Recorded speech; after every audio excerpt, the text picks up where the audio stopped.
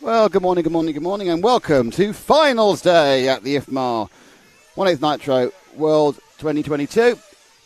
8th A final, first thing up today. Max Gotzel, Una Hatton, Brian Baldo, Jerome Igon, Jose Thomas Escudero, Alejandro Perez, Jared Wiggins, Ryan Pavidis, Danny Burnaby, Jessica Powelson, Spencer Heckert, and Marcus Kerup will be your runners and runners for half an hour. Half an hour, these are. Hope you're excited as we are. Before anyone asks, the timing information is all contained in the description. You can press that button, that tiny URL, and the final starts at 4:05 local time officially. That's the questions I'll have for the entire time. Hello to Arnaud Arnoud, hello to John Moore. And we have our pit lane camera, and anyone who recognises Katie Roxbury there on the far left, she of course is pitting for Jared Wiggins. So we'll get to see, hopefully, some close-ups of some pit stops today. This is the warm-up. Everyone needs to know. I'd actually John Moore, I'd like to Testament get it. And he does have a shot, but I think it's going to go to something running RCGP. Ongaro, Canassel the Viking, just a hunch. Well, they've done more hour-long finals, in fairness. Jonathan Wolf, that's the Kilich brothers get it. Tyler McKenzie, I like to see Mayfield or Cav or Tebow to win. I get the impression you may be American. And I want to vote for the Kilich brothers. Vote for Lefty to win. Lefty to win, fair enough. Jonathan Wolf, one of the Kilich brothers came third. Yeah, it was Birkin who came third in the wet weather in the Ongaro ring. Heard Holger Wolf is also back in the Kilich brothers, blimey. Hello to Rimfire, has been with us the entirety of the weekend. I'm sure he must be. I'm tired. You must be tired, Rimfire. It's not even the right time zone for you. Hello Jackson Alexander. Hello JDM. Hello Jacob Henderson. Oh, it's an official event here because Tara's not watching. Despite Pecco going out yesterday afternoon, but Tara's watching. And she's got a thumbs up for Una Hatton, who's number 2 in this race. Afternoon race fans, Adam Craig. So we are getting ready for the first. It's quite simple, really. We have 2 8th finals and then 2 quarterfinals. Then there's got the semi-practice, a lunch break, the semis, the junior final, which is the last chance qualifier, a junior final, and then the main final at 4:05. Timing link isn't clickable. Oh, sorry about that, guys. Then copy and paste it in. What's the temp there? It's quite pleasant at the moment, I think you'll find. It's not going to stay pleasant. It's quite pleasant. Though it's supposed to be a little bit cooler. Okay, cars going out. It's currently 23 centigrade. I don't know, Fahrenheit about 72. Morning to Kevin Brunson, how are you? Hello from Moorway to Rennie Gulsden. Right. Time to have a little bit more of a chat about the people who are in this race.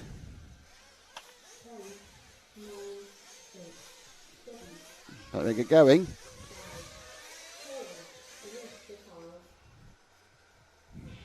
And they're away. And it's a good start for Gotzel from Hattonen.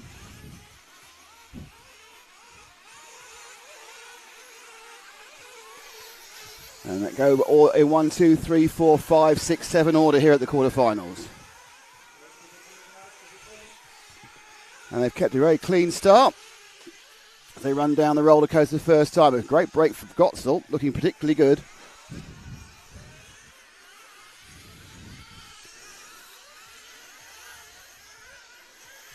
He's away. Don't forget, it's the top 4 who bump.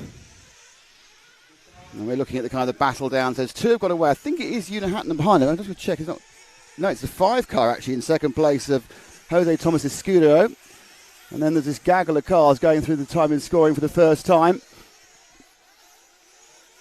And that gaggle is led by Alejandro Perez, Unihattan and Brian Baldo, Jared Wiggins, Ryan Pavidis, as they all settle down for a half-hour final. Probably should be a 3-stopper. 7.5, 15, 20. Should be a 3-stopper, unless you've got real consumption issues, in which case you might have to do 4.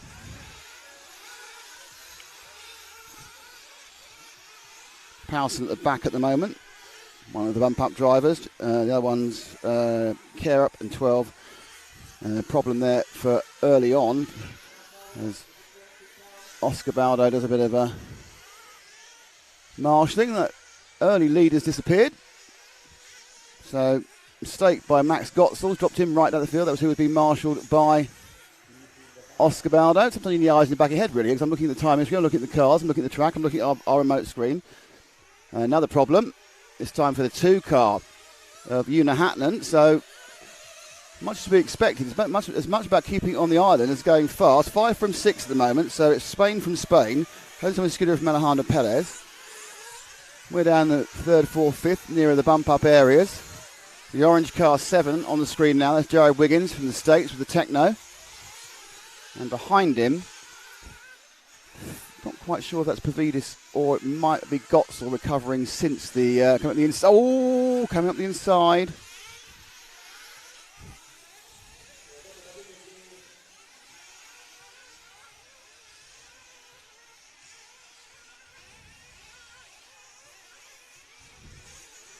So over the line, another lap in the books. So they settle down to half hour. To Scudero from Perez, Brian Baldo at Spain 1, 2 and 3 now. Max Gotzel, a long one there, and 4. Hatton in a poor lap. Wiggins also had problems, and then it's Pavardis and Igon. So the man on pole, Gotzel, down in 4th. 5th, 6th, 7th, 8th, 9th and 10th running through the field there. So Hatton and Gotzel, who started 1st and 2nd, are now running 4th and 5th.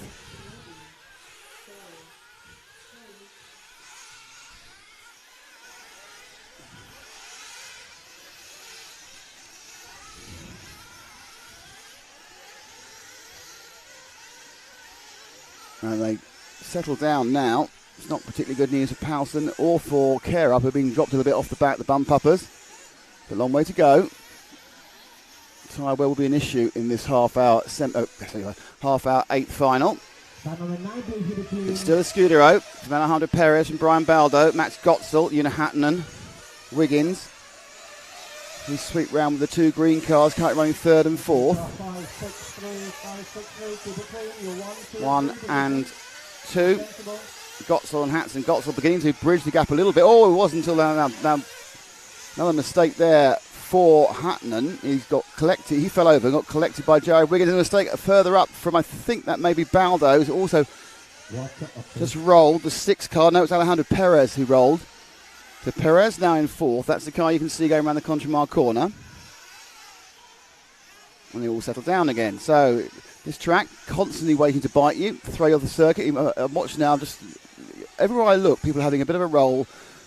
It tends to be on their own. There's not a lot of accidents as such between 2 cars, but there's a lot of people who are just clipping stuff. I can't help feeling that realistically, it's probably better to run clean. I think this attempt to get those last tenths of a second are not really working. Now, just so people who aren't used to finals day coverage with us at RCTV, we don't, in these quarters and the 8ths and the quarters, we don't necessarily really follow the guys who are leading, because it's not that important. What really counts is who bumps up. So it's 1, 2 and 3 are away, and that's great, but it's about the final bump ups. That's where the excitement tends to be, and we are currently having a close race here for that 4th place, just sort of 5 minutes down, between Alejandro Perez in the orange and the yellow car with the yellow wheels, and then the orange and the white car of Wiggins behind him. So Perez, and they've actually got a nice little break actually, the 4th and 5th drivers. There's quite a big gap between 6th place, which is scored as Pavardis, And he's back 6 seconds. Oh, top two have made a mistake. So there's been an error at the front, and they've tripped over themselves. That means that Gotzel's moved back into second. Baldo and Escudero came together, and the net effect was that Baldo carried on into the lead. Gotzel got second, Escudero third. We've got fourth and fifth here, who really aren't that far behind. You'll see the top three just flashing into frame now as we go round. So only like a hairpin ahead as these two go around the Hearts hairpin. And looking up the inside. So as you can see, they're pretty much matching speeds. Running behind them. It's the 8 car of Ryan Pavidis. And it's Igon, Heckert, Kierup, who's beginning to go a bit forward. Here comes the first pits. And in it comes, fuel down. And away. So with Wiggins still. That was Katie Roxbury. And I think his dad doing the pitting. Ooh. Oh, up on two wheels. Up on two wheels again. So that first stop was only after 7 minutes, which is going to mean that Wiggins is going to have to do a four-stopper. Unless he stretches out the following lap. One of the problems is, with the lap being so long, it kind of means that you end up having less option what lap to come in. So you come in at, it's not like you've got 51 seconds for each lap, not 30 seconds. So effectively each lap is 2 laps, if you understand what I'm saying, as far as fuel strategy is concerned. So it's a bit like trying to get an extra lap at Le Mans. It's impossible because it's 13 miles. So it's 8 miles. But getting an extra lap at Knockhill, which is a mile, is relatively easy. Same concept. You want to try again extra lap. The first lane of pit stops are carrying on through here.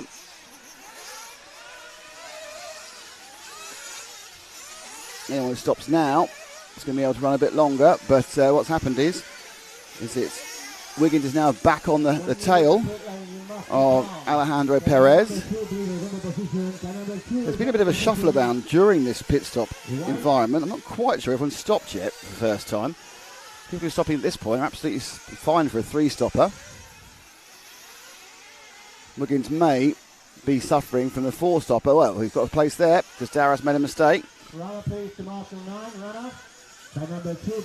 another mistake. Carrying on with the yellow orange car. Don't mind that. I don't need the zoom of doom. So Darius is out, and Wiggins now moves to third. So in all of that kerfuffle during that first set of pit stops, Wiggins moves to third. It's Igon now in fourth. I'm not sure if Igon's running long. Traditionally, he has managed to do that. He's got a delicate throttle finger, has Jerome Igon. Drop back one to Igon here in the 4 car. Orange and blue, currently in fourth. Alejandro Perez has dropped back. Ryan Pavidis is still, actually not close now. Pavidis only had 2 seconds off the bump. So there's been a bit of moving about. And I think we've had, because the big change, and if you just notice that now, and you probably shouted me, Jose Thomas Escudero, who ran the top 3, has had a problem during the first stop and is currently not running. So unfortunately for the Spaniard, that's him done as far as bumping up if he gets out again. So that's opened up another slot in the bump up for this. And this is Jerome Igon, man who's TQ'd many European Championships. I don't think he won one. A little bit wider, Frank.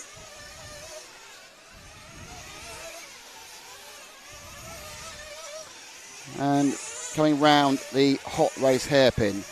He's a couple of seconds behind Wiggins and a couple of seconds ahead of Alejandro Perez, with Pavidis trying to catch up. Powson's made up a lot of ground as well. This is really interesting. Powson, who's running back and looking out of it, up to 7th. I think there's elements of the first pit stop that may have gone wrong for a couple of them.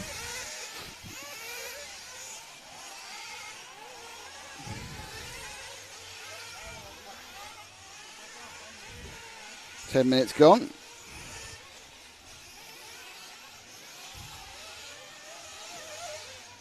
Minutes to drive.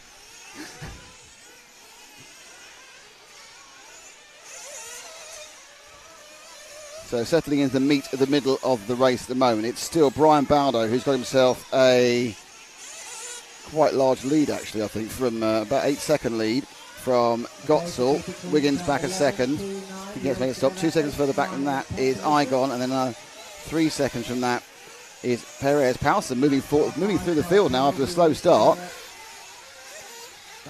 It's dropped back to Powson in the pink and blue. Frank coming through the X-ray hairpin. Was off the back in 12th, but since the first pit stop, she's come alive. Bumped up from the 16th last night.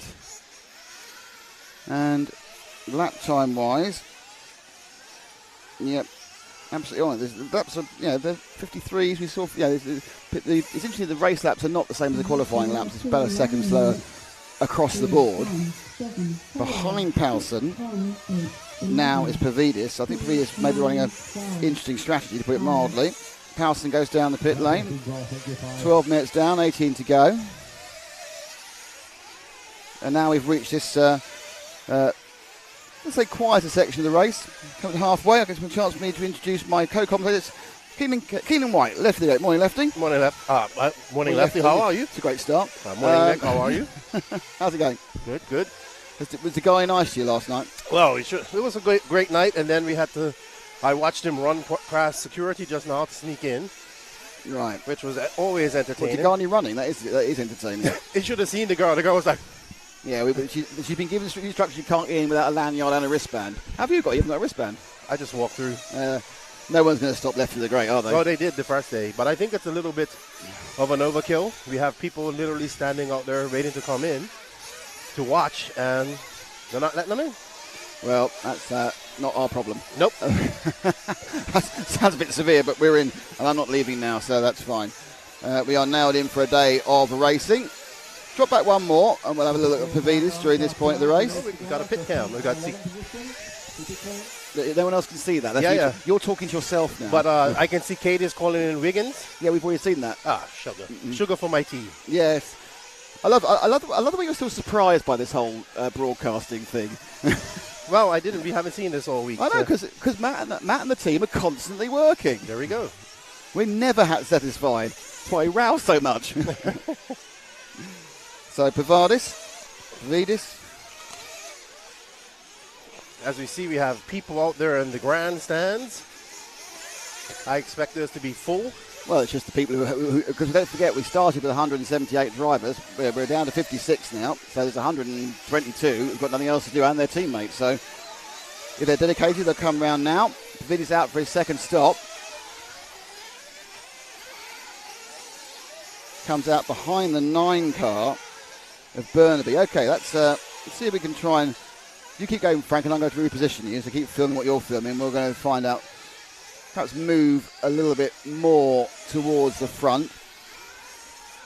So over time in scoring now, Frank, if you get there cleanly, it's Max Gotzel in the green car, he's coming up the straight. He's in second, started in pole. In for fuel. No, he wasn't. Yes, he was. Gotzel, don't... Coming out of pits now. That's out of the pits now.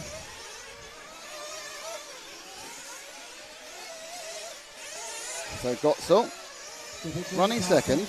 I got now in third. Wiggins in fourth. Perez in fifth. And that second stop again was before 15 minutes. So are they going to be able to do it on one more, or will they need to make a splash and dash? It's a problem really. If you've got a 7-minute 30 tank, you're not going to be able to do it because the laps are too long.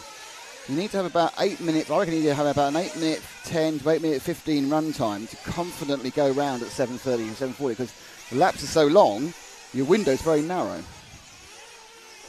Also, it's the coolest day so far. I'm wondering if that's going to have some effect on the racing later on, but I'm sure it'll be hot. It has an effect on me, but the forecast is about 3-4 degrees centigrade, so 5-6 Fahrenheit less. You're looking at 36, 37 yesterday. Today we're looking at 32, 33 degrees centigrade, which is still up in the 90s, but the low 90s rather than the high 90s.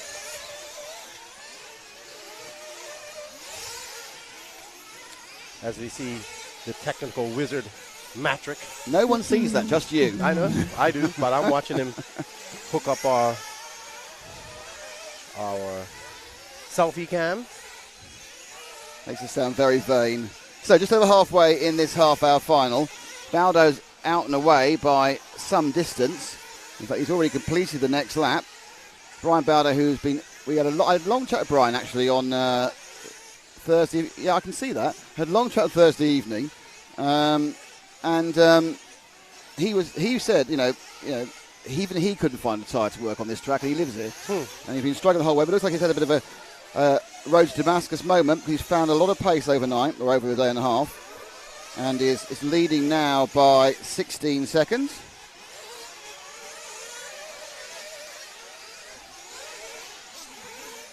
From Igon now in second, from Wiggins. From Hatton, from Gotzel, after accident had on camera, has dropped to 5th. So he's now not bumping up. Behind him, so ahead of him is Una Hatton. So the green car ahead of him is Una Hatton, the young Finn, the associated. And moving on.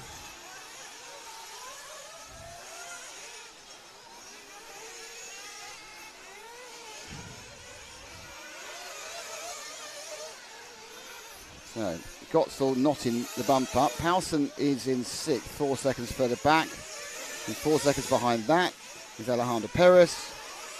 And just behind the Privado. So it's quite close, really, apart from our leader, who's got away now by 26 seconds.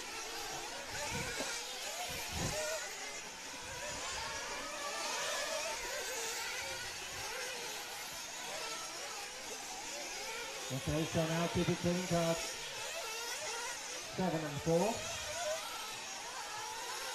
We're still now 2 and 3 positions. So you make a good race in between.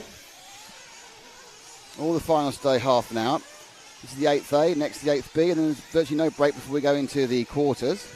And there's quite a bit of break to the semis and quite a bit of break to the final, which between the final and the semis and the final, we have the last chance qualifier and the junior final, the 20-minute race. And a 45-plus final?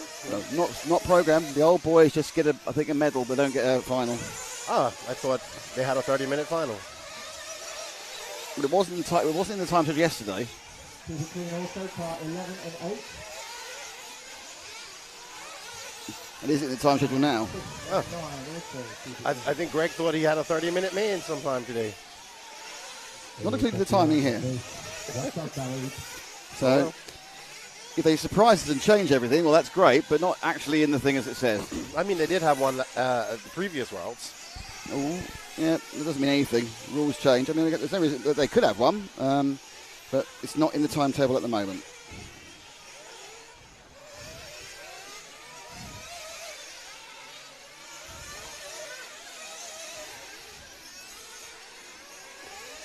So Gotzel now getting a little bit closer to Wiggins. They're in 3rd and 4th.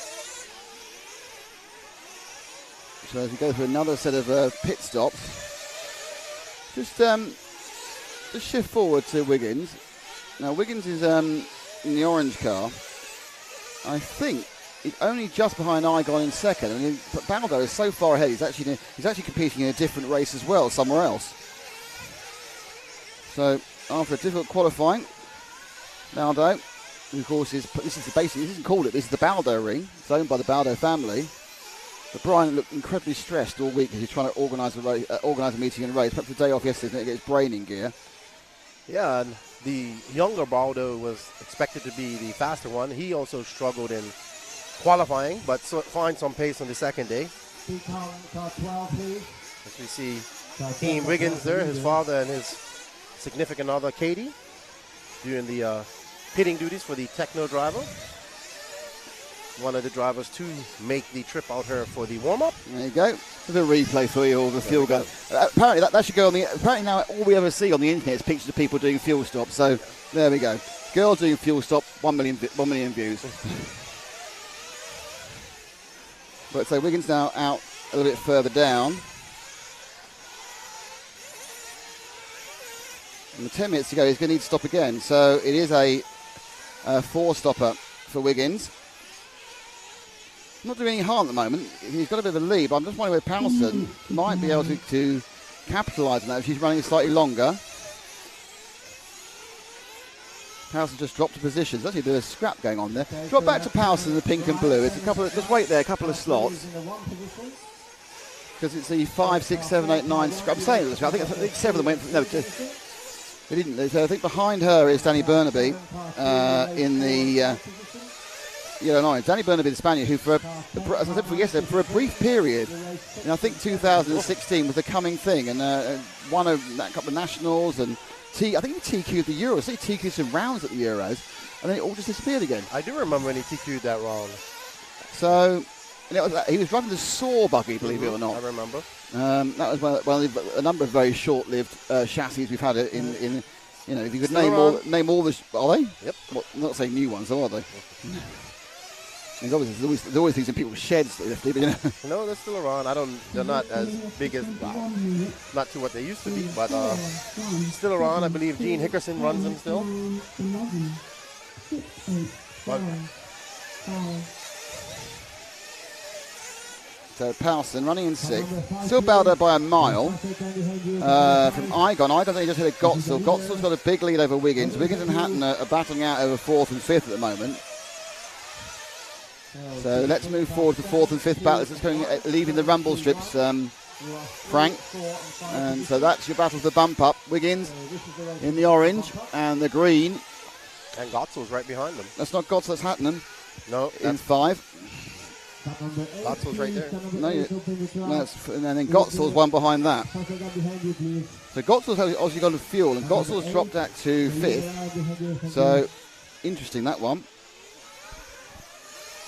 So Gotzel, I think also, if he's fueled with 8 minutes to go, he's going to be surprised. Did Gotzel do fuel? Yeah, he did 102. That's a slow fuel. So this is now 3rd and 4th, but Wiggins has to stop for fuel again. I know that for a fact. Unless he's got a special long tank. Just mind you, Bowden and Igon are gone. Everyone probably needs to make one stop now, so it's unlikely that Hartman can go to the end. We know Wiggins can't go to the end. In fact, I'm not sure if anybody did 3 stops.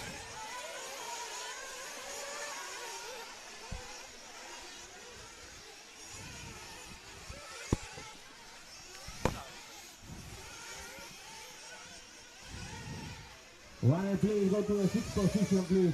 So into the pits. Oop, that's my fault, sorry.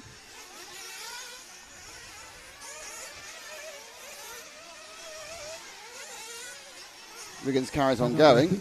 Hatton stopped for the final time. Wiggins has a stop to make. I think he may have just nipped ahead of Igon as well.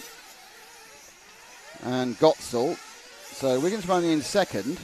However, he's got to stop again. 6.5 minutes to go.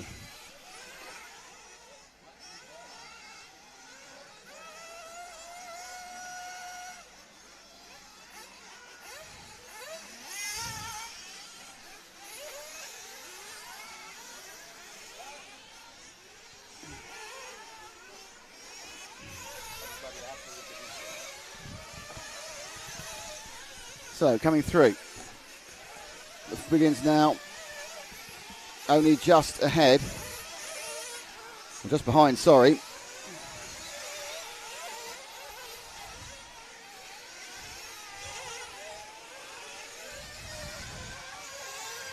Arriba, arriba, arriba, arriba. 5 minutes to go.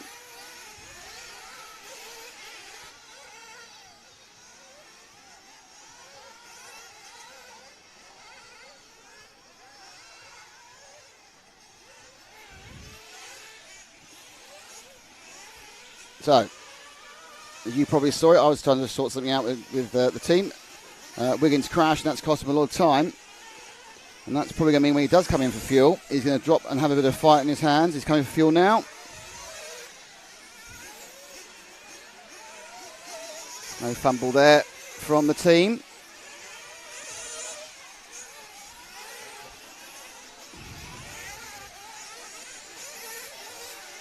So he's come out right in front of the 2 car of Una Hattonen with Gotzel as well. So I think this is the battle of the final bump up.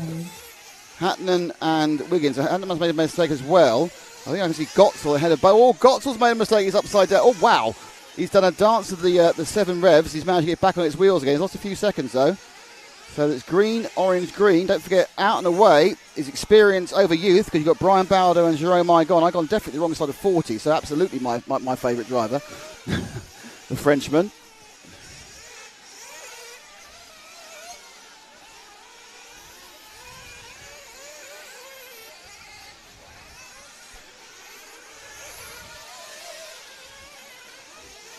So this is the battle for the ball. And then up the inside goes Hatton there. So Hatton now leads in the race to get for the bump up. That was it. Well, Hatton now has 4th. Wiggins has 5th. Coming down the roller coaster. Gotzel's behind him now. Yeah, Gotzel's taking the lead. A good spot there by left. Oh, and Hatton's gone off. But that's good news for Wiggins. We stick with the green cars, because that is now Gotzel's made a final stop. And that means that brief period Hatton was in 3rd. He's now in 4th again because Gotzel's made his final stop. So it's now a Hatton and Gotzel battle. Behind him, I think that's a lapped car. Yeah, it's the recovering Escudero. Wiggins now in 3rd. So it's Baldo, Igor, Wiggins. And then these two green cars, it's both with white wings, both with white wheels. Very irritating for those of you watching. A bit more white on the 2 car of, those are very similar, of Hatton than the 1 car of Gotzel. So it's all to play for with 3 minutes to go. Pretty sure everyone's done all their fueling they need to do. Looks like most have to do 4 stops as well, which is interesting. And Bernarbe and Paulsen are coming. Yep. There's not a big gap to them, quite right there. The gap to Paulsen, she's made a mistake this lap and she's dropped back a little bit. She was only 3 seconds to Bernabé, and he knows what he's doing.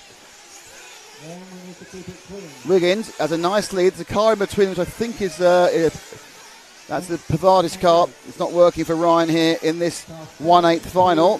But Hatton, 2.5 minutes to go to the quarterfinals of the World Championships here in Redovan. And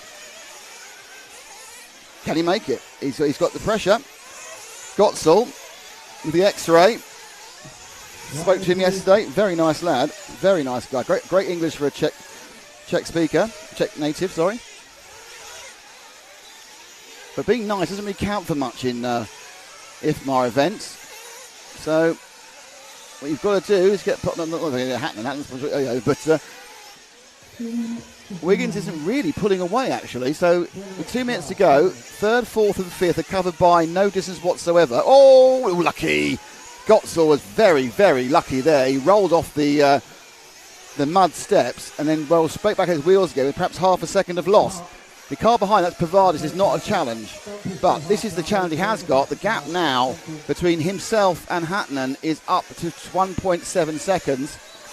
And in many ways, it's more likely now that Hatton is going to try and is going to catch up to Wiggins. Don't forget, we are at the back end of a half-hour race. The tyres are not necessarily as they should be, or as they were, should I say. Mm-hmm. So depending on what you've gone for selection size, what you've done with your compound and your hardness, you may sacrifice some beginning grip to get it at the end, and vice versa.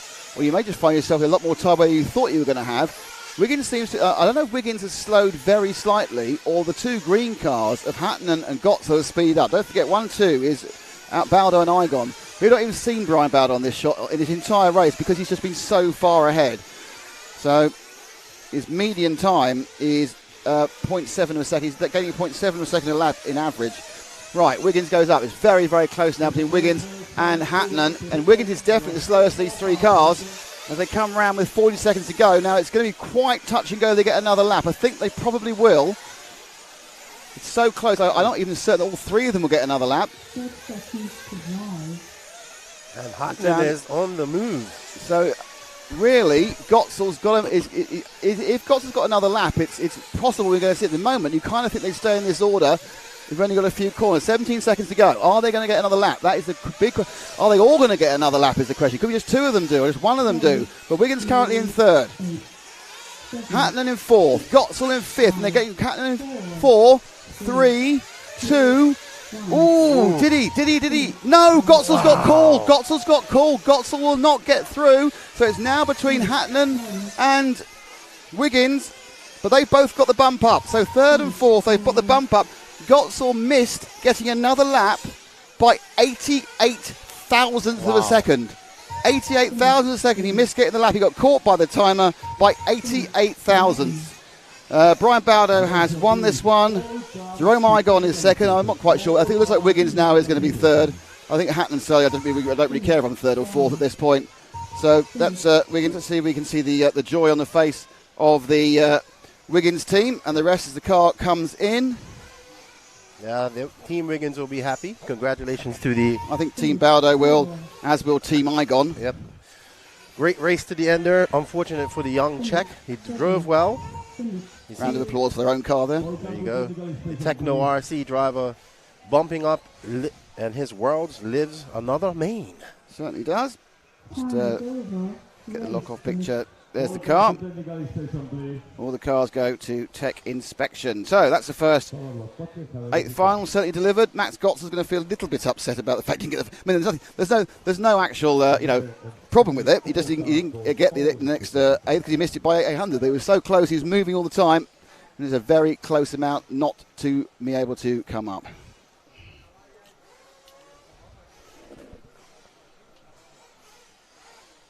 Okay. Next race is about 5 minutes away.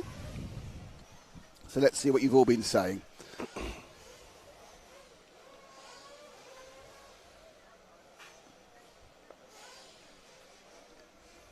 Yeah, been fun. I mean, talking about the bump up.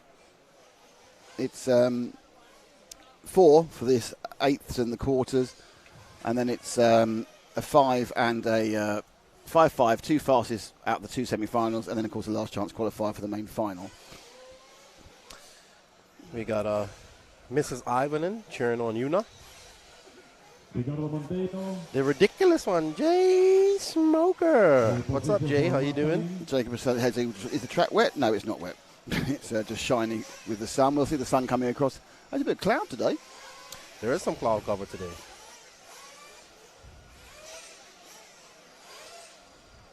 Go Jessica Zitara.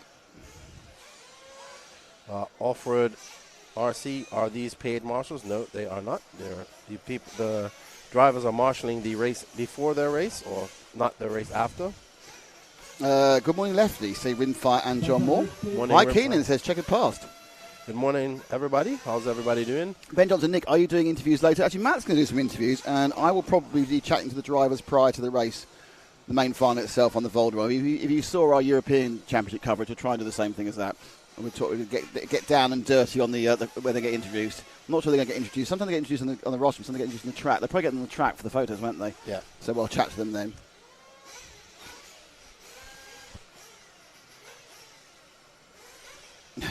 Get the phrase track evolution to commentary. The thing is, it hasn't really evolved.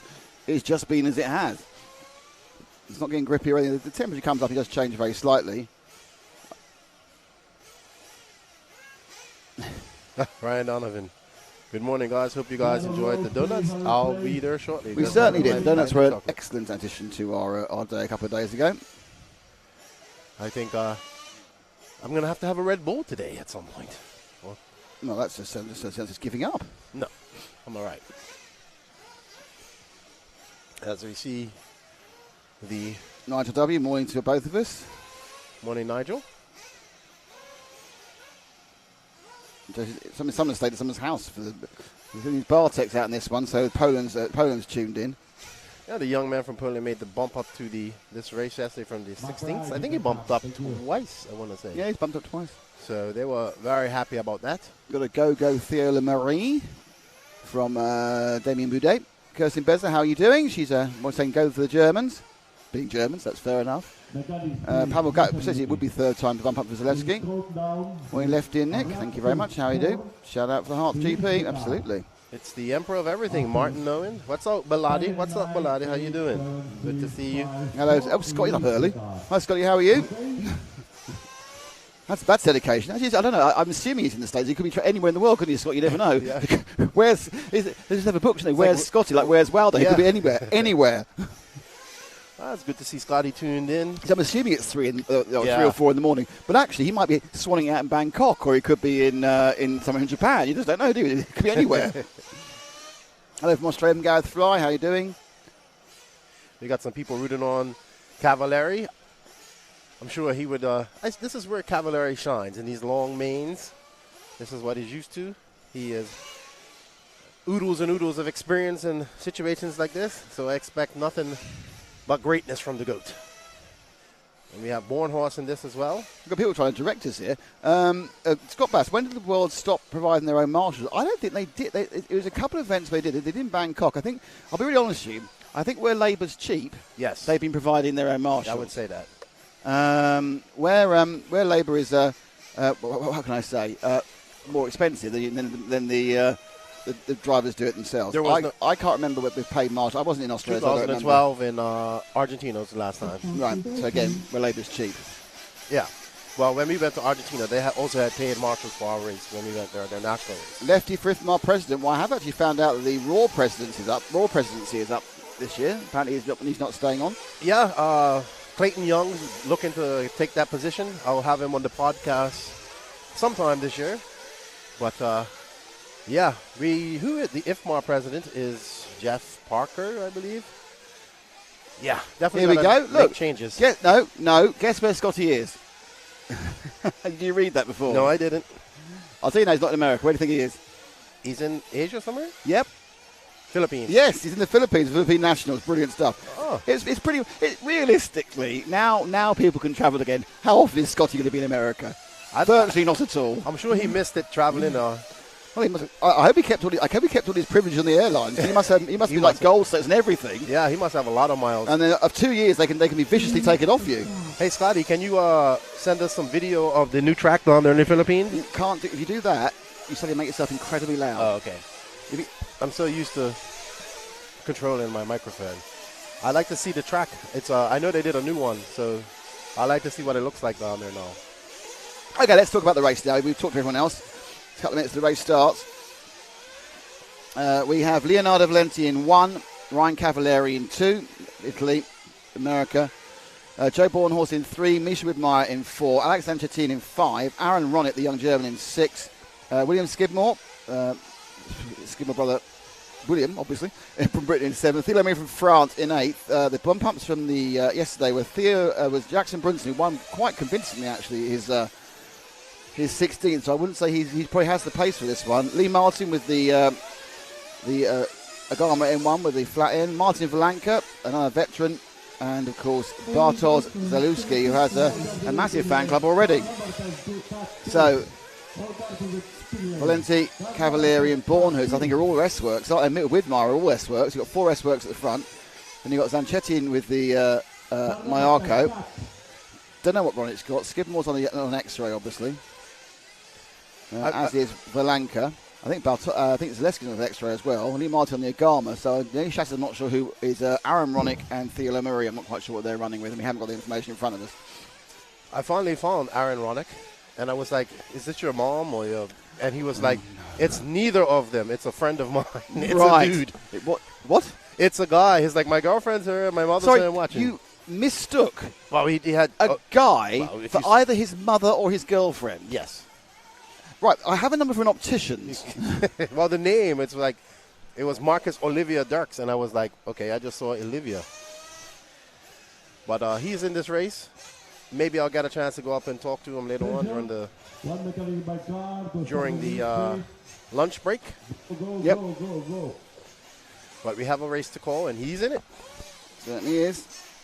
Valenti will be looking to bump up and show the pace that he showed at RCGP Italy. And, of course, we have one of the best to ever touch a control in the form of Ryan Cavalieri. Then we have the other American star, that's Born Horse, and the S-Works team manager, sales manager, Misha Widmeyer, accomplished 10-skill racer. Okay, let's see what happens on this, the 1/8 B final. Cars are down, and away they go. And Valenti in the Italian flag colours leads away. A very, very clean start so far. A little bit of a kerfuffle between the 8 and the 9. And the 8, and the 8's had a big loss. The 8 and the 10. So Theo Lemire and Lee Martin, the losers out of the initial confrontations. But not a major problem for either of them. So everyone's getting away. And the top 5 are together. And they are car 1, car 2, car 3, car 4 and car 5. So they've got them in order. So Valenti incredibly talented young Italian who I thought would be straight in the semis, but has struggled a little bit really to get to grips with this race at this track. Behind him is Cavalieri, who I thought most people in America thought would go straight in the semis. So it just goes to show the quality of the field, and sometimes even you're just slightly off, you're in big trouble. So down they come to the straight now. And it is Valente from Cavalieri. In third place, it's Joe Bornhorst. So it's Italy, America, America. And moving up one place was Zanchettin getting past Widmeyer. Just drop back to the white one. It's about 3 cars. And there is the 4th place man of Alex Zanchettin. And down he goes over the roller coaster. Top 3 sweeping round ahead of him. And you can see the fields stretch out behind.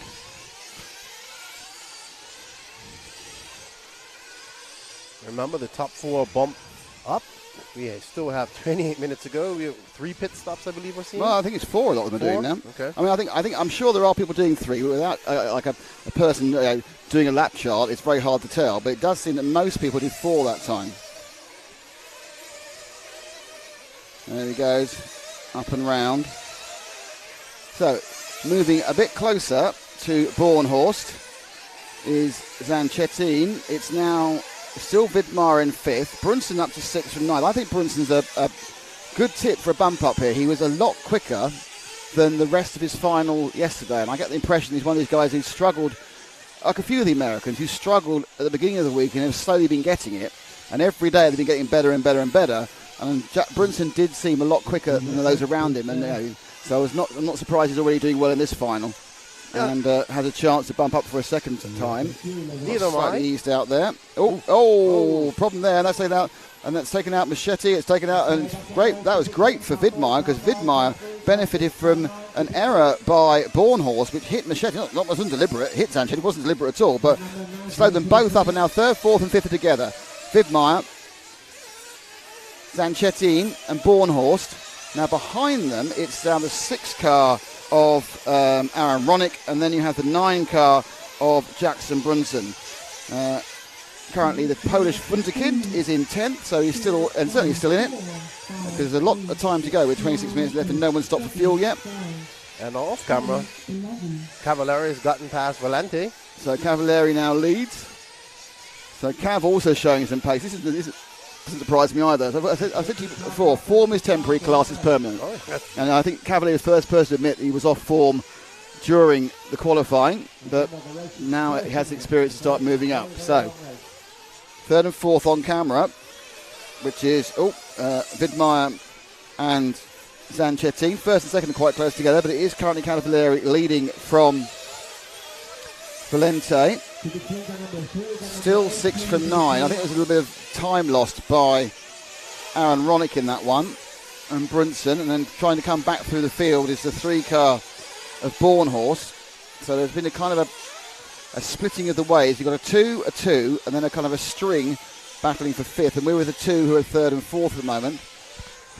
You drop back. If you just drop back to the pink car behind them, and that is the Ronick machine.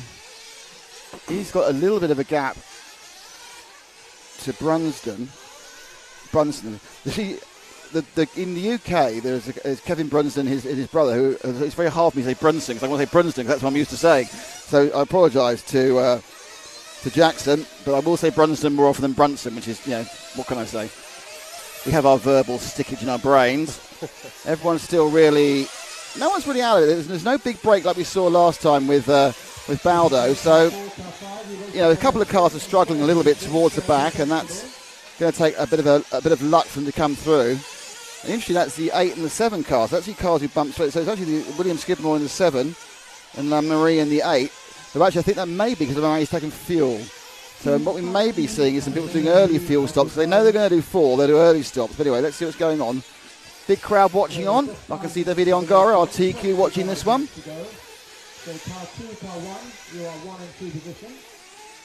But as they now start thinking about fuel stops.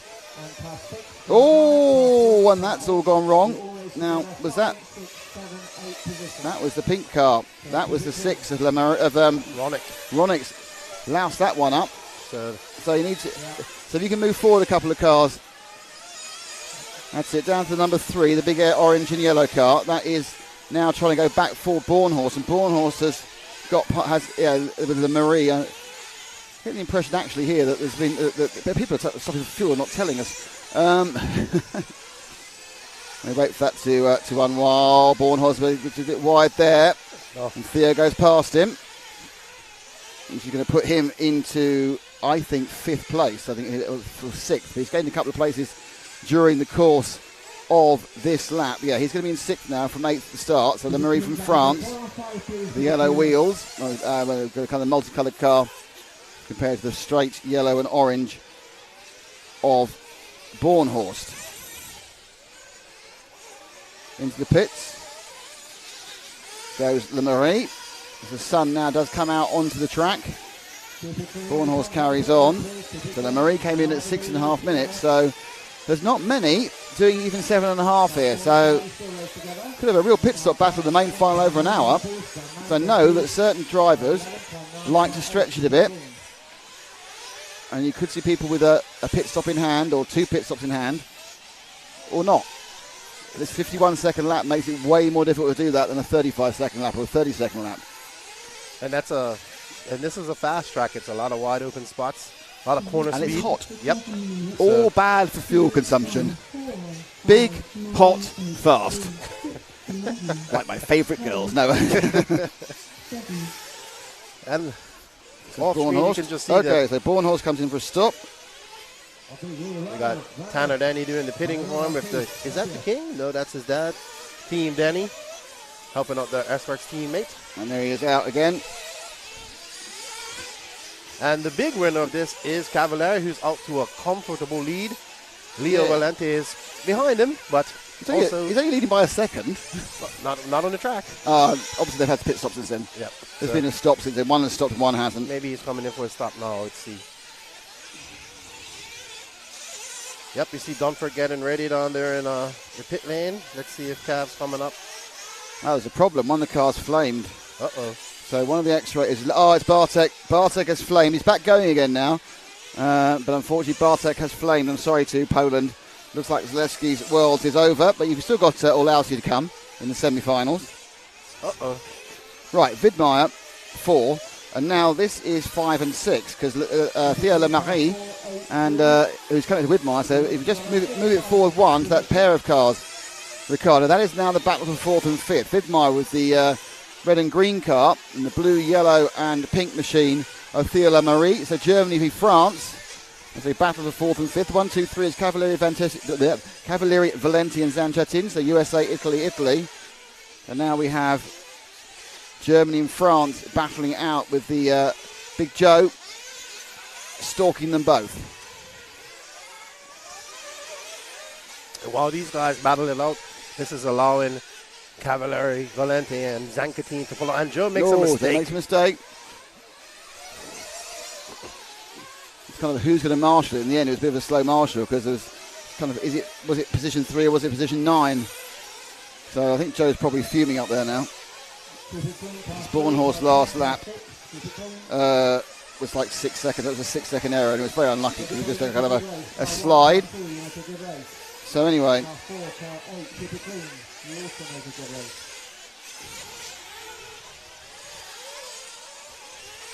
Oh, that was clever.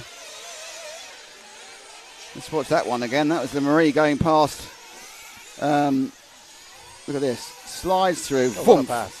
I think what actually happened, I think was that Widmeyer lost his rhythm slightly. And so put the brakes on a bit earlier to make sure he didn't overshoot the X-ray hairpin. And that allowed Le Marie to carry a lot more speed and go past very cleanly on the inside for 4th. So Widmeyer now in 5th and not bumping up. Valenti's got past Cavalieri, so that's all going on at the front. Zanchatin is 3rd. This is the thing you remember is the distance between 1st and 6th is about 13 seconds, which isn't a lot. I know it sounds a lot, but it's not, because one accident here is about 7. Because it's a long time to get to the again, very big track. On the whole, the marshal's a long way away, even with a lot of them. I'm glad I'm not marshalling out here. I don't want to hurt somebody's race with my My big boy running. I have to remember, I can't remember. I remember seeing, I think it's one of the RCGP races, and it was a very, very, very large unit who was marshalling, and honestly, it's like trying to move a glacier. That was me. No, you weren't. That was not you. Car 7, I'm afraid William Skidmore, he's also had a problem, so Skidmore and Zalewski are out of contention for bumping up. They may well finish this 8th final, but that's bad luck for the first, the Skidmore brothers. Got Johnny out in one of the quarters. I think he's actually out in the next one. Or is he marshalling this way? Maybe I'll be out in the next race. 1, 2, 5, 8, 4, 9, 10, 11.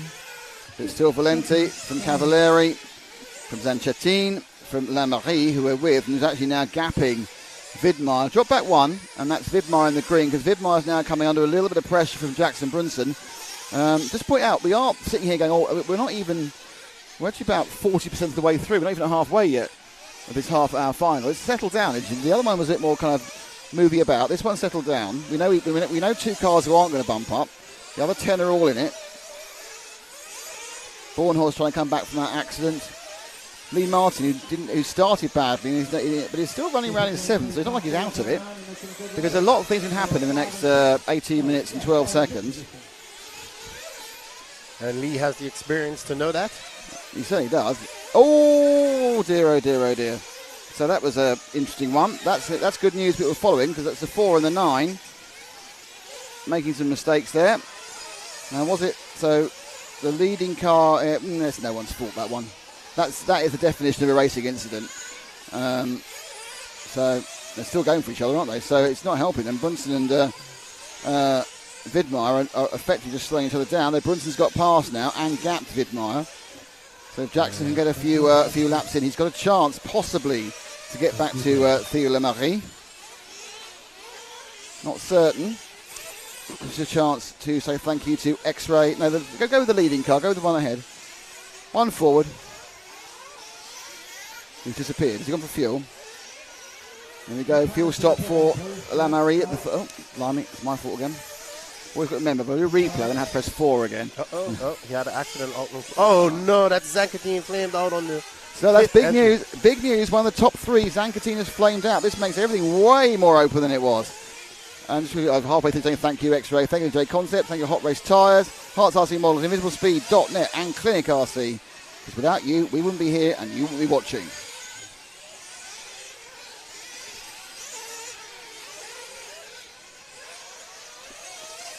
Yep. So all in his own is Vidmar, and with Zanchettin's flame, I'm not quite sure where he is in the field, to be honest. So he also stopped for fuel. So have a little bit of position, wait for him to come over the line, see who's where and when. Zanchettin's gone. Brunson's also stopped for fuel. He's in 5th. Bornhorst is currently scored in 4th. I think we have to stop for fuel. I mean, if you're going to flame out, coming out of pits is where you want to do it. But yeah, but you don't really want to do it at all. You don't want to flame out at all. Zanchettin doesn't appear to have got going again, actually, so it's more in the flame. He's out there. Is he? Oh, he's had a very long stop then. As Vidmar makes another mistake. Yeah, Lee Martin is scored in 4th at the moment, by the way, which is absolutely remarkable. Let's pick up Lee Martin. He's going to get going. He's round the Conchemar corner now, and he's just going over that single. That's it. He's got the orange tail on the car. No, one forward, coming around the concrete hairpin now. There we go. That's Lee Martin, scored 4th with the Agama N1. My guess is he may well be going for fuel soon, because I can't see how he's going to keep on going. And yes, so it's fuel. We'll see this one go far in the pit lane. Mark Rumble and Hazelwood release, and away goes the shock towerless car. He's come out behind the 9 of Jackson Brunson. So basically, certainly Lee Martin playing himself into this one. He's ahead of Bornhorst and he's ahead of Vidmar as they've all stopped for fuel. So Martin from nowhere is playing himself into this one. He's going to drop down to 5th, I think, when the next cross the line. But don't forget, he was dead last at the start, and then he was like 8th a while ago. And sometimes experience plays. And again, I have to stress to you, we're literally only 6 seconds over halfway. Cavalieri's got back past Valente. I think Cavalieri is actually one of the few people who's able to do the 3-stopper. He's past 50. He's got that kind of one pit stop ahead, and he's past 15 minutes. So it looks like Cavalieri What engines does Cavalieri run? Guimar. So those Guimars. Nope, sorry, LSC tune. Sorry. It's got Leslie Tune. So those are Leslie Tune engines. Look like they can manage that crucial 8 minutes 5, 8 minutes 10 seconds you need to be confident to take that 7.5 division and do 3 stops in a half-hour race. So it's quite nice for Cavalieri to know that when he gets to the next round, he's going to have 6 or 7 seconds in his pocket over a lot, not everyone, but a lot of the other drivers. That's 20 years of experience right there.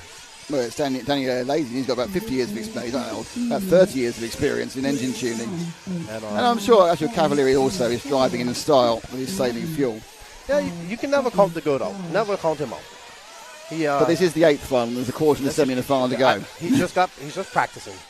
Okay. I have no dog in this fight, so I just want to see good racing.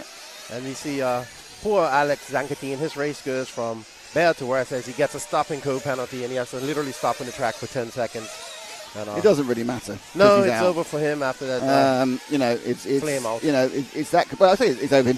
Obviously, if 7 other cars flamed out, he'll be back in again. But that isn't going to happen with modern racing. The cars are very reliable. So bad luck for Alex. Started a great year with his inability to get to America because of confusion over his COVID status. Then he broke his leg. And now he's had this situation here. Now, is Martin now on the tail of Brunson for the battle of 4 and 5? I think he is. So Brunson and Martin battling now for the final bump-up place. The car dead on the side. That's the Marie. And I think it may have been. I think they're now 3rd and 4th. Mm-hmm. Yeah, they are. Oh, no, it wasn't. It wasn't the Marie. Who was it then? It was him. It was not car number 8. Interesting, okay. No, it wasn't the Marie. It was somebody who looked like him, but wasn't the Marie who fell off. Marie still has a very nice, comfortable lead over these two. That's car number 8 right there. No, it's car number 12. I see what's happened. The car number 12 of Barthez, someone's pulled off his sticker from his wing. So his wing says 8 on one side and 12 on the other. So I assume what happened was they put the 12 over the 8 and it didn't stick. It's weird, really, because that's extra weight. You think you'd take the 8 off, wouldn't you?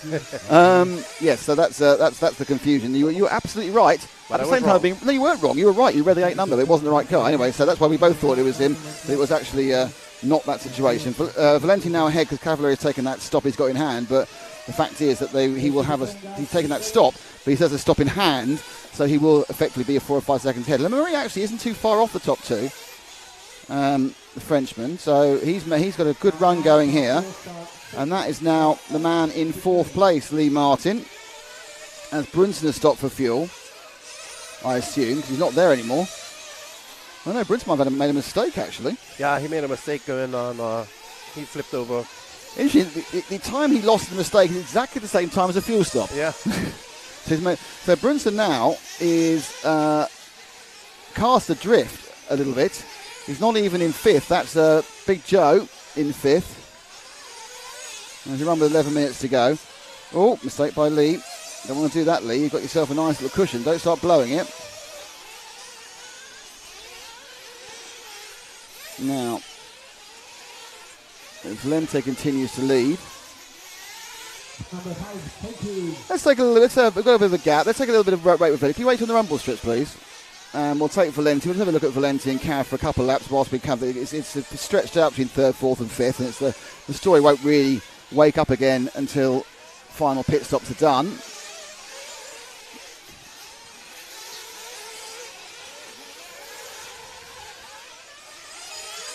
Down they go.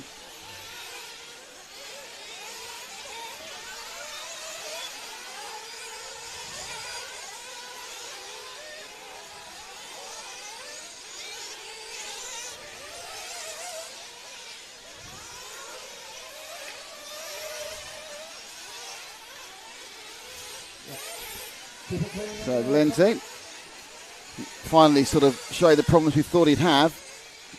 He's a very unhappy boy, I think, on Tuesday or Wednesday. He just couldn't get nothing. I said, nothing I try every tyre. I've tried the tyres that work with everyone else. Nothing's working. It doesn't work. Every time I go, I thought it's worse this time. So he's slowly getting there. 10 minutes to go, so we've got a third of the race left. Valente, some good results in RCGP in Italy.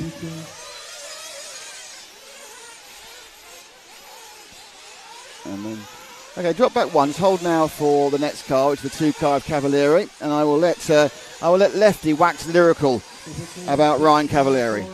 Ryan Cavallari, your 30-time national champion, 4-time 10-scale champion, and 4-time Reedy champion, and a plethora of other big races, including the Neo race. And it was good to meet Phil. It was like... Philly's back. Yes. Well, for a couple of weeks. Yeah, he's just visiting. But the GOAT, as I call him, made the switch to TLR. Took a little bit of time to get up to speed with the new chassis, 8-scale wise. He's been very fast, 10-scale. But like I said, the plethora of experience that Ryan Cavallari has gained in his career allows him to deal with pressure situations like this. And if anybody can get on his bump game and make it to the finals, it would be Cavallari.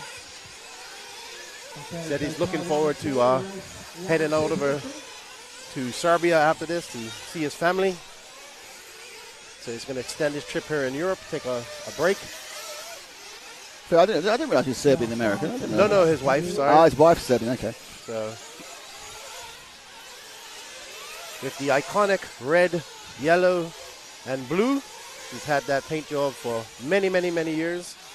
Still a young man at 34, 35 years old, but young for me. Quite a veteran. Young.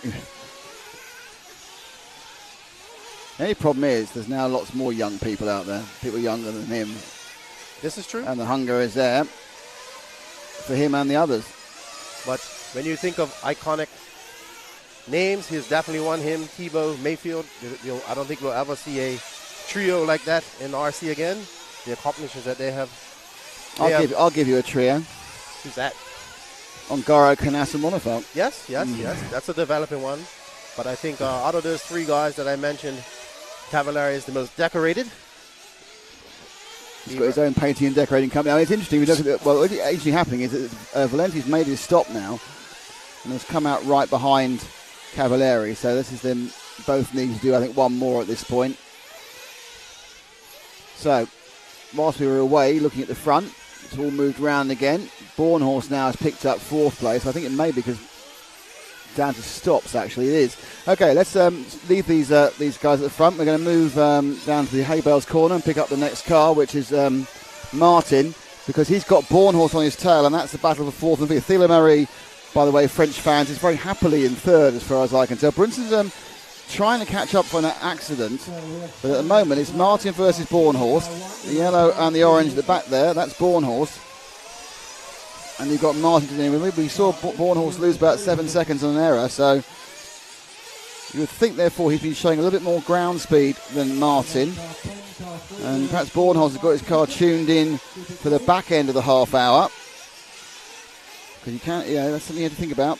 Tyre strategy. Am I going to be fast at the front or am I going to be fast at the back of the race, not the pack? And there they both go in the shade of the driver's stand. The sun blazing out again, as it has been wanting to do all week. Bornhorst now right on Lee's tail. It's a Garma versus S-Works. It's Britain versus USA. Lee versus Joe. Oh, and that's Joe through. Is it? Just about got there. So they're running together. Lee goes a bit wide, and Bornhorst has been carrying a bit more speed the last few minutes. Got into a rhythm, Joe, and now he's into bump-up place. But nothing is certain, because he does one more there as he did about exactly this part of the track, then it's going to be all wrong. Also, the other thing is, of course, lefties, it's a well-known fact, it's much easier to follow than to lead. Yeah, especially when you have the pressure on. But both of these guys are experienced racers. I expect them to take it to the end, barring any mistakes. You have 5 minutes and 27 seconds left. And you can see where Lee's just a little bit faster in some parts of the track. Then I would say that that's some good driving by Lee. They're being clean. I would say in heavy direction change, I think that Lee is better. But once the cars start to flow, I get the impression that Bornhorst has got a bit more in him when it flows up. But I'm sure that's just watching for a lap. On the flow, Bornhorst a little bit quicker, a bit happier over that jumping section. He over jumped it, and Lee gets up the inside of him. So it's changed around again. So Martin takes 4th. Bornhorst is in 5th. As the battle royal continues. And we've got 4 minutes 44. I'm pretty sure they've both taken their finals. I hope they've both taken their final stop. And they should be together. So Big Joe up the edge. Oh, it is all got. He come at his wheels again. That is amazing. They came together. I hope I caught this. They came together on the main straight. Bornhorst probably thought he was tumbling towards Iceland, but no, back on his wheels again. And now he's away from that moment on the main straight.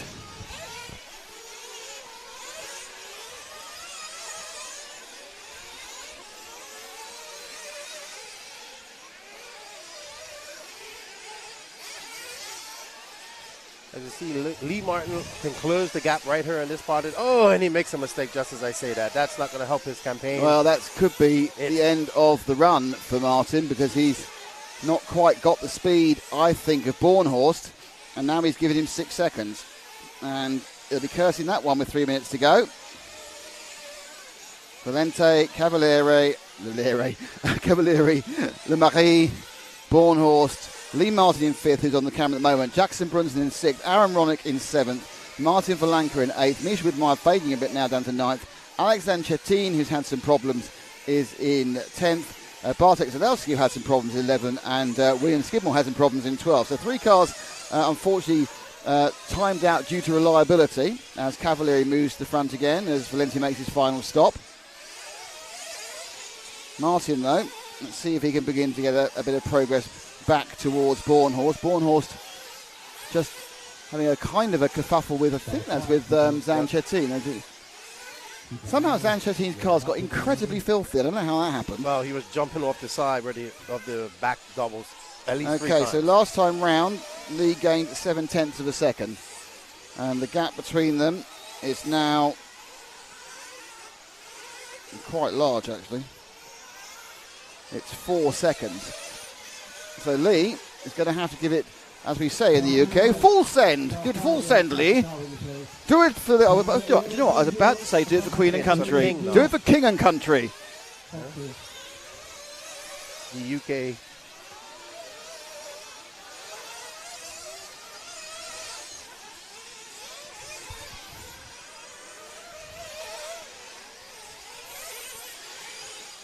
Oh... Where is Lee now on the track? Are we still following him? Yes, we are. Okay.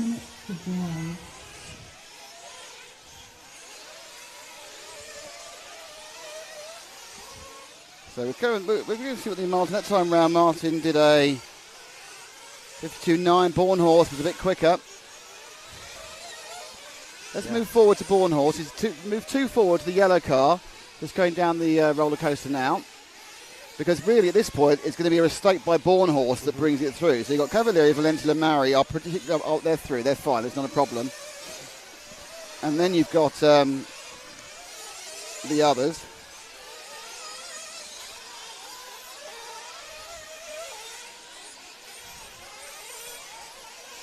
If Bornhorst bumps, he'd be happy with that bump because he's not had the best of weeks this week.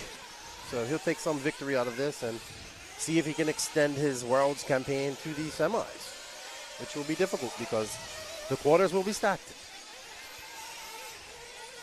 They will. And as we move now.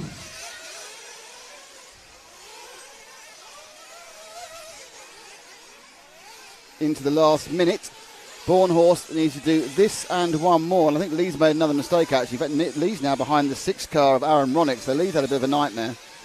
Yeah. So it was all on with 4 minutes to go. But now it's going to be a Valenti, Cavalieri, Lemarie, Bornhorst situation. They'll be the ones who are presenting themselves for the quarterfinals in about an hour's time.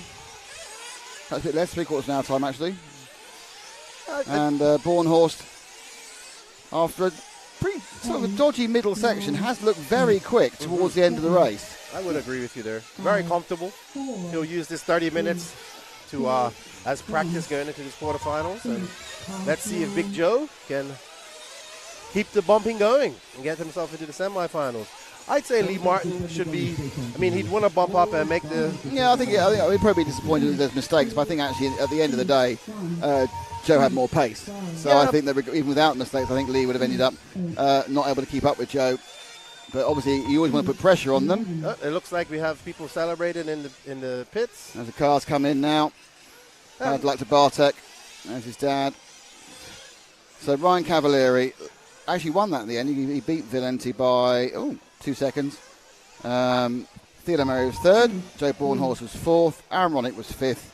And Lee Martin was sixth. So let's have a quick look from the chat from our sponsors, and we will then come back with the build-up to the quarterfinals.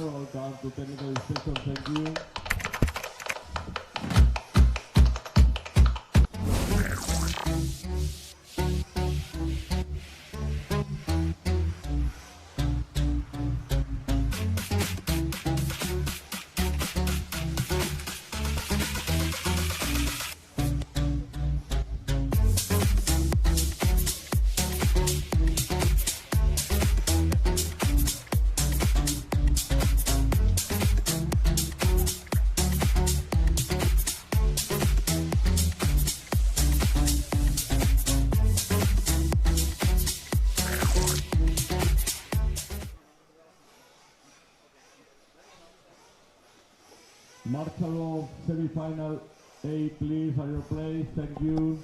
You're allowed to say things, by the way. Oh, I don't know. Ricardo said, don't touch. So I didn't touch. Well, don't touch is fine, but this picture was that we were talking. I was having a chat with a couple of other people. Okay, right. So that was the result. We were... Okay. All right. So congratulations to Cavalieri on the bump. I think Lee will go home happy. New car out there, done very well. Got a lot of airtime, a lot of... I think he would want to bump up to the quarters, but he should be happy with an 8th final and the new absolutely. Thank you to X-Ray, thank you to Concepts, Hot Race, Art Stars Models, Invisible Speed and Clinic, our sponsors. You saw the little run there for invisiblespeed.net. Remember, there is a special offer for invisiblespeed.net. If you sign up during the World's Weekend, you get a second year free.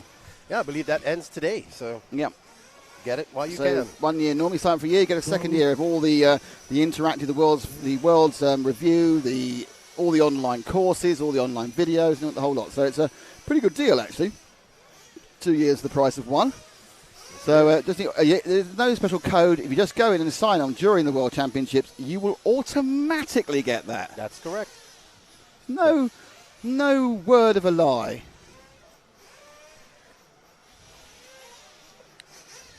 As we see the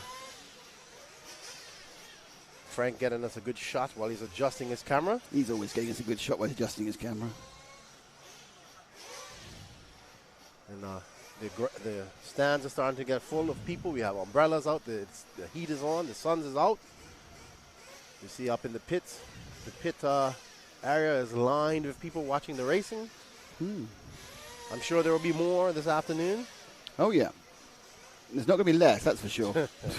Then we have the banquet later on today after the final. We have a lot of racing left today. Oh, yeah. There is no shortage of racing. Yeah, we got these couple of semis, a couple of quarters coming up. Listen me, please. So someone asked what that black groove up there. That's a blue groove. That's tire and gunk, basically. Hello, would you like some tire and gunk? Yes, let's do some of that. Marvellous. And good morning, good evening, good afternoon to wherever you're tuning in from. Good morning, good afternoon, good evening, to wherever you may be, wherever you're watching around the world. We got 1,900 plus people in the watching live right now. Please, everybody, share.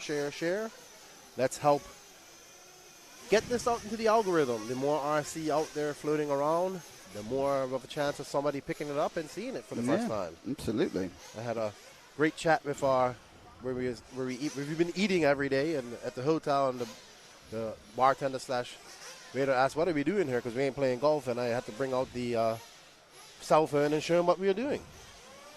So, Richard Duck, how are we not watching the league? Because the league's not really that important in the bump ups. Yeah. What's up, Jake Glasgow? How you doing? Up early over there in Flostralia. Flostralia? Is that sort of dentist Australia, Flaustralia? No, Floraustralia. Florida mixed with Australia. Oh, very good. I like that. Because Florida has everything that can kill you, just like Australia. Well, Australia has a lot more things that can kill you. So we got some people rooting on the Australian McBride. Is also Johnny Skidmore. We have the young Polito from Italy starting in 4th. The younger brother Oscar Baldo in 3rd, who's found some pace late in this race. Jorn, who's now wearing a hat. Jorn Newman. The younger brother of Daniel Pariente, Adrian. The tallest and nicest man in RC from Kyosho, Ryan Lutz. We also have the other, Brian Baldo, is one of the bump-ups, and the wily veteran. Oh, it's a double Baldo, is this one? Yes. Double Baldo. The Pink Panther, as Nick told me his name is. No, you got the wrong one. It's Jerome Sartell, not Jerome Igon. Jerome Sartell is the Pink Panther. Okay, so Igon, the other half of the Igon brothers, is slightly more famous brother Yannick. And we have the wizard, Jared Wiggins, Techno RC, making the bump. And the young Finn, Una Hatnan, who walks around like in a very threatening manner. Like he just looks like he wants What, to... has he got a flick knife? No, he just, the way he walks, like I feel like he's going to just attack me at any moment. But he's a very nice young man. And, He's a nice young man. Just he wants to attack me at any moment. The way he walks, he walks very angry. Hello, I'd like to attack you at any moment. Really? Okay. Yeah. Great stuff. But I got to meet him finally. You know, the 3 musketeers of Una Hatnan, Pekko Ivanen, and Arrogant Max. Shout out to Arrogant Max if you're watching I this. thought Max was coming to this. He had his appendix removed. What, for fun? Yeah, just like, hey, I need to get my appendix out just before the round. So, yeah, he was very sick for a long time, and was his appendix. Okay. What an old-fashioned illness to have. Yeah, he did. Was very sick. He actually came to the warm-up and passed out, or had to get taken away. And there's a lot of that going on. It's called Tollard's trick, wasn't it, as well? Yep. So the great hope for Australasia in this one, Carl McBride. I'm sure he didn't expect to be in the quarterfinals. He's made every bar one world's main since 2010. Yeah, he'll be wanting to bump up to the semis. He has a good chance to do it, I will see. He did show some pace early in practice. Yep. He's one of the guys whose pace disappeared, which also happened to Ryan Mayfield. Ryan Lutz has never really had any pace since he's been here, and I can't work out why. He's just not looked quick in any of the qualifying rounds. So, it's one of those things where as easy as it is to lose, perhaps it's as easy to get back.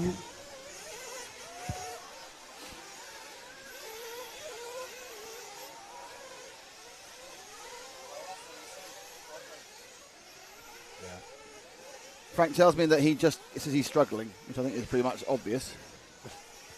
Let's see what's going on in the pit lane. Frank just shrugs his shoulders. Like, I give up. Bit of fueling as we look down the pit lane. Definitely nice aromatic odors coming from the kitchen of onions. We are now getting burgers rather than paint fumes, so it's quite good actually. Yeah, the caramelization of fried onions. There's been some early claim staking for the grandstands, I can tell you that. And there's been early claims. Someone's sitting there, got a plastic chair next to us now.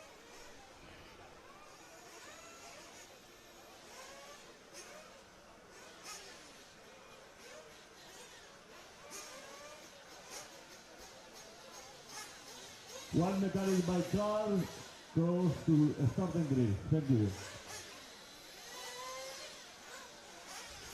As we see our chat going crazy, guys are making their picks. The ridiculous one is in there, so I'm sure it's going to be entertaining soon. You can see that the drivers that are in the semi-final are marshalling for this race. So Oscar Navarro in 1, Johnny Skidmore in 2, Oscar Baldo in 3, Mattia Polito in 4, Jorn Neumann 5, Carl McBride 6, Adrian Parente in 7, Ryan Lutz in 8, Brian Baldo 9, Jerome Igon 10, Wiggins 11, and Hatton 12, and they're away. Clean start so far for everybody. A little bit of attempt by the 9 to get the 8, and they have done, and they're going through pretty much in order. Little bit of a argy-bargy at the back. And there was one car that had a problem. It's the 9 car of Brian Baldo, who's had a bad start. Also a problem for the 6 car of Carl McBride. So if you're a fan of Brian Baldo or Carl McBride, they're the ones who've lost out from the comings and goings the first couple of laps. If you like the number 1 of Navarro, or the number 3 of Baldo, or number 4 of Pellici, you'll find Johnny Skidmore's dropped from 2nd to 4th. Here they come over. Oh, they bounce right out of the way there for Navarro. So he drops out, which means over the line for the first time is going to be Oscar Baldo. Then it's Mattia Polito. Then Navarro, then Skidmore, then Neumann. Lutz, Parente, Wiggins, Baldo, McBride, Igon and Hatton. So certainly the big loser in that one was McBride. And a break really starting already from the top 2 breaking away. That's Mattia Polito, the Italian, and Oscar Baldo. First of the quarterfinals at the Worlds. That's going to be the last one, huh? Oscar very fast at the warm-up, was leading for about 45 minutes, I believe. Till he had an incident off track, which cost him the lead. Everybody expected him to be faster, no surprise. The younger of the Baldo brothers. He's the one who's been able to concentrate on racing as well. Brian's been doing all the organising, and Oscar's done a little bit of the organising, but been able to do a lot more of the concentrating on the race itself. Yeah, I think, Oscar's just been racing more period the whole year. There's a lot of chat from the referee at the moment. I'm not sure why. They all appear to be actually doing the right thing, but he's doing a right old natch at them. 1 and 2 together, 3, 4 and 5 together, 6, 7, 8. So this is one of the closest top 5s we've seen. 3rd place, Navarro, trying to get back on terms of the top 2, up the inside. And over, and there's some pretty careful driving at the moment. The yellow and green, let's stick with the front actually, Frank, for a while. It's more interesting. So you've got the yellow and green car of Oscar Baldo, and then behind him it's Mattia Polito. I think Polito's got ahead now. So Polito's got ahead. Navarro Baldo was kind of a little bit more circumspect on a couple of things down the hill. So from position 4, the Italian now leading. And right behind them, and there's Oscar Navarro now. So Baldo, Oscar Baldo had a problem. Johnny Skidmore moves to 3rd. Round they go, 1, 2, 3. There's Skidmore there in 3rd. 4th place is the 3 car of Oscar Baldo. Oh, and Skidmore makes a mistake, and that's cost him a position, but not a massive amount of time. Well, it cost him time, but he kept in the bump-up place. Next one up is Lutz now. Finally, Lutz has found some pace, it appears. He just made a mistake. He just made a mistake, so I won't mention him again. So, but Jorn, the hat, Newman. Oh, upside down for Navarro. Well, look at Coelho there. He's not only a great driver, he's a great marshal too. So Bruno, top-tastic marshalling from Bruno, rescued the one there of Navarro, very much so. And chasing them down is the German, Jorn Neumann, one of the best of Europe. He's another guy who's perhaps, no offence, a little bit past his prime, but he's won so many European championships in electric and always had a much more of a handle on the icy stuff than some of the other European electric drivers. Off-road, of course. So it's looking good for Polito. He's got a bit of a gap. Oscar Baldo in 2nd. Just needs to calm it down as far as I'm concerned. Not because he's hitting people, not because he's hitting anyone else, just because he's for his own benefit. And then you've got Johnny Skidmore in 3rd.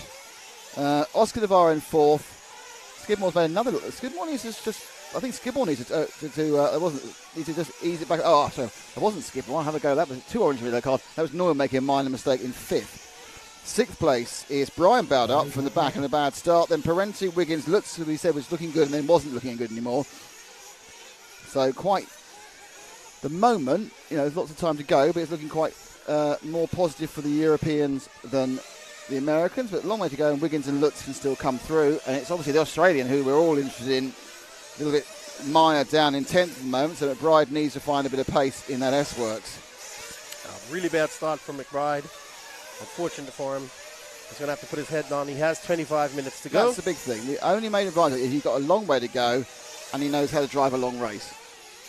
So Polito still leads, and then we have 2nd place, 3rd place, and 4th place on camera, and that is the 1 of Oscar Navarro, and behind him is Neumann in the orange and yellow, and the 9 car of Brian Baldo trying to double bump into the semis, and the 8 car of Lutz. I think Lutz has taken Wiggins. I've missed Wiggins.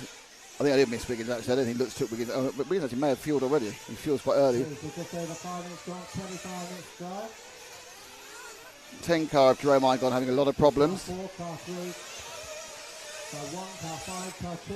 You race And 1, they're coming 2, into the pits 3, now. 4, So look, 5 so they, positions. Stetson making somebody give back 5 positions. wow, Stetson is. I mean, the fact Mark Stetson's the referee. He's very strict, but he's very consistent, so that's fine. The drivers obviously hate it because of the strict bit, but as long as you're consistent, it doesn't matter. If you're lenient and consistent, or strictly consistent, it's absolutely fine as long as you're consistent. That's what you need from a referee. And Newman has gotten past and that's Skidmore. Skidmore rolled out there, and that's bad news for Johnny. Yeah, the two cars going round the Hart's hairpin now, and coming over the mud steps. In we go. So it is Skidmore now dropped down to 5th, I think, pumped with Brian Bowder behind him. You really can't afford to make mistakes. I know that sounds obvious, but you really can't afford to make mistakes at this level, at this time. And if you've given a good starting position, you're given a bit of luck to get going, you've got to capitalise on it, because you can't guarantee other people are going to make these minor errors. My advice, and they're not going to listen to me, we've dialed it back half a second to make sure you get round every lap.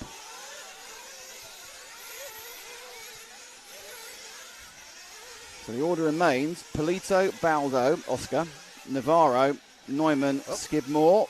Navarro makes a mistake and allows...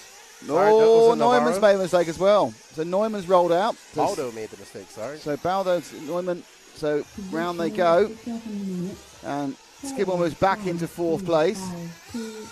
Neumann behind him. So I think some cars are coming for fuel soon. Looks like these cars are 3 X-ray drivers right there. Looks like these cars are a little bit more happy to run these guys to the 3-stop strategy. Oh, very close there on the tail. And it's Oscar Navarro who's about to be gobbled up by a phalanx of orangey cars. Orangey car 1 is Skidmore, and Skidmore gets into 2nd place there. Knight on the inside now. Navarro again. It's Navarro having to give 5 places up, is that it? No, that's Baldo. Oh, it's Baldo. Which one? The blue car. It's Skidmore, and that's Newman that's Skidmore and the other Baldo that got through. And then you have Oscar Baldo and then Newman.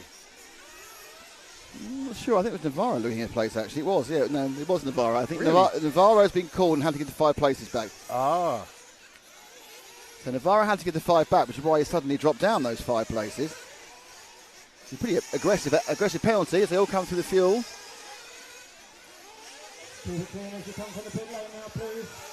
So that's Brian Baldo from Skidmore, from Newman, from... So Baldo's got Oscar past Baldo. Skidmore. So Baldo's past Skidmore now on the pit stop strategy. So we now go, and that's Brian Baldo and Oscar Baldo are both currently bumping up in 3rd and 4th, with Mattia Polito and Johnny Skidmore not in 1 and 2. They're in 1 and 3. Oh, and Neumann and Skidmore come together. Battle of the orangey red cars.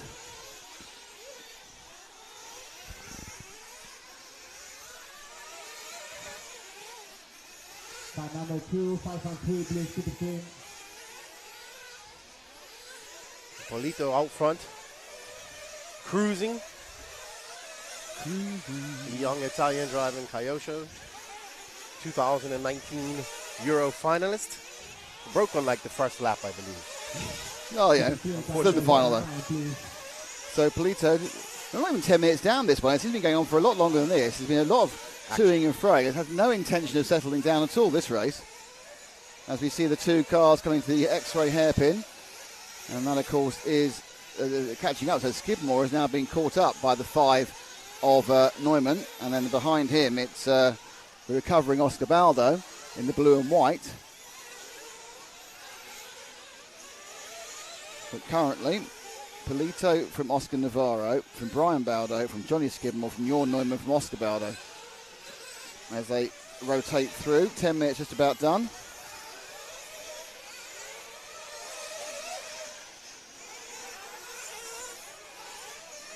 Minutes to drive. 20 minutes to go, says the lady on the computer. You see we've updated our timing now on the right side, so that's the gaps between each driver, so you can see very easily how far they are behind each other. Troymigon, Hatton and Parente, the three of the bump ups really not having much luck at all. Wiggins still in there. He's not out of it by any means. He battles to try to get through to the semi-final. For a double bump, Baldo not really out of it either, looking for a double bump, but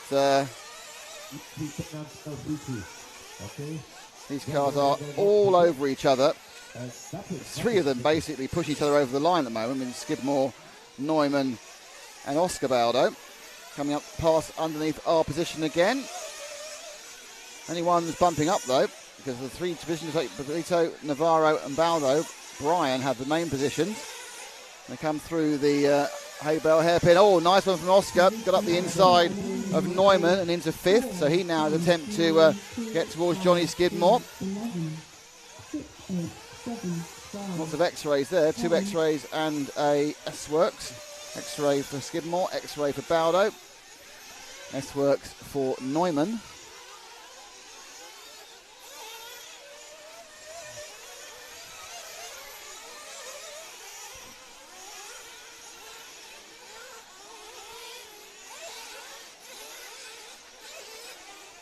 And that in the books. 12 minutes nearly down, 18 and a bit to go.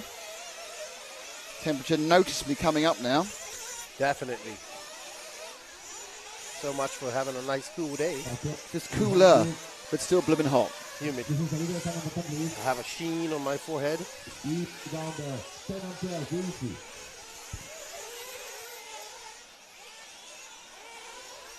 A little bit of breeze there, that's quite nice. Yes. Oh, what I'd give to have the hut from Ospey team. What, sorry? What I'd give to have the timing hut from Ospey team. Oh, right. That's why you... No, it's not the same. We did this fine glass. You wouldn't be experiencing the real... No, I agree with you, actually. Bit of aircon. Okay, so... Still with the Baldo Skidmore. No, the Baldo. That's Baldo and... Baldo and Neumann. Baldo and Skidmore. It's Baldo and Neumann, isn't it? They come in to... So Baldo crashed. So Skidmore now's got a gap. And he's actually beginning to get a little bit close to Brian Baldo. Oscar Baldo ahead of Neumann here.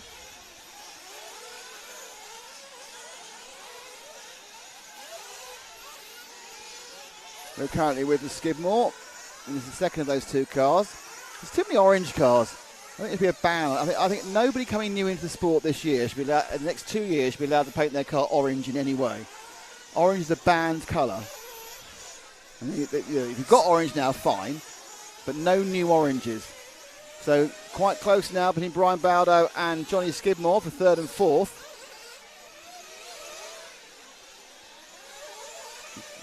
Running up the straight for halfway.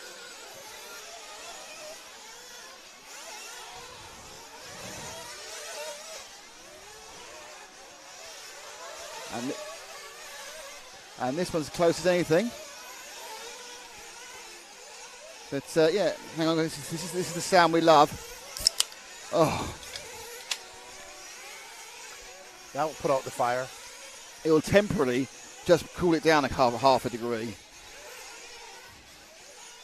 Nice cold Coke Zeros. Oh no, I keep wanting to say it's Sunday. It's Saturday. Really feels like Sunday today. So, thank you, Matrick, for the libation. We got 15 minutes to go, and your leader, Polito, out to a comfortable lead. Navarro is his closest competition, but he's quite a distance away from the young Italian Polito, who I actually really like his name. It sounds like, you know, in Spanish it would be little chicken. Okay. Or baby chicken.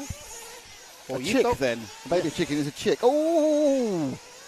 Ooh, that wasn't nice. That was a... that was teammates. Well, no, it wasn't. No, he hit the end of the delineation, the divider of the rumble strips, and he just turned the thing all around itself. It kind of ties up in knots. That's a position drop there for Skidmore.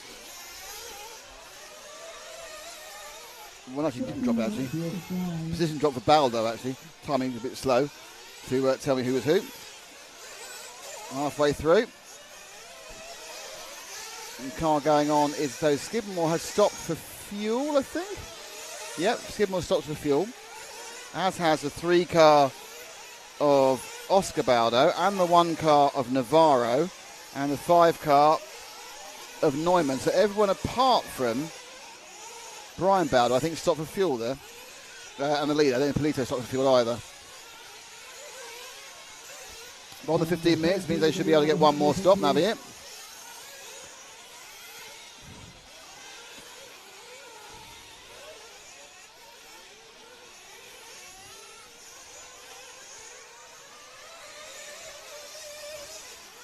Not as exciting battle-wise as the previous race, but Yeah, still they lots of time can't to go. all be classics, that's the thing. And also, a classic can suddenly turn up in the last 2 minutes. That's true. What we got?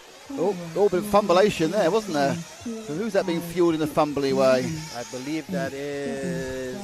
It was the car that came out there. It was the Baldo. number 1 car. So a bit of a fumble and pick up Oscar Navarro. Number 3, I believe.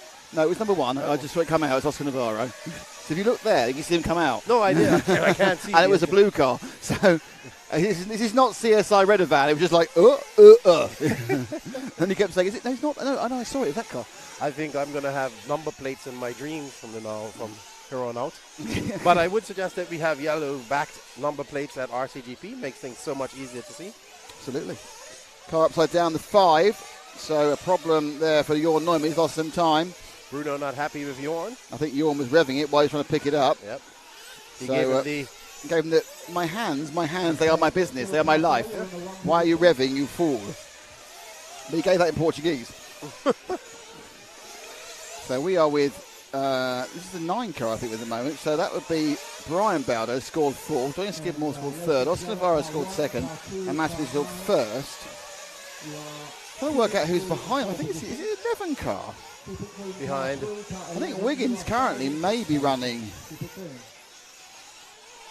Oh, right, so Oscar Baldo and Wiggins, I see, in 5th and 6th. Here they are coming over the rumble strips, I'm going to say. Yeah, drop back a couple to this battle, the white car and the orange car. Going around the Contramar corner now, Frank.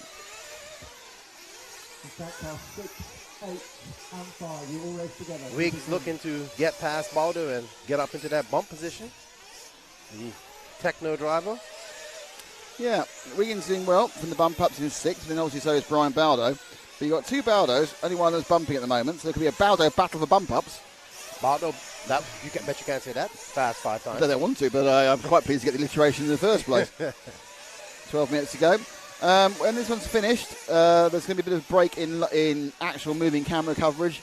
There's going to be a semi-practice, which we will leave the camera up and the timing up, so you can have a look at it. It's really no interest. And then there is a lunch break, so actually the moving camera doesn't come back again, I think, for about 2 o'clock. Maybe wrong. That's why I need to find out by the time. Yeah, so the semi-final, no, sorry, it comes at 1 o'clock. So it's currently coming up to 11. So it's about an hour and a bit. But with the camera, you will see cars going round.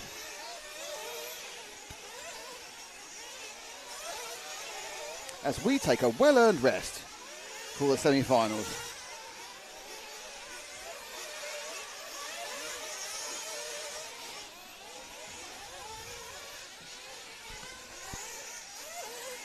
Yeah, so 1 o'clock local time for the semis. That's midday if you're in the UK, and different times with the rest of the world. Yeah. 7 o'clock Eastern time. In about 3 hours and 15 minutes. No. That works. No, it doesn't. Works The for me. semi-finals are not in 3 hours and 15 minutes.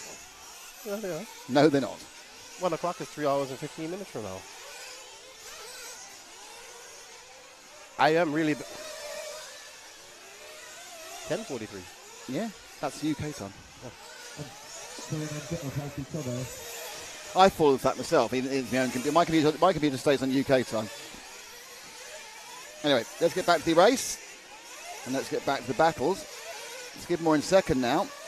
Because Navarro's dropped back a little bit. We're running with Oscar Baldo in 5th with the blue car. He's trying to catch his brother up in 4th. Are we running Oscar Baldo? Yeah. Can't you see? Brian's a bit ahead of him. Yeah, Brian's a bit ahead of him. Brian's also with Navarro. So the winner of the kart just now is Johnny Skidmore and Polito as well. They've got away. And then you've got this battle here, which is the Baldo battle. So Brian and Oscar not far apart.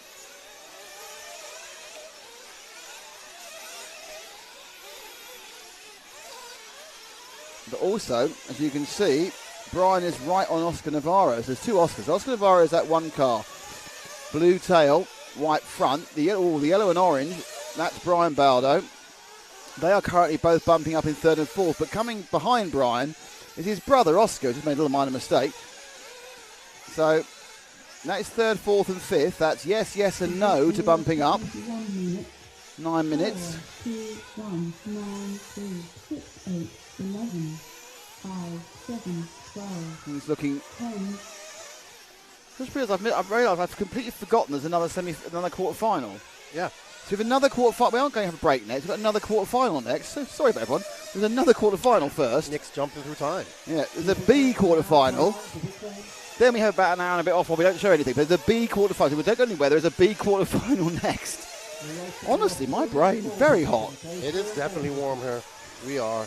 So after this one Brain fade is the already. B quarter final, and then the semi-practice.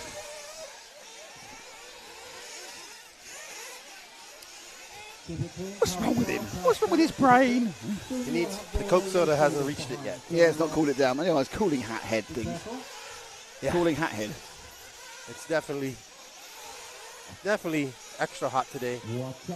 Seems like this is the hottest part of the day sometimes. Having Most humid watched- part. Having watched Bruno Coelho doing Bruno Coelho did a very busy marshal. Marshal point 3 is a difficult one. One car's Canas in marshal point 2 hasn't moved. And Ryan Mayfield in marshal point 5, I think is virtually sorry, that's Burak Kilic is virtually Birkin Kilic is virtually asleep on part 5. Burak, but Oh, it's Birkin, isn't it? no, that's Burak. You're right, it's Burak. It is Burak, absolutely right. The grey t-shirt, Burak. He's only a big old yawn. Be careful that if Stitchen sees you yawning, he'll have you for that. Yeah, a warning. You have to be entertained. Be entertained or I'm giving you a warning. So Brian Baldo being chased down by Oscar Baldo. Baldo himself pitted. I think most people now have made their last stops. It's looking good for Skidmore. He's 6 seconds behind Polito, but he's 6 seconds ahead of Navarro. Polito's got out to the front on lap 2 and has stayed there. Let's see where they come off the line now. I think Navarro's going to get scored third. That's Navarro there being scored third. Baldo gets scored fourth. Oh, sorry, Baldo got called. So who was ahead of Navarro? Where was Navarro? So Navarro's gone. Yeah, what happened to Navarro? And where's McBride? So McBride now is actually not completely out of it, Australian fans. Quick tune back in again. He's not completely out of it, McBride. He's in 7th. Racing Wiggins. Just seen the 3 and the 1 who are 3rd and 4th. They're right together. There's 4 cars in a mess, I think is the best description of this. Okay, Frank, wait for this next plethora of cars to come by. There's 4 of them. It's the 1, the 3, a green one. I think that's happening. So I'm not sure if Hatton's on the same lap, actually. I think Hatton's a lap down. So it's the 1 and the 3 who really matter. That's it. They're the ones. And they are bump and num bump, which is Navarro and Oscar Baldo. Brian Baldo's got past Skidmore on this most recent set. Skidmore hadn't stopped. That's why he was looking quite healthy. But I think actually Baldo hasn't stopped. Oh, it's all gone wrong over the top of the track there. It went most wrong for the 9 car of Brian Baldo. So this is going to really shake things up. But the amazing thing is 1, 2, 3, 4, 5, 6 cars have clumped together. Frank's going down the roller coaster, I think with the number 1 of Oscar Navarro. Just guessing now. No, it's number 3 of Brian Baldo. It's close enough. Oscar Baldo in the 3. Coming around the Contramark corner with 5 minutes to go. Everyone calm down. It's all fine. Got plenty of time to work out what's going. Yeah. On the 3. Over the line. Right, so that's Navarro. All right, Oscar Baldo's now in the bump-up position in place of his brother. And Wiggins is in as well. 5th. Right, Wiggins is in 5th. Now, Carl McBride is within 4 seconds of bump up Australia. Come on, cheer him on. Give him a tinny. Do I drop back 2 more? Okay, 5 minutes to drive. And that red car behind the orange car, that's Carl McBride. Car 2, you're on the 2 position. Back one more, And car Frank. 1, you're in the 3 That's it. position. That's Carl McBride, Pride of Australia, currently running in 6th. And he's going to get very close to, I think Wiggins has gone 5th. I think actually running 5th. I don't think Wiggins is there, actually. I think Wiggins is behind him, yeah. has gone for fuel. And car 3, So, car 9, car 6, where's you're in Brian, 4, though? 5 and 6 position. Brian, This is, oh, he wasn't running 6th. He's running 6th now. I misread the number in the car. It doesn't matter. So he will be 6th here with 5th right in front of him. So this is Baldo, Brian, and Carl McBride. I'm sure that everyone's typing Aussie, Aussie, Aussie in the chat as we watch. So McBride over in 6th. Looking to get up the inside of the man whose track this is, Brian Baldo. And then make up the gap to Oscar, which is quite a distance. And they've only got 3 minutes 50 seconds, but obviously a simple mistake, and that could all change very quickly. The reason Baldo's back where Brian Baldo's back where he is, he made a mistake, went off the track, coming out of fuel. So can Carl McBride get into the semi-finals? Is it possible for him to do it? or will his streak be ended today? Shy of the semis. Well, it's a very, very competitive world champion. I don't think that's anything to say, but it really is. Everyone's turned up who's fast from around the world. As Number 7, please. Polito, Skidmore, Navarro, 2 seconds, that's tuya. That's Oscar it. Baldo. 3 minutes to go. And the back, oh, that's 3, right. So McBride's got past Baldo. So McBride now has 2 minutes and 48 seconds. That car ahead of him, unfortunately, is a lapped car. That's Adrian Parente. That's not the car he's after. The car he's after is Oscar Baldo, who unfortunately for McBride, but fortunately for Oscar, is about 4 to 5 seconds ahead. But he is in 5th now, McBride. He's worked his way through from a very bad start. They'll go across the line in a minute, and you'll see the gap, and the gap is 4 seconds. Yeah, that's not so bad. 3.9, no. So he's got 3 laps.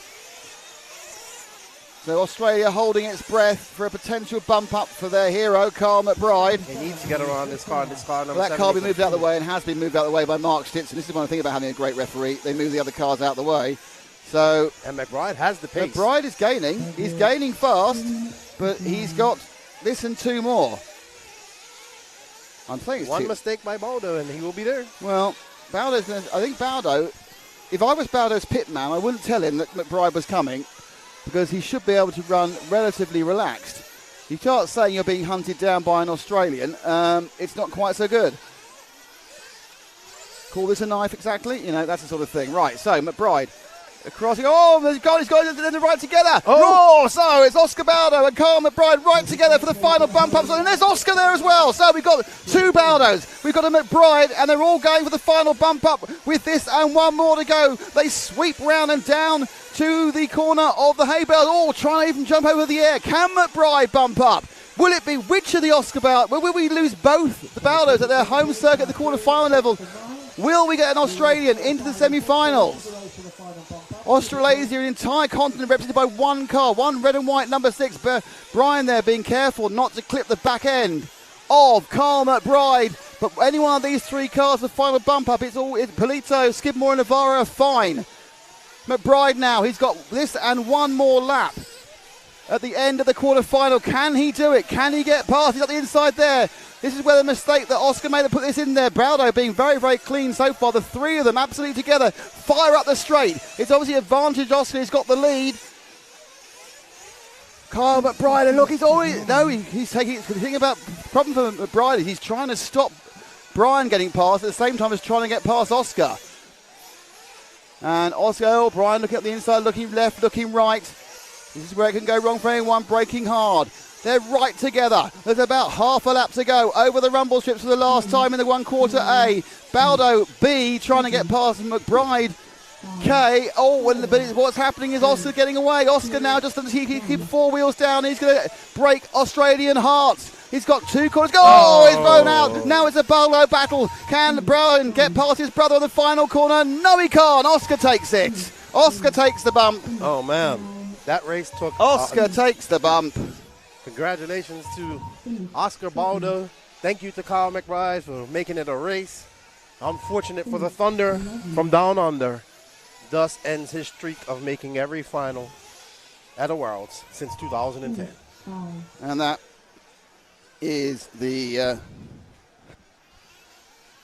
end of the quarterfinal race. Well, that was a good. So it was drifting around the middle like and then suddenly bang, takes off, big styly. So Matteo Polito bumps, Johnny Skidmore bumps, Oscar Navarro bumps, and Oscar Baldo. One Baldo goes forward in his own home race. Well, that race took 29 minutes to get exciting. As long as it gets exciting, that's fine. Okay, so there's the results. Let's have a little word from our sponsor.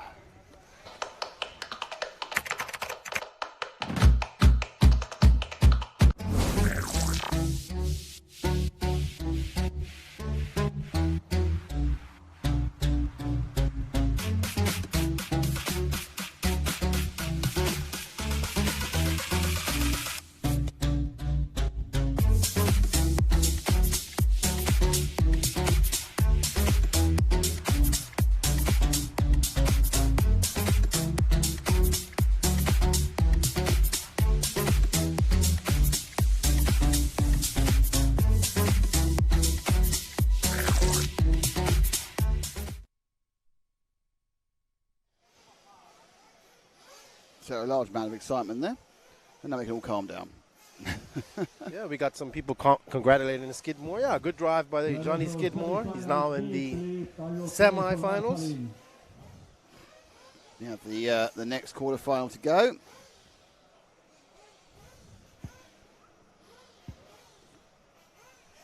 Which I totally forgot about.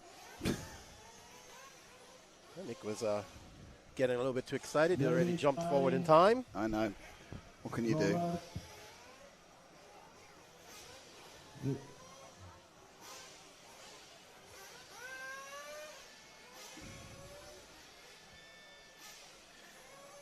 Oh, man. You do a rest after that one. This is a stacked one, too.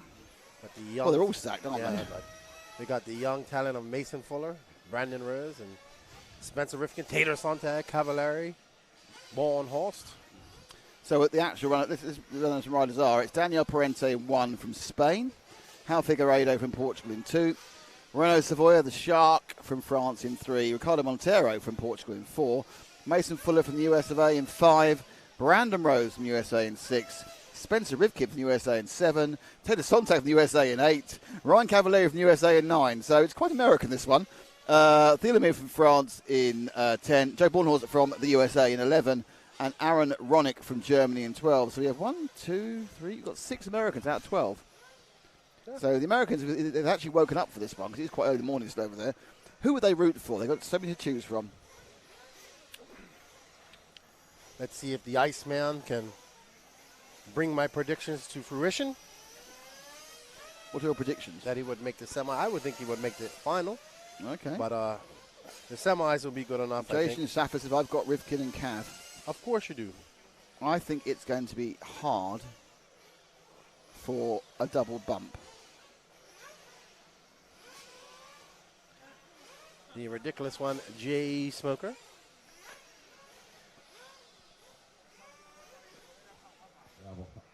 So, cars revving on the line. They're trying. There's no attempt to get ahead of schedule on this one. They just get to the schedule. We got a nice little breeze that came and blessed us with some cooling refreshment. We've been blessed with a breeze. 3 seconds. So it's going to be very difficult for us not to have at least one American bump up, even by statistics. So more Americans should be getting into the semis out of this one. 2 Portuguese drivers in Hal Figueiredo and Ricardo Montero, both very established stars in their own country and always doing pretty well at Euros. The young Daniel Perriente, the SRX driver from Spain. Just like to say thank you to X-Ray, thank you to J Concepts, thank you to Hot Race, thank you to Hearts RC Mods, and InvioSpeed.net, and thank you to Clinic RC. I'm going to say a special thank you to J Concepts right now.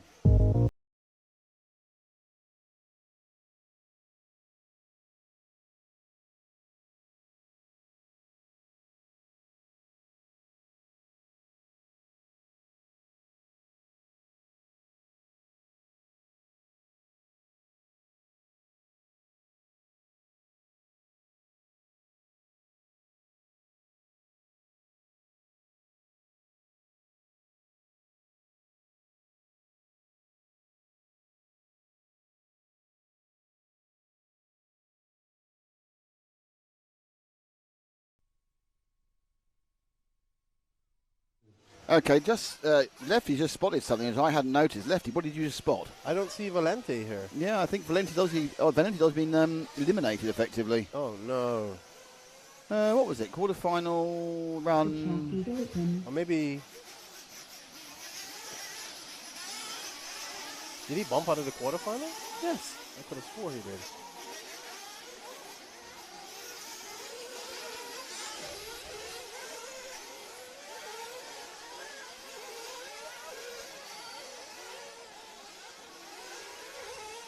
So that was he was in the 8B final, wasn't he? I didn't bump out of the quarterfinal then. Had to be. Fuel tank. Yeah. So Valente has failed on the fuel tank, unfortunately. So it was oversized. Can happen. Hot day. Kind of sums up his championship. So Leonardo Valente, who was second in that one, has moved out the way, which means Aaron Wright, which means that the fade that we saw from Lee Miles at the end is even more irritating for him because he would have bumped up. And according to the schedule, we do have a 45-plus final. But it's not on this schedule. 2 minutes to start. Where do you have it?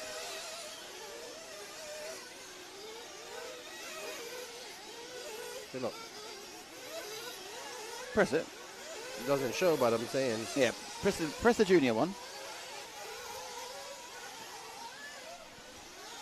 Well, this idea of an over 45 final is theoretical, but it's not in the schedule. So might happen, but it's not in the schedule. Where's so the what can you do? final on the schedule? Yes.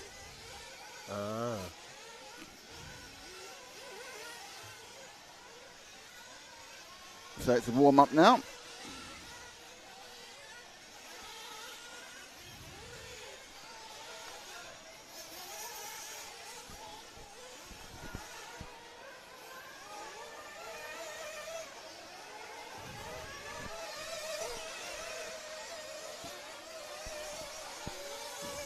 All vehicles to the pit lane. All cars to the pit lane, please. Around the side.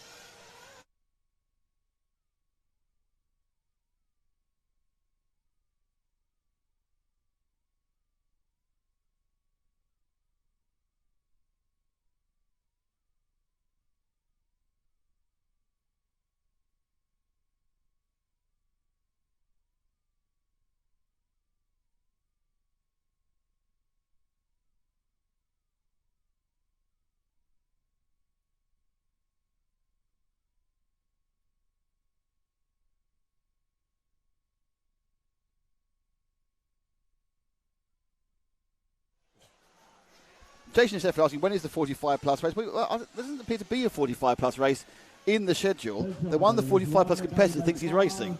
Well, they wouldn't have it. They had one in 2018. But it's not in the schedule. I'm sure they've messed up somewhere.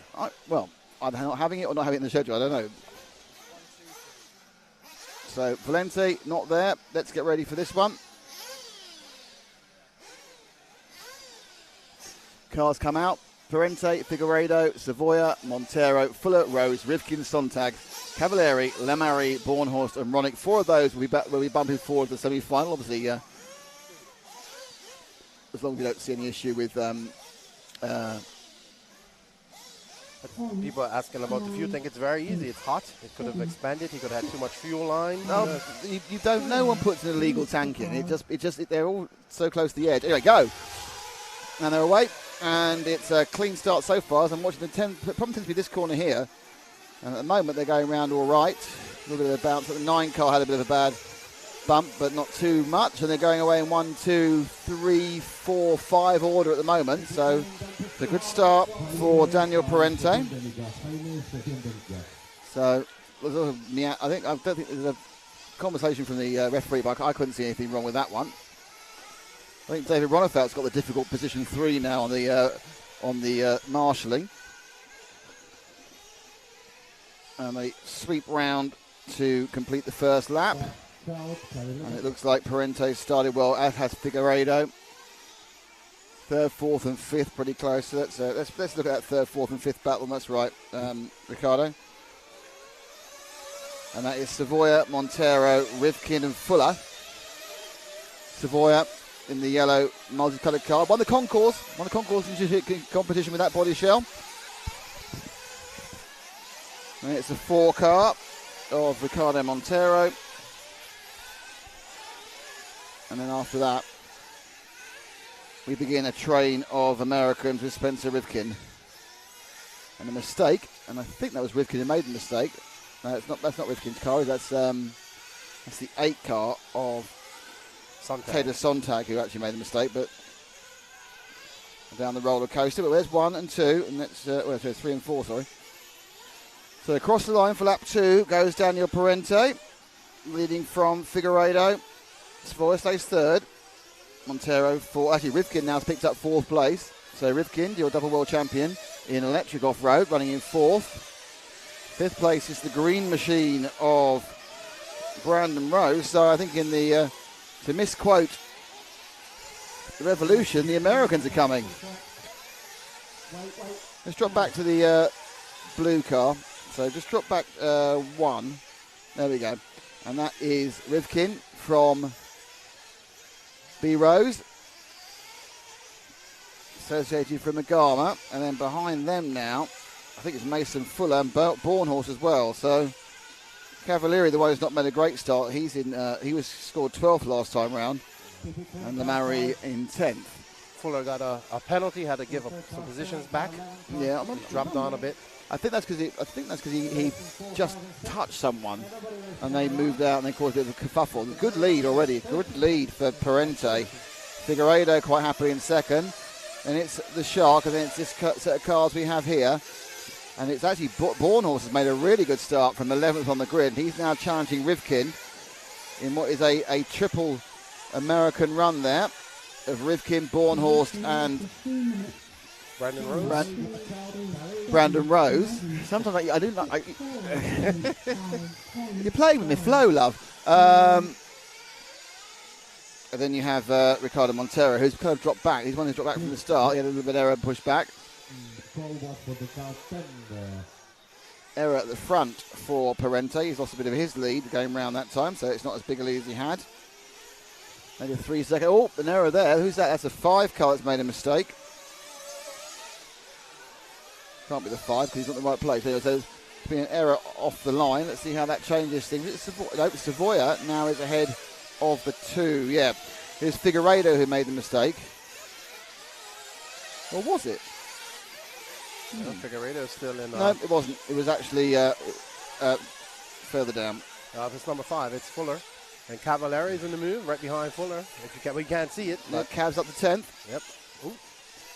We're looking at the cars in 3rd and 4th, which is Savoia and Rivkin. Rivkin in the blue and white. Savoia in the yellow and orange. Obviously, because they're all yellow and orange, Savoia has to be on the yellow and oranges.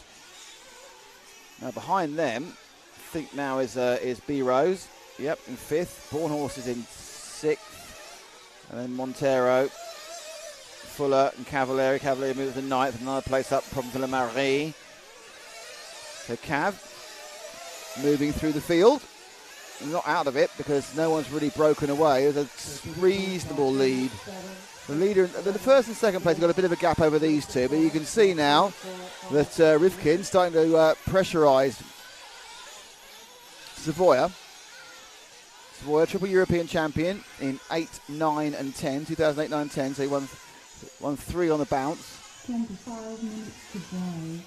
Obviously a regular Worlds finalist. I don't remember him featuring right at the front of a Worlds final, to be honest. Not that I can recall. Rivkin has won 2 two-wheel drive World Championships in the past 2 events. One in 19, I can't remember one in 17 or 15. 15 in 19, yeah. So he's won 2. So those are electric off-road ones. There's a huge amount of electric off-road champions in this event.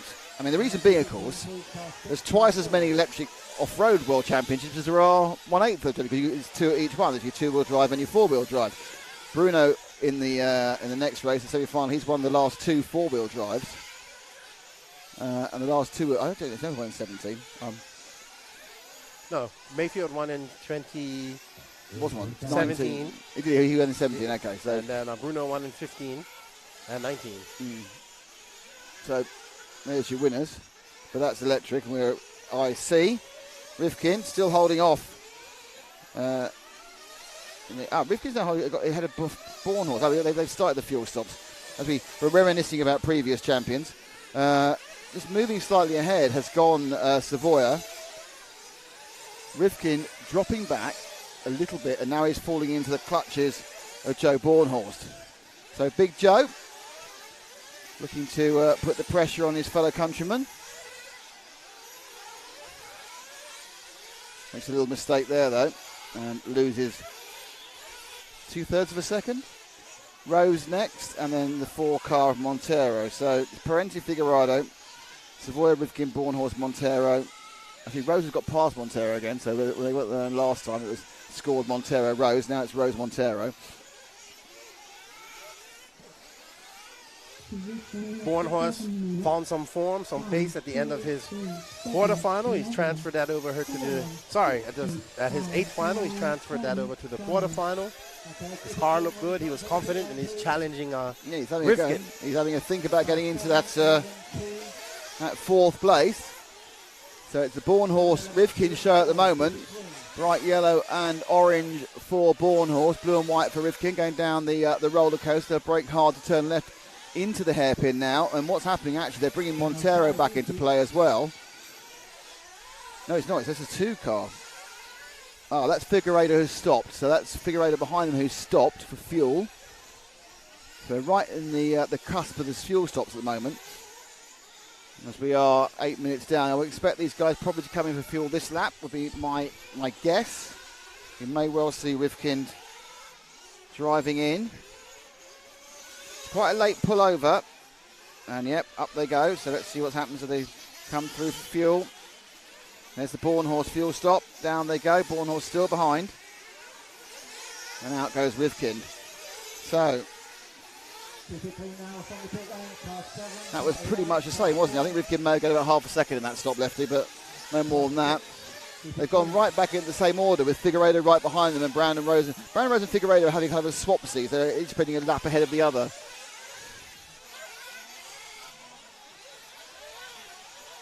Rose has already stopped. I think Montero has.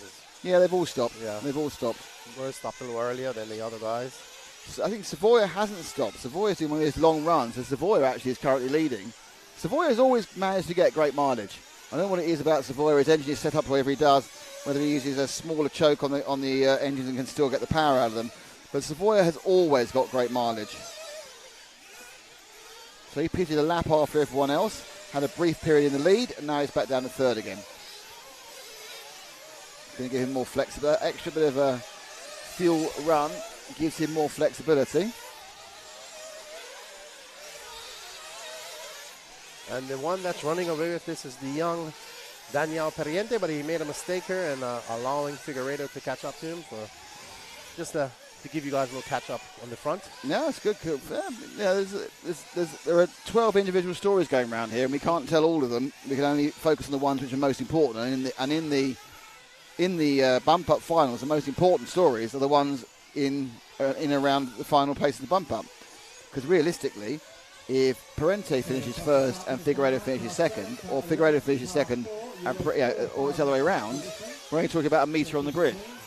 If Rivkin finishes fourth, he's in the semi-final. If he's finished fifth, he's going home. Well, you know what I mean. He's out of the event. 20 minutes to go. So anyway, fourth and fifth right nailed together again. Bornhorst and Rivkin going up and away and through the switchback, and they're going to get to the Huddy corner in a second. But there's one car on the move, and he's coming for Bornhorst and Rivkin and Montero, and that is the GOAT, driving a TLR, silently moving up the grid. And then you see Montero. Cavalieri. I mean, you can't just call him the GOAT because not everyone knows who you mean. You have to then go Cavalieri. Cavalieri. Cav. Pudge. Well, not Pudge anymore. It's an argument I have with somebody else I work with who, like you, is very fond of nicknames. Loves nicknames. And has nicknames for all the drivers. And then she forgets that people don't know who the nickname. Oh, upper hundreds have been back between the first and second they're coming together.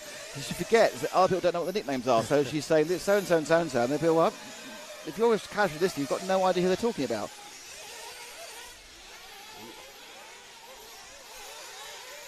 She calls one of the drivers Bam Bam. Bam Bam from... and there's absolutely no way of knowing that actually is Lawrence Van Tour, unless you know it's Lawrence Van Tour. Oh! And that's going to allow Cav to come through. Oh! So Bornhorst tripping over the wheels of Ricardo Montero there. So Montero. And that sounds like Spitzen giving Savoia a warning, or... There can't be Savoia. Savoia's on his own, but the warning must have been car for... number 3. No, well, car number 3 is Savoia, but Savoia hasn't done anything.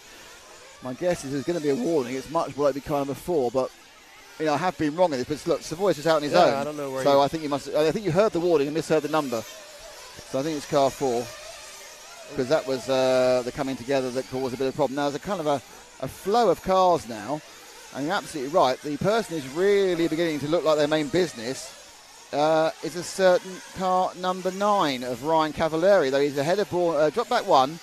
And then we'll have Cavalieri, who's running ahead of Rose at the moment. Cavalieri, again, plenty of time to go, 13 minutes down. Figueiredo, Parente and Savoia are doing a pretty good job, but there's certainly a space left. And I've seen errors from all 3 of them. But they're still shouting. The referee's still pushing. The referee's decided he wants to be a star of this show. There's a lot of talk going on, which obviously is great, and in this heat, obviously, is pretty useful because the vast majority speak English very, very fluently. You know, you've got the Americans, obviously, and then you've got a lot of these are top international racers who do it. Earlier on in the day, you know, when you got a lot of people who are just general racers from foreign countries, they don't really necessarily speak that good English, and he's giving them do this, do that to the other. And it's quite hard. Error there by the 1, so actually Parente has made an error and he's dropped back a few seconds. He hasn't been overtaken, he's still running in second, ahead of Savoia, but they're right together again, so that 2.5 seconds disappeared to nothing. Rivkin in 4th, Cavalieri's got 4 seconds to make up, he's dragging Brandon Rose with him.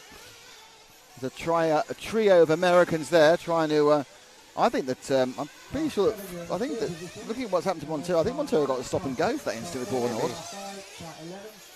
Or at least a drive through.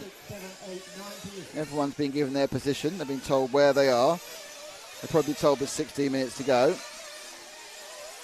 That's Cavalieri in the 9 car with the yellow wheels, and that's Brandon Rose there in the green machine and the white wheels, just looking to get up and through the switchback. Oh, nice that driving. one rolling. Got that one down. It's like the Dukes of Hazzard, that wasn't it? Good driving by the young Texan. He's hounding Cavalieri, but it's letting Rivkin pull away slightly. Let's see if Cavalieri can mount a charge in the next 15 minutes. Still has plenty of time. Anything can happen. We have some.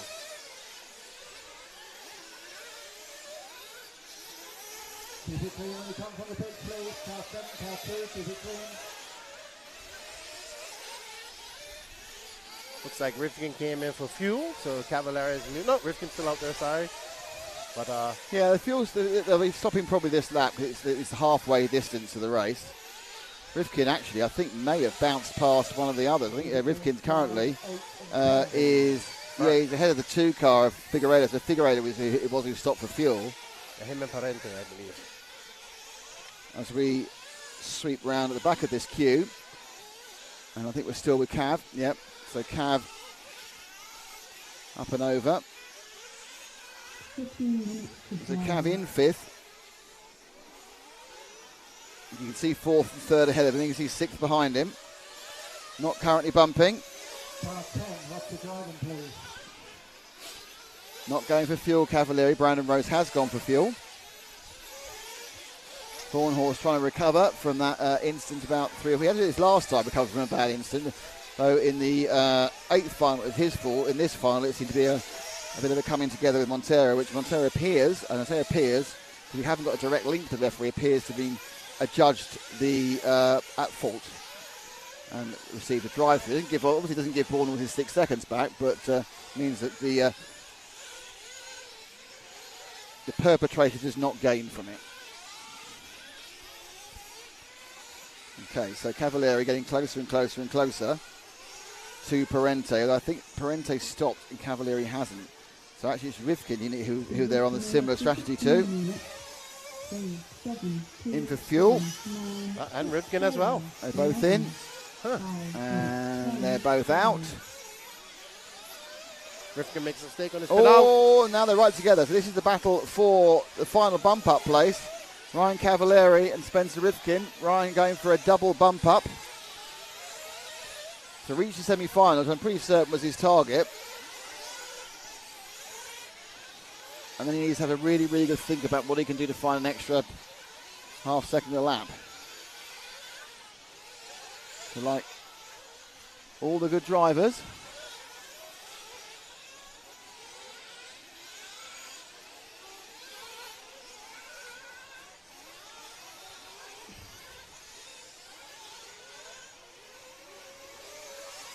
And Rivkin isn't too far away. Well, now he is. He isn't 3 seconds behind Savoia. But the gap is a lot closer as we see Rivkin and Cavalieri chasing down the Portuguese Cayosho, the 2 Cayosho cars, one from France, one from Portugal. We have C-Hubs versus Pillow Ball versus Pillow Ball versus C-Hubs. Yep, Figueiredo from Provento, from Savoia, from Rivkin and Cavalieri. Rivkin back ahead of Cavalieri. And another lap about to be completed. 12 minutes still to go, though. And that's the really key point about the distance still to go.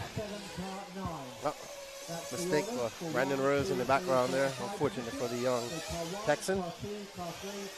That's Mason Fuller through. Bornhorst goes by. So we've got Parenti leading by about 2.5 seconds on Figueiredo. Figueiredo second ahead of Savoia. Savoia 2 seconds ahead of Rivkin. And Rivkin, you can see the gap to Cavalieri because it's on the screen right now. Blue car Cavalieri, so blue car Rivkin. Car that looks mostly red and purple, actually. You know, the yellow with it is the Cavalieri car. That car just dropping down ahead of them. That is Savoia, so it's not a big gap. Rivkin and Cav, former teammates on AE. And Rivkin was the young superstar. Oh, and Rivkin makes a mistake and lets Cav go through. Oh, he's going to get back on again. So Cavalieri moves into 4th. And that's what happens. Pressure, pressure, pressure. Rivkin drops out of the bump up. I have to say, I'm impressed with the Parente, Figueiredo and Savoia because they've just literally just got their heads down and gone and not really made any mistakes. So in fairness, they're not anything like as far away as we've seen on previous races today so far. No. You know, if you the leader, Parente, is only, 2, 4, 6, 7 seconds, 8 seconds out being bumped out of the whole thing. So it's not, given the fact we've seen a lot of accidents costing at least 6 or 7 seconds. But Parente is keeping it 4 wheels on the black stuff, and it is black stuff here, not just brown stuff.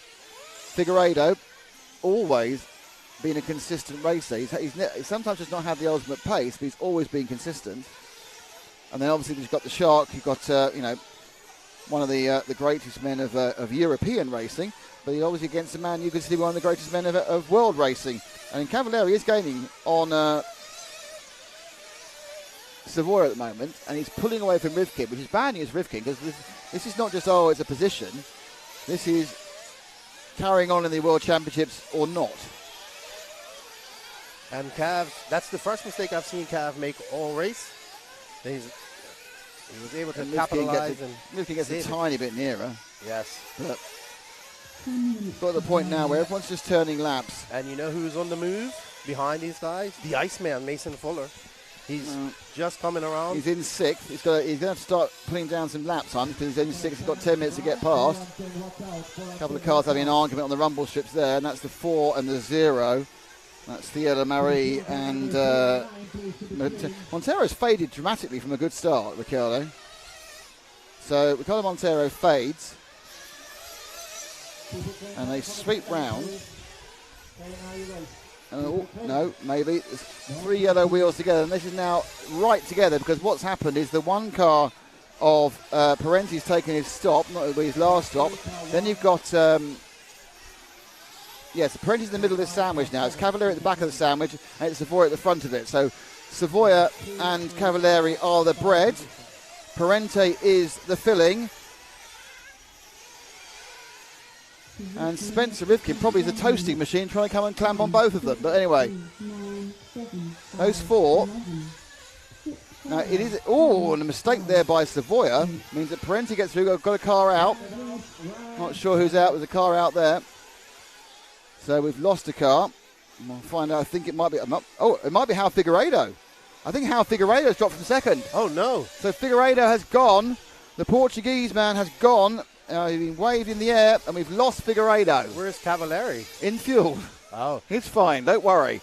He's got Joking Joe's right behind him, but we've lost Figueiredo, and he was absolutely a shoe-in for a bump up. So another slot that semi-final opens up for these cars. Currently it's Rivkin who should get it, but look at Joking Joe right behind Cavalieri. Bornhorst may needs to do another stop, and there's a mistake made by Parenti. Gets away with it, only a couple of seconds. But this is what we saw from Bornhorst in the 8th final. He had a huge amount of pace in the last 10 minutes of the race. It's almost like a carbon copy, actually. He was there or thereabouts. Now an accident took him out, and now he's coming back through again. Now I think he has to stop, to be honest. He's on the same pit strategy as Rivkin. Yeah. They'll be stopping together. And I knew something had happened because I saw Batty out there turn marching on turn 5, making off and screaming. Mistake made by Bornhorst there. Lost about half a second, getting hooked up on the pipe coming up the main straight. But it's still not that far. Figueiredo being to move forward again. Figueiredo moved back. Montero being to move forward again. Montero moved back, now he moves forward. Herb Marie, Mason Fuller in that fight as well. No one's out. Oddly, no one, apart from Hal Figueiredo, is actually really out of this one. There's a possibility. It will take some weird things to happen, but, you could see a 4th place for a lot of these cars. At the moment, it's Cav Parenti. Rivkin's got into 2nd, actually. Rivkin's 2nd. Savoy's leading. A lot of this is fuel. I think that Parenti is... I think Parenti is actually taking an extra set of fuel. So I think this actually might be the genuine positions. I think everyone has to make one more stop. There we go. With the possible exception that Cavalieri might be able to go to the end. Cavalieri might be able to go to the end as fuel is taken by Parenti again. Did Parenti get a drive-through? Parenti takes fuel. Oh, sorry, the wrong yellow car. That was Savoy taking it. Savoy and Parenti got very similar paints because they got yellow and a bit of red. So Savoy drops back, having taken his final fuel stop. Drop back 1, and that's Savoy and Rivkin with Joking Joe behind them. Bornhorst.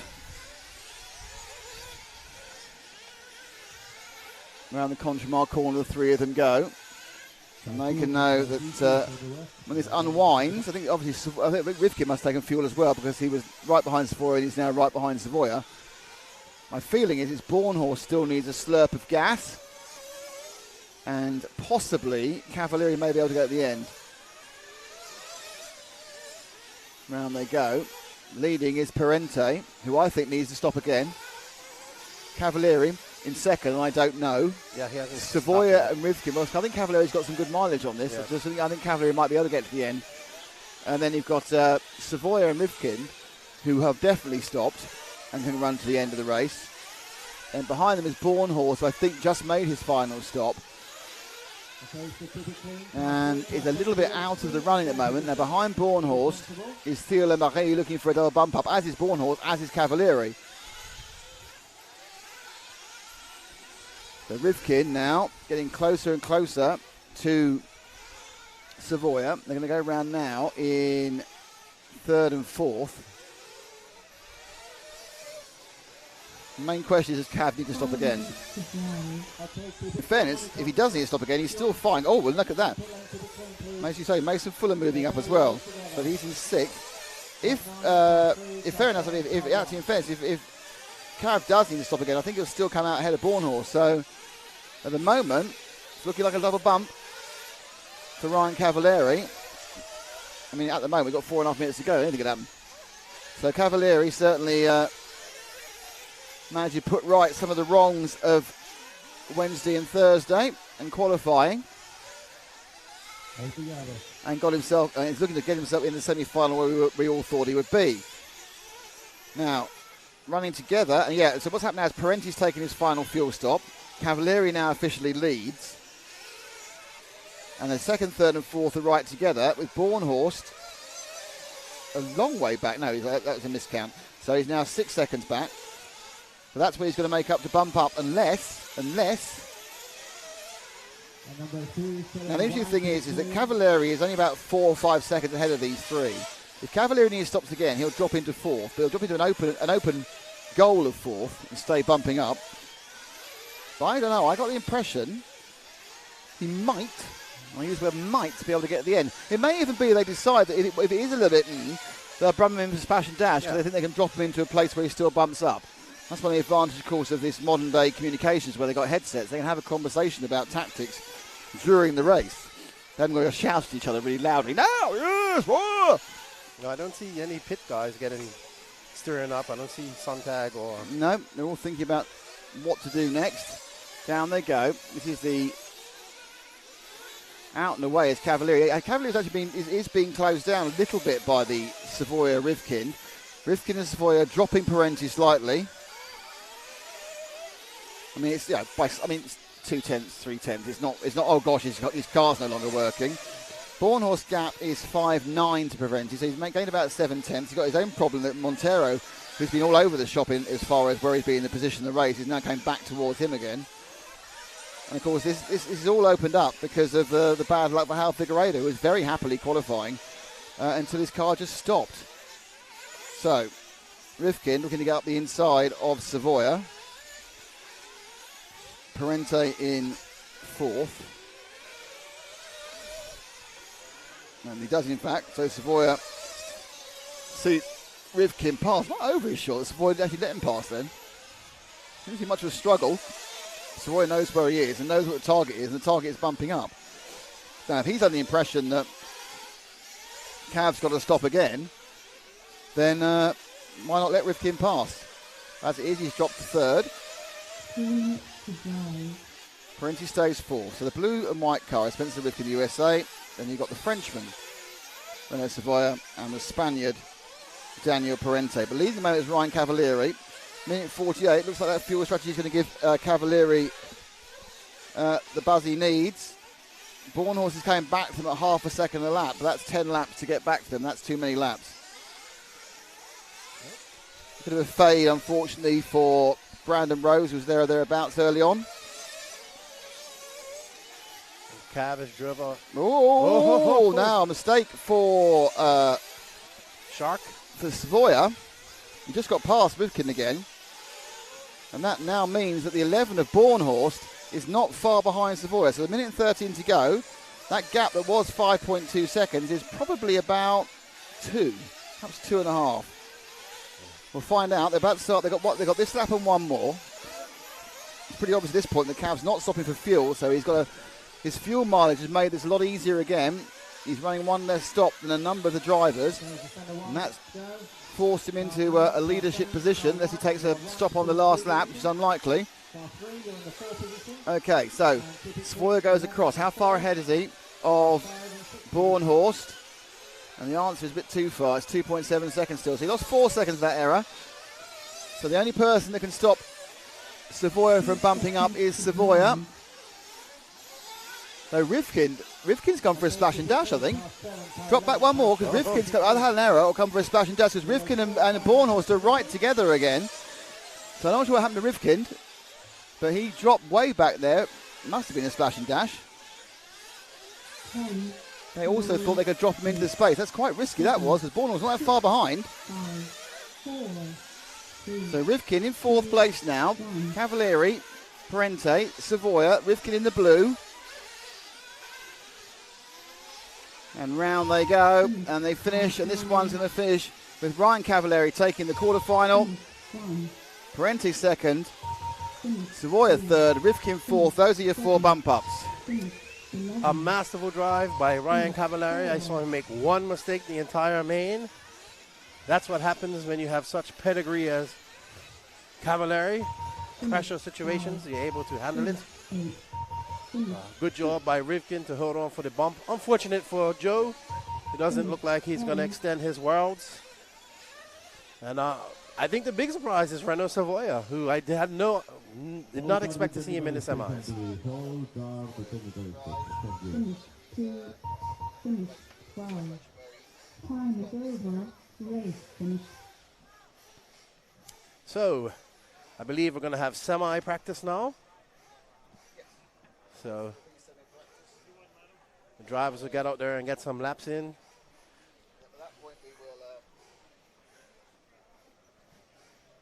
At that point, we will have the cameras locked off so you can see what's going on, and the timing will be running. And then we've got lunch. So, nice little bit of a chance for you to look at what's going on.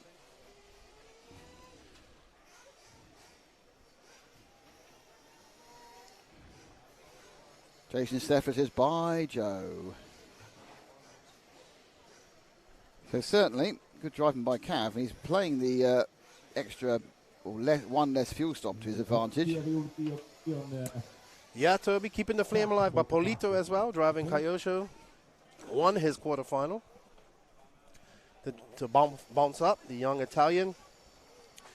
Fuller would be disappointed, yes, but the young 17-year-old has plenty of time to race some worlds. Let's have a little bit of a word from our sponsors, and we'll come back and then we'll tell you what's happening on the rest of the day.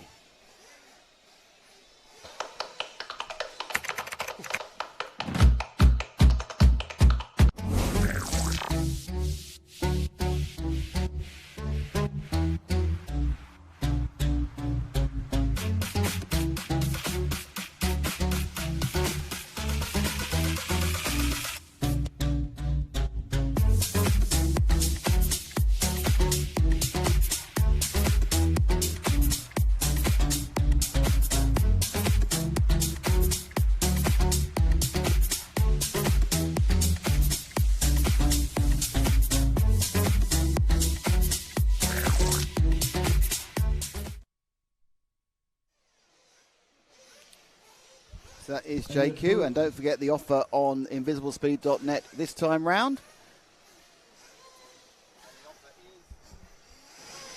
And the offer is that you get a second year free. So sign up for 1 year, second year free. If you sign up during the Worlds this today, I can't help feeling that he'll extend it till tomorrow as well. You can think about it, extend it till tomorrow, and it'll be fine. This is JQ. It is JQ. He's quite generous on those sort of things. Or quite the other word. Generous? No, No, oh, the other word. Oh, look at a different word. Big Enzo for an A. Enzo for now. Has another A and an N in front in it. Don't know what you're talking about, Lefty. Okay, so coming up now is another word from our sponsor. No, I need to do more sponsor words. There we are.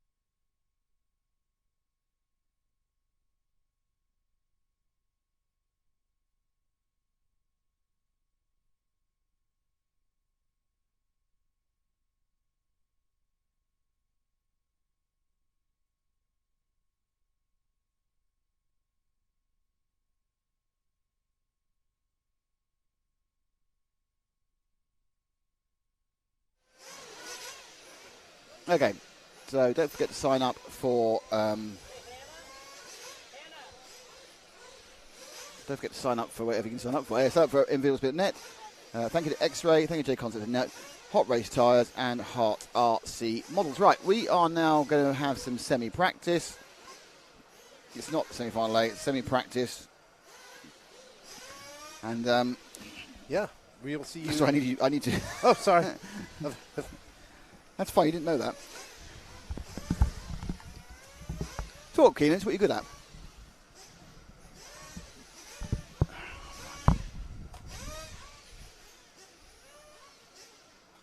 Keenan, say something. Keenan had already knocked off for the afternoon. No, I was just trying to get out of your way. Oh, what time is the semi? You can go to the NNRC podcast and check it out. Let me see. The semi is up after lunch. So the first semi will go down at 1 o'clock this Eastern, 1 o'clock Spain time, and approximately No. 1 hour and 20 minutes from now.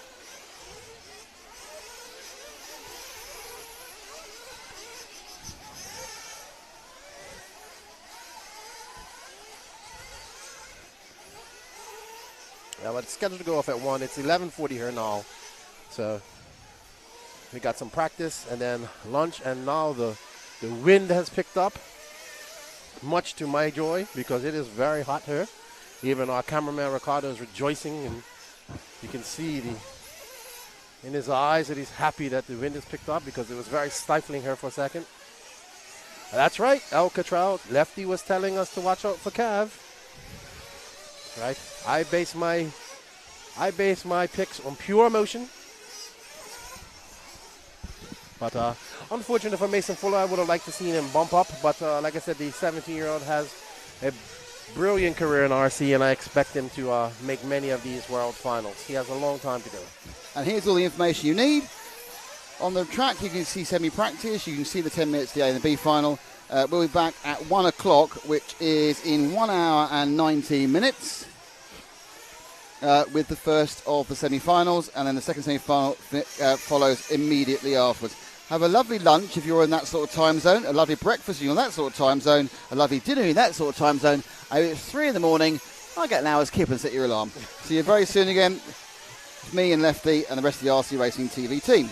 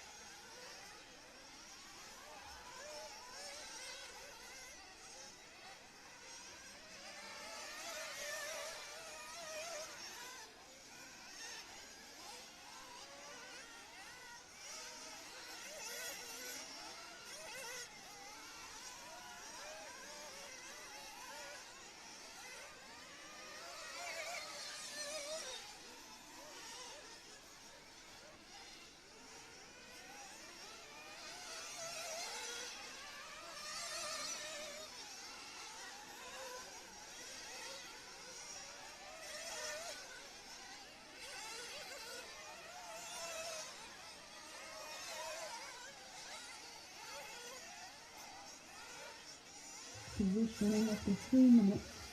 5, 8, 2, 3, 4, 9, 7, 1, 10, 6, 11, 12.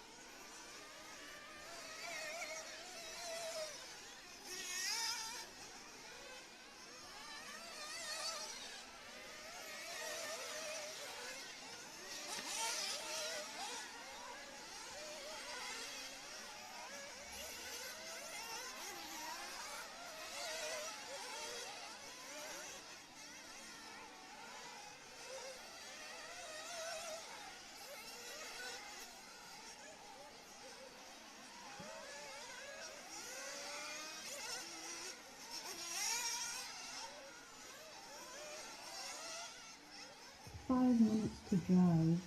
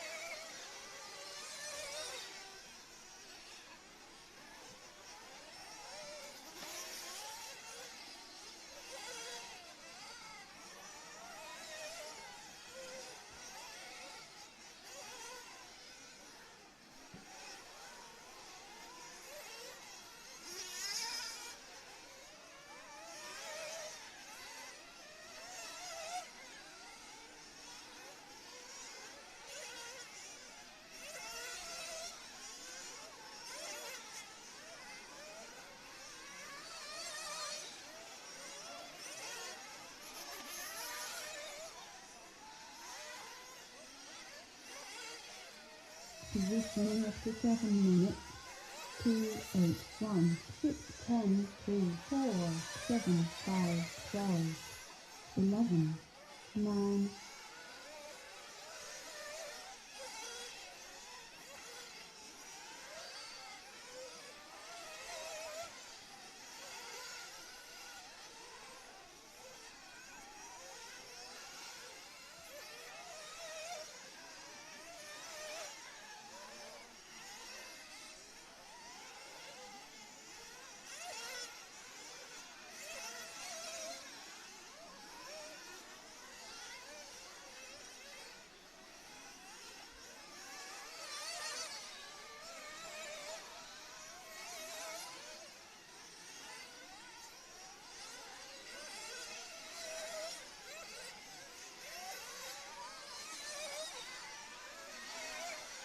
2 minutes to drive.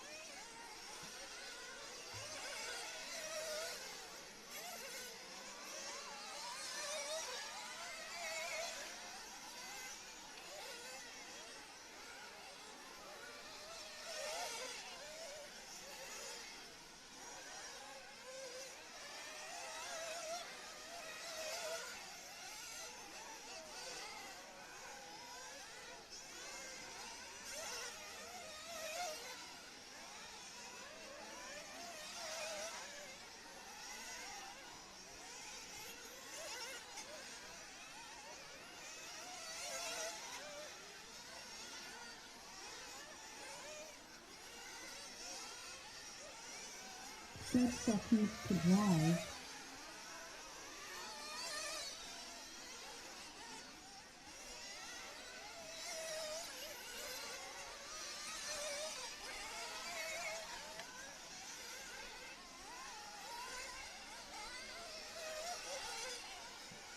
10, 9, 8, 7, 6, 5, 4, 3, 2, 1.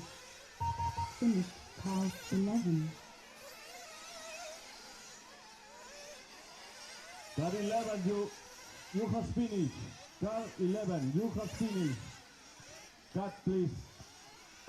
Finished 3. Finished 5. Finished 9. Thank you very much. Finished 4. Finished 2. Finished.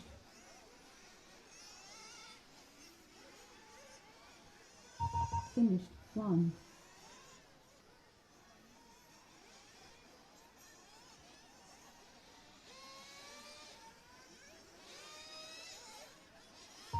Finished 7.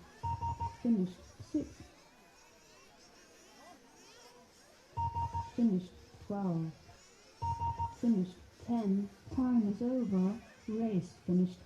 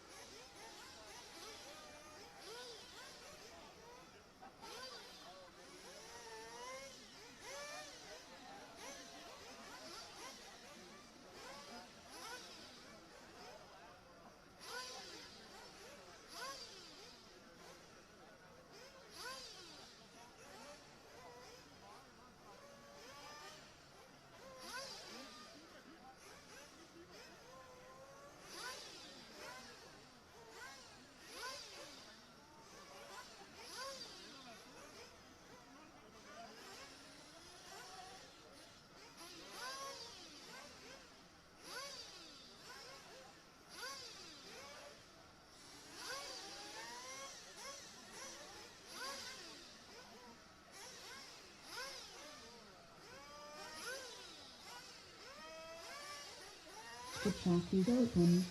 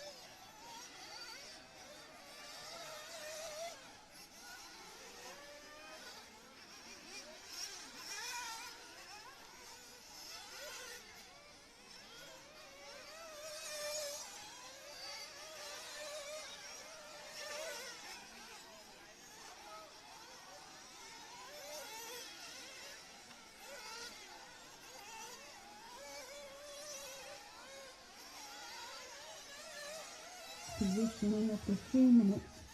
2, 11. 6, 1, 2, 10, 7, 13, 12, 8, 5, 4.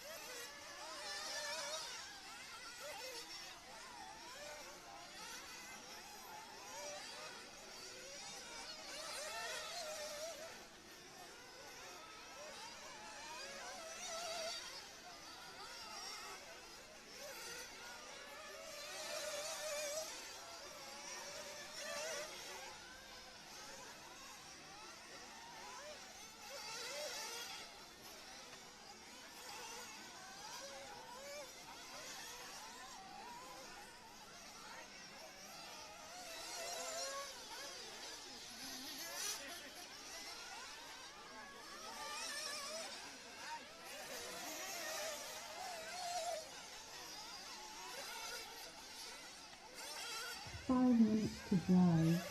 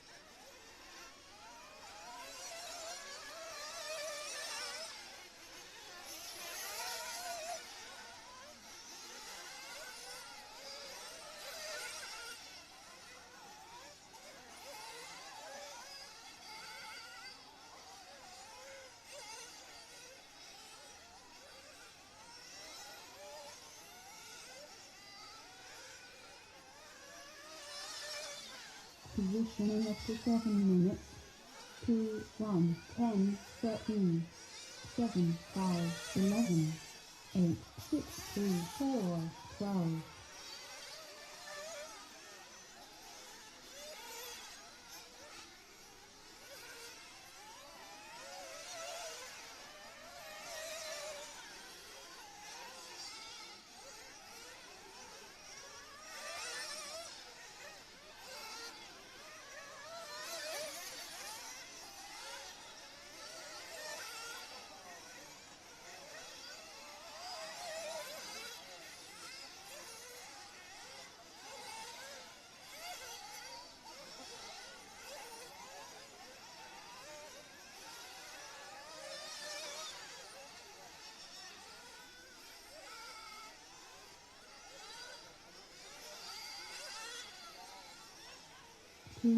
to drive.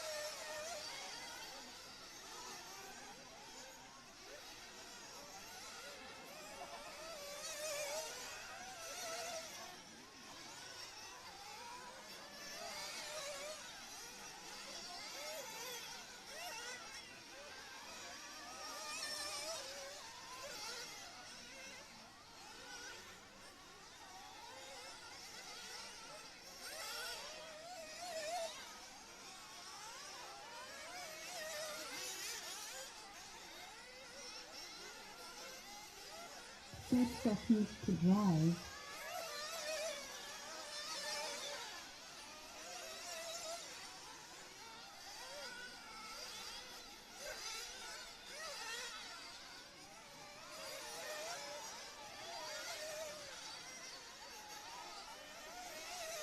Ten, nine, 8, 7, 6, 5, 4, 3, 2, 1.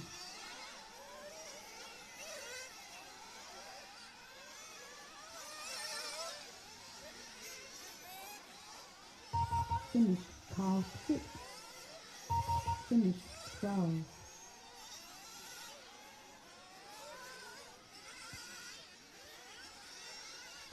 Finish 3. Finish 11. Finish 5. Finish 13. Finish 1. Finish 2.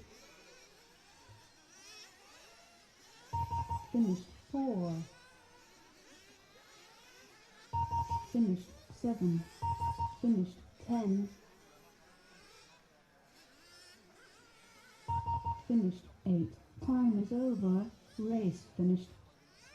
Track is closed until 1 o'clock for semi-final A. Remember the drivers to will be marshals for semi-finals are the 1-8 drivers. Thank you.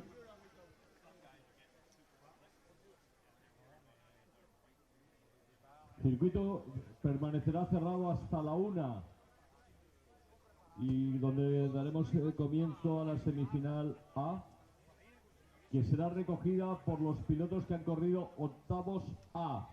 Lo mismo, la semifinal B será recogida por los pilotos que han corrido octavos B. Gracias.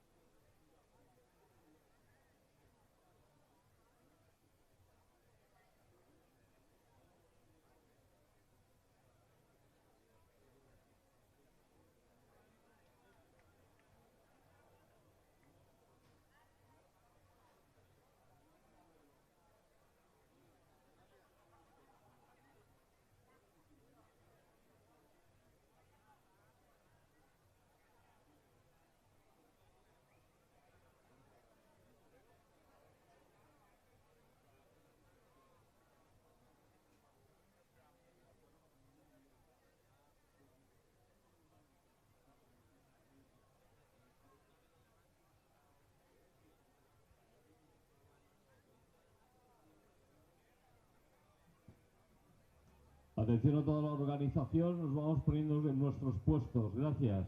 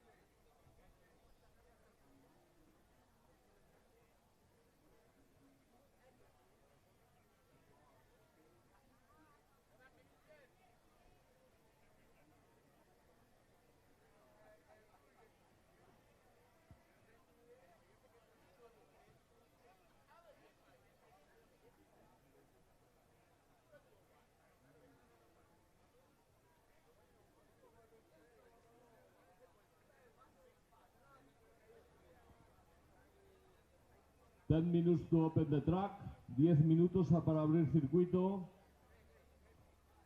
Marshals, please, ready?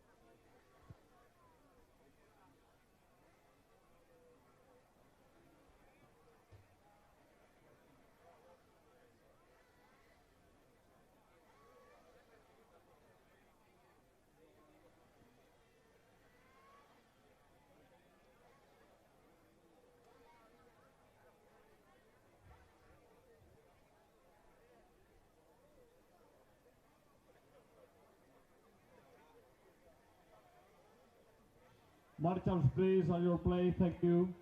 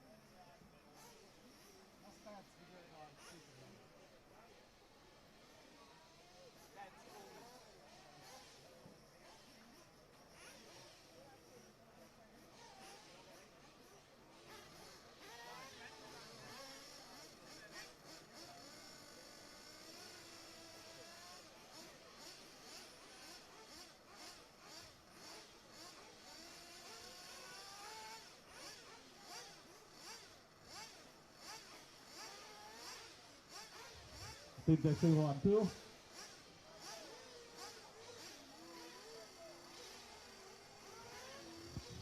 Jonas Matanen, please, at your place. Brian.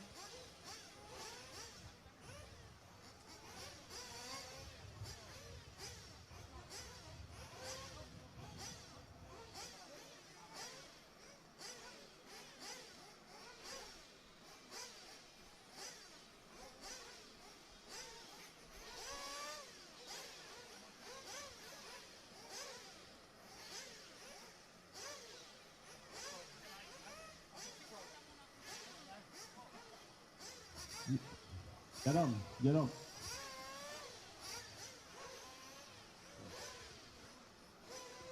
Thank you. Tarek Williams.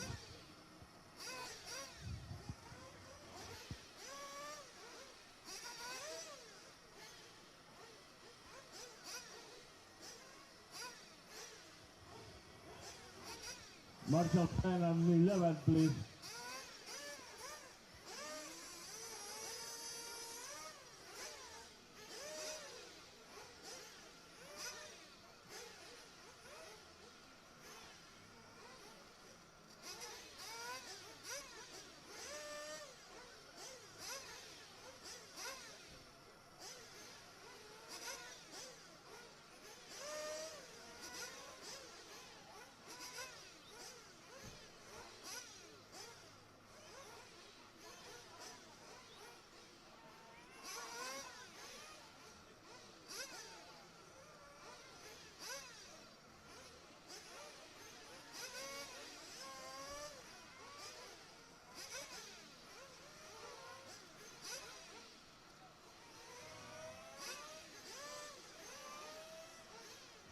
Alejandro, tú llevas el... No, sorry.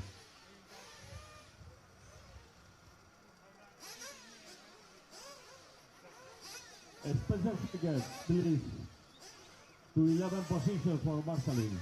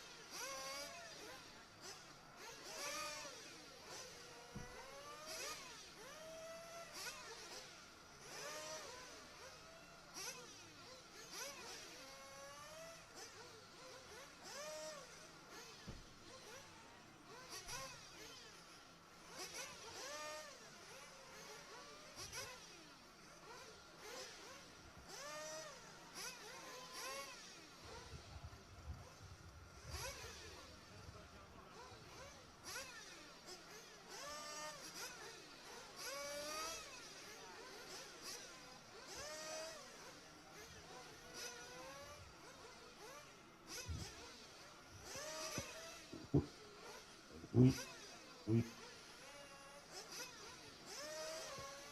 ¿Qué pasa aquí? Ok. No. Sí.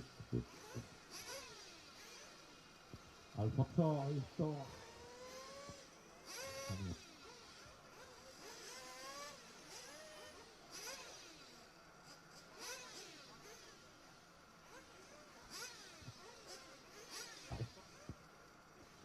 Spencer, please, at your position for Marceline. You say, team manager, please. You say, Kevin.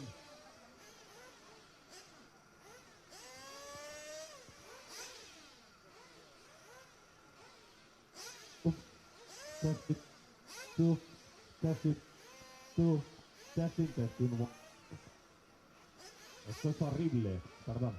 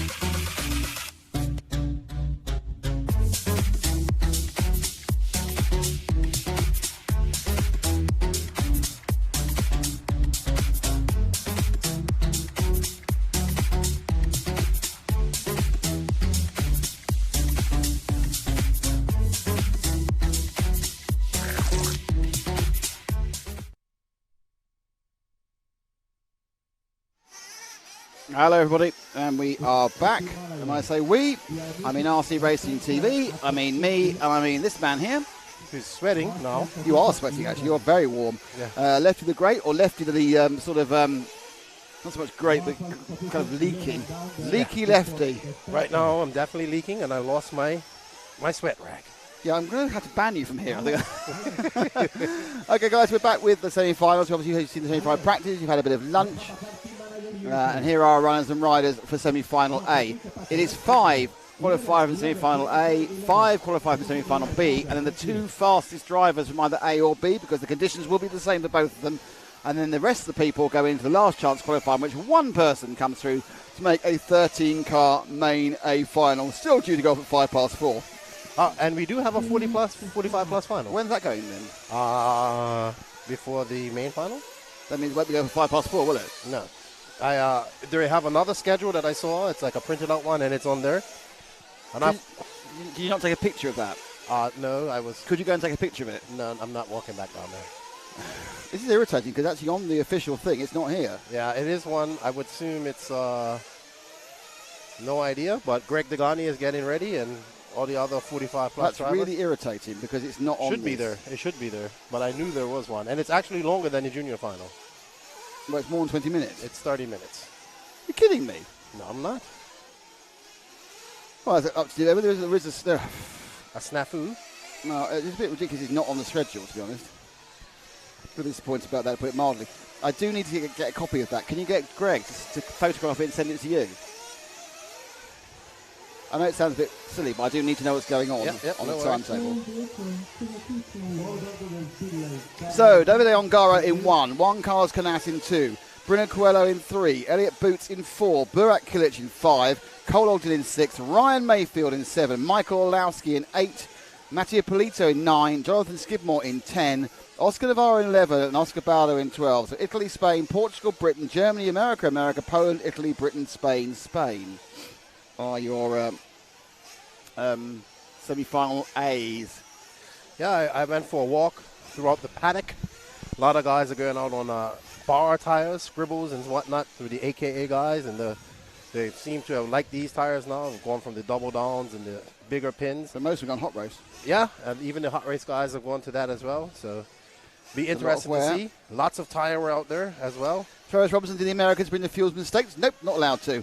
Or they had to settle for Euro. If it's not Euro fuels, then the fuels had to be exported or imported. The fuels were available in this country, but you had to get the special 25%. And a little bump finish, he finished yesterday.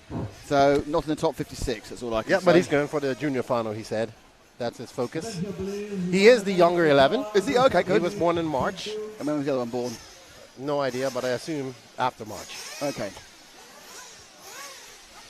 Let me get out of the producer's way. Cars are coming out. Half-hour final. It's not because of the last chance qualifier, some of the element of total jeopardy has gone. But obviously you need a good result.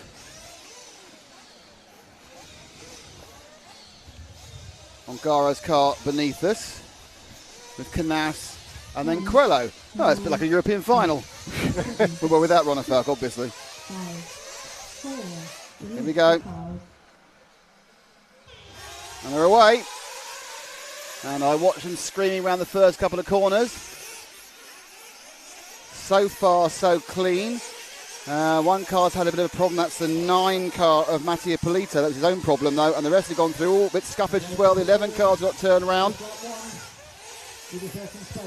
And are coming together between to the back of the field's had a right muck up, but unsurprisingly, out in the front goes Ongaro from Canas, from Coelho, from Boots, and then I think 5 is 5. I think it is Burak Kilic in 5th. They've gone away in what's the word for it?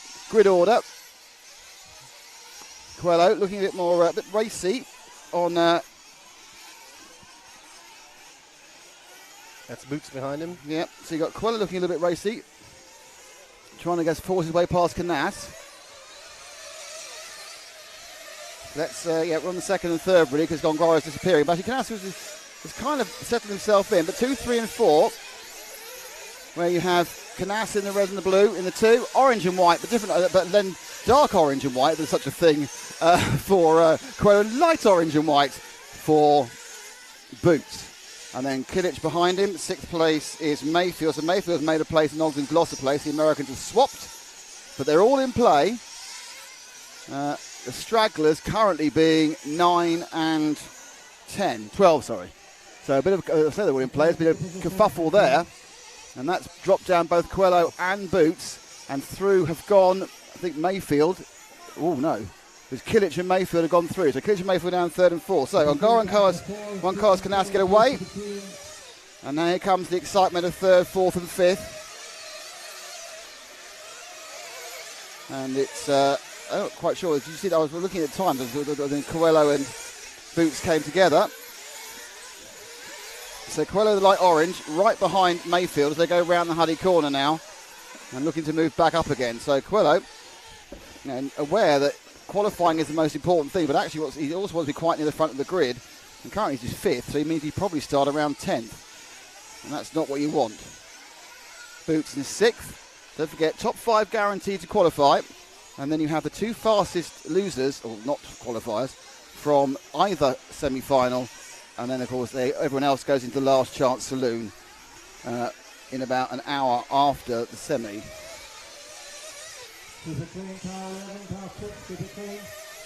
Okay, here we go. Ooh, we have an accident there. Who's that? Oh, there's 2 cars upside down. That's See that one Boots again? They come out over the J Concepts jump, and it's Boots has clipped Coelho there. So that's 2 of the favourites playing catch up now. Actually, already catching up is Boots. So no, it's not Boots. It's the 3rd orange car, because of course there always is. Skidmore. And that's the 0 of Johnny Skidmore, and he's coming through. And Johnny Skidmore's going to be in the top 5, but this is all working well. Now at the front, unsurprisingly, Ongaro and Canas are matching each other for pace. We're with 3rd and 4th, aren't we? Yes. Let's move forward. Where are we at the moment? So let's pick up the orange car that's about to go over the J Concepts jump. Coming underneath us now, that should be Coelho. That's Skidmore in the 0. So Skidmore on the bump up on the 0. He's now sitting in the, sort of bubble position. There's no actual bubble, in 5th. Ogden trying to have a battle with Michael Orlowski. And obviously there's some massive comeback drives now being trying to be orchestrated by Coelho and Boots. But as it stands, Skidmore in the 5th place. Let's drop back 1 to the start of the several cars, and that's Ogden is leading that battle. Just so you know, Ongaro and Canas absolutely matching each other lap for lap. Probably not even trying very hard, to be honest. And then it's Kilic, Mayfield, Skidmore, and then the guy on camera now, Ogden, who leads round the 12 and the 8. So the 12 being Oscar Baldo and the 8 being Michael Orlowski. So people you expect and people you don't expect. I think it was a mistake there from Baldo's. He's dropped back a bit. And it is actually now looking like it's Orlowski who's moved into 6th place. In all the confusion, Boots now has got past Coelho again. So Boots on the absolute move. Let's just hold the camera there, wait for a second, and you've got a couple of cars coming down. There's a blue car, and then you've got the 2 orange machines, orange and white cars. They're on the way back. The blue car is the 11, which I think Spencer Rifkin, isn't it? Who is it? It's Oscar Baldo. Sorry, it's Oscar Baldo. So I think Baldo confused everyone else. I can't remember. Navarro. So round comes it's the 11 car, and you're absolutely right. It's Navarro, who must have moved up several positions in that particular lap. Right, okay. Oscar Baldo has dropped out. So Oscar Baldo has gone from the event, and we're now with Navarro, with Boots, who just almost flew over, and now he's kind of rolled over and flew over and jumped over. I'm sure Boots is going to get a warning for that. Well, I don't know. I think Boots. That wasn't Boots. That was it was Boots, because Boots and Coelho both trying to move forward. They're both way down at the moment in 9th and 10th. Ogden ahead of them, Orlowski ahead of them. Just a bit of news from the front of the grid. Ongaro and Canas are still going the same speed at the front. Yes, but Burak and Mayfield, the 2 Mugans, are chasing them down. Well, they're not chasing them down, to be honest. They're slowly drifting back, to be honest. But let's try and build the tension. Well, actually, Mayfield's just on his fastest lap with a 50.8.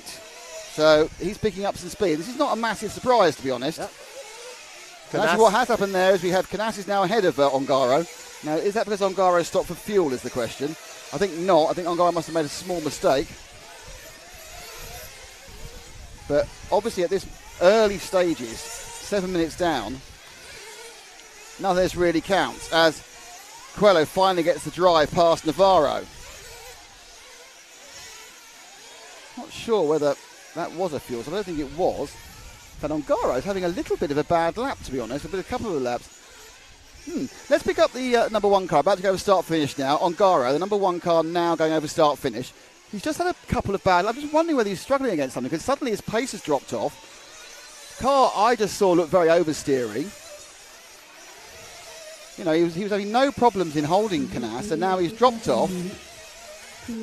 Little bit of a rear end instability. It may just be, you know, Skidmore. he's got to think about it. Skidmore's off track and back on again.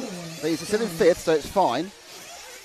Sixth is the 5 car of Burak. Kilic must have stopped for fuel to drop back down again. This is where he gets to get a little bit more confusing as everyone changes their different fuel strategies. And you kind of think that Mayfield is actually, you know, coming for the other two. And this is, you know, this is going to surprise no one that Mayfield completely out of form really on the second day of qualifying. So they've been able to sit down, a couple of beers, a chat with Adam Drake, and suddenly it's all come back to him. Yeah, you can never count the Mayfield out.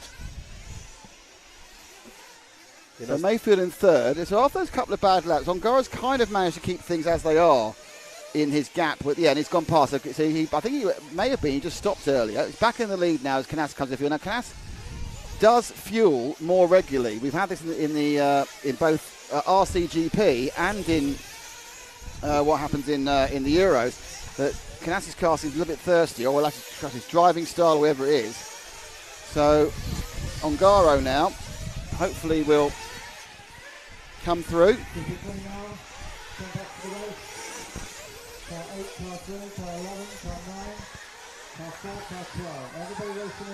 As the wind picks up it early today. The wind picks up at 4 o'clock. Ongaro, Ongaro another lap completed.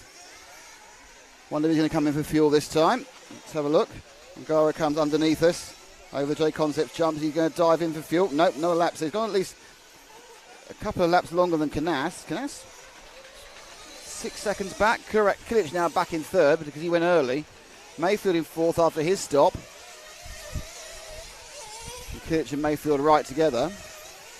Kilic, I think, is going to have to do one more stop. Kilic's car was very thirsty in Portugal. He had to do 2 stops in the last chance qualifier, which is why he didn't get through. Not a mistake for Skidmore, but for some reason it's not really costing him that much time. Ogden running particularly well now in 5th, but I think he also is running a bit longer on mileage.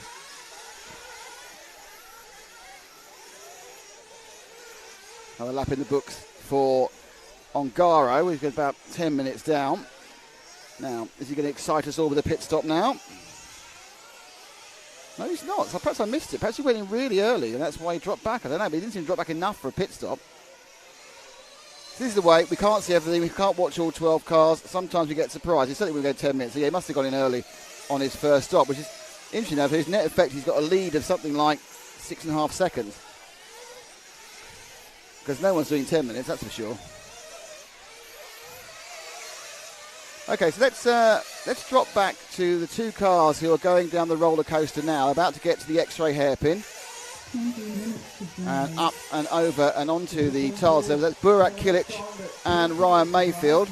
Kilic, the 18-year-old, the older of the Kilic brothers. There's 2 Mugen Secchi chassis, and Ryan Mayfield, obviously one of the most successful and well-known racers in the world. Arizona in the USA. Coming round, another lap done. Right in the middle of the meat of the race now. People just trying to turn some laps, going up the hill. This lower camera we have gives you a massive idea of the elevation of this circuit. It really is. You're always climbing and you're always falling, apart from when you're going over the ripples. That's the only time you're actually running flat, really. But Mayfield now. Ogden still in 5th, which is an automatic bump-up place. Still not back in position is Coelho or Boots. There's a very good chance at least one of those is going to be the last chance qualifier, which will make it interesting at least. Not really got any surprises at the front. But Ongaro, Canas, Kilic in 3rd, Mayfield in 4th, which is the closest battle which we're watching at the moment.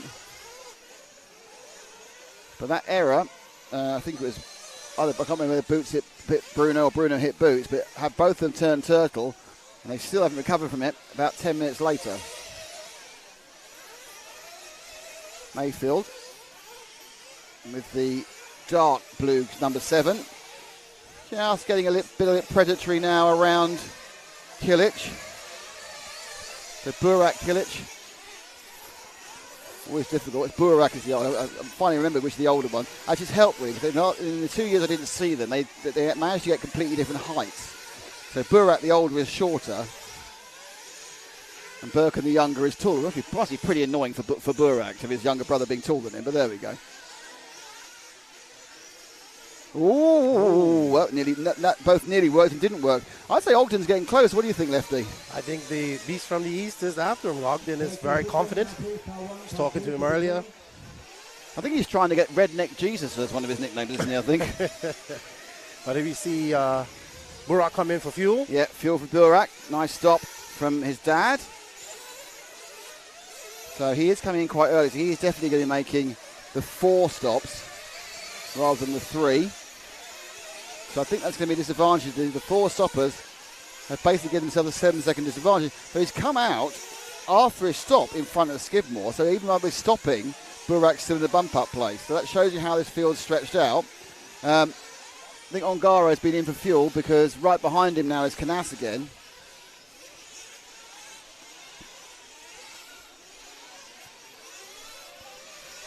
And we're with the 7 of Mayfield, who going over start finish now.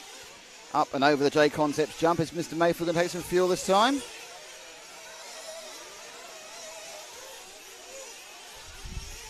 Coming through the hot race hairpin, the blue car, the 7.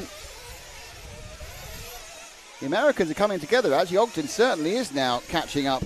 So the HB of Ogden is catching up to Mayfield, and it's quite slow. It's a couple of tenths a lap. They've all run some good clean laps. And running some good clean laps, 5 or 6 good clean laps, really does stretch you out from the scrappers behind, because there's a lot of battling going on, all left and right.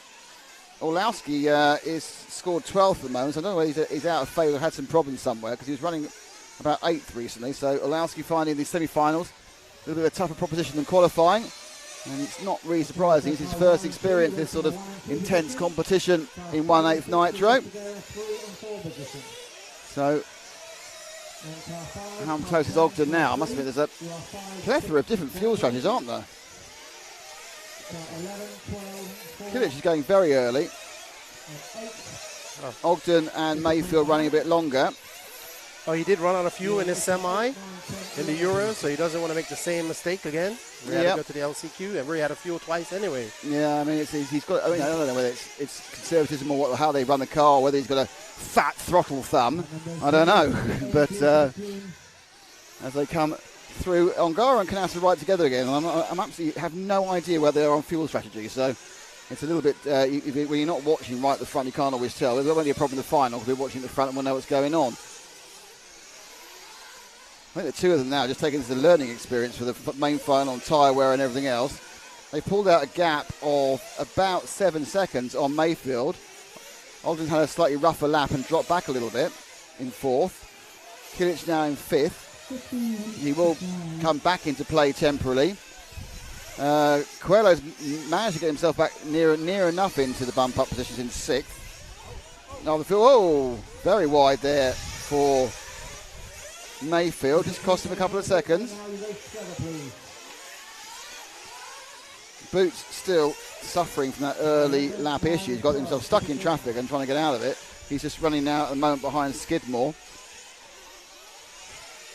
So we're now into the position where you can come in for fuel and only have to stop one more time. So I wouldn't be surprised to see the American peel off to the right and take a pit stop, and there he does. So it was like I'm psychic, isn't it? Up in Adam Drake fueling it. It's in quite a long fill, that actually. So their fuel gun obviously not as highly pressured. He comes out behind Burak Kilic. Now, interestingly, in that entire period, the distance between the 2 of them has perhaps benefited Kilic by about a second, but we know that Kilic has an extra stop to make. Okay, let's drop back about 3 cars to the orange cars now going through the hay bales corner and up towards the Huddy corner. because that is the 0 of Skidmore and the 3 of Quello. Both currently, well, Skidmore's bumping in 5th. Quello is not bumping definitely in 6th. But it's a comeback to it's X-ray v X-ray. So Johnny's already bumped up from the quarters semi. Bruno looking for an inside line that doesn't exist there. And Bruno, I think, wouldn't have thought he'd be in this position, but a bad couple of opening laps, I'd say that's where you are. In this level of competition, you can't make it back that easily.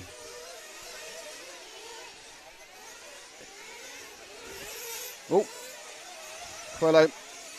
Kind of a bit of a, no, he didn't go to the pitch, he just went wide. He spooked Matt there with his oversteer moment, made it look like he was pitting, but nope, he just made a mistake. So Quello probably needs to have a little bit of word with himself. Boots is coming through slowly. He's just got past Oscar Baldo and up into about 9th, perhaps 8th actually. But, you know, it's amazing how those problems right at the beginning are still playing in 18 minutes later, or 18 minutes into the race. Just so you know, at the front, the gap is 4 seconds, sorry, 7 seconds, because Canas is taking a fuel stop. So Canas quite a way behind now on Garo. Not sure how it works out overall with fuel strategy. 3rd and 4th are quite close together again. There's Kilic and Mayfield, but Mayfield's team should basically be telling him, don't bother overtaking Kilic, you've got to make one more stop than you. All in sprint isolation is Cole Ogden, and now this is what we have. We have Johnny Skidmore, yellow into blue, and then the yellow and white, the brightly coloured yellow. We'll have some yellow, orange into blue for Skidmore, and the brightly coloured orange into white for Quello. It's always a surprise. His car always seems shinier than anyone else. It's not he's polished it especially. Dust comes up, the wind comes up, blowing dust up the main straight. So they've got a tailwind at the moment as they accelerate out of the last corner. But the rest of the time, they are sitting with a very neutral wind. Oh, there we go. Look at that. Quello just got round the outside of Skidmore, pick up a position. I think he's going for fuel though. He didn't go for fuel. It's hard, isn't it? From that camera, they move out wide, sometimes they move out super wide, and of course it goes into shadow as well as made. So that's the plunge downhill to the hay bale corner. Quello on his way now into 6th. So again, not actually into a guaranteed bump up. So he's got to carry on pushing forward. Error there for Cole. No, that was an error for somebody else. Cole has made an error, but it's a different error. No, you're right. No, sorry, it was Cole who made it. Sorry. So Cole's made an error. Kilic has made a fuel stop. So Ogden has dropped back. Bad lap for Ogden. He was turned turtle on the rumble strip. 54 for Ogden. 3-second error.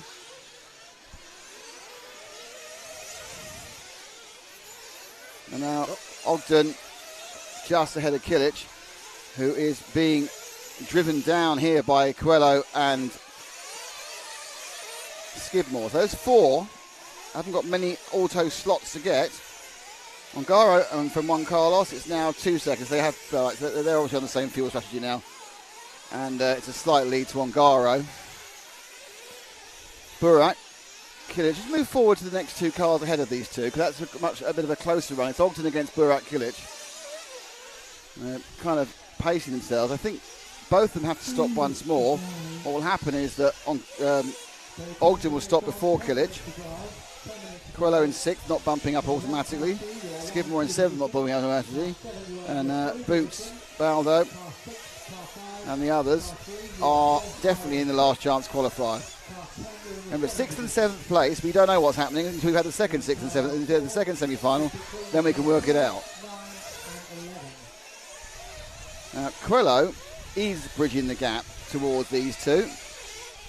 He's dropped Skidmore dramatically over the last couple of laps, just to not because Skidmore made the pace, and then you can see now that Burak's starting to have a look left and a look right at the car of Ogden as they go around the Conchmar corner again into the Hearts hairpin now. And up and over. Out front, Ongaro, 2 seconds. Positioning up to 21 minutes. 1, 2, 7, 6, 5, 3, 10, 4, 12, 9, 11. Hot race hairpin. And thanks to our sponsors why we can be here this weekend. Thanks to your X-Ray. Thanks to jconcepts.net. Thank you to Hot Race Tyres. Thank you to Hearts RC Models. Thank you to invisiblespeed.net. And thank you to Clinic RC. Because genuinely, without them, we wouldn't be here showing you this stuff over the rumble strips. Quello, to me, is gaining, and the clock is gaining about half a second a lap. It's got 8 minutes. If you can get past both of these guys, it's going to make it a lot easier for him in the main final. So at the moment, he's not actually guaranteed to be in the main final at all in 6th place. He needs to get past at least one of them. I guess he's going to start seeing fuel stops soon. And we have, and we haven't, no. I got one right earlier, so I can't get more right. Okay, you see now, look, Quello now going right onto the tail of Burak Kilic. Kilic had a little minor error there and has dropped off the back somewhat of Cole Ogden. 7:43 to go. And they've all got one more stop. So let's be on the middle of those 3 cars, which is the white machine of Burak. He comes down the steps, up and over the concrete hairpin, and starts another lap before he turns sharp left, up and over the J. Collins drum. This difficult dump that has done for Quello earlier, out of the sun. And into fuel went Cole Ogden that time, and Cole's out of fuel again. Not out of fuel, he's out of the fuel stop. So he's made the first person to make his stop. Boots has got past Skidmore, which would be quite key really, because if he's in car 7, he may have a chance to bump straight into the A file and not have to go through last chance.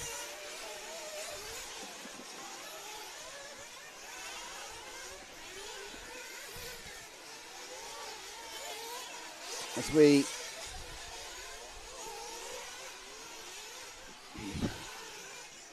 continue on.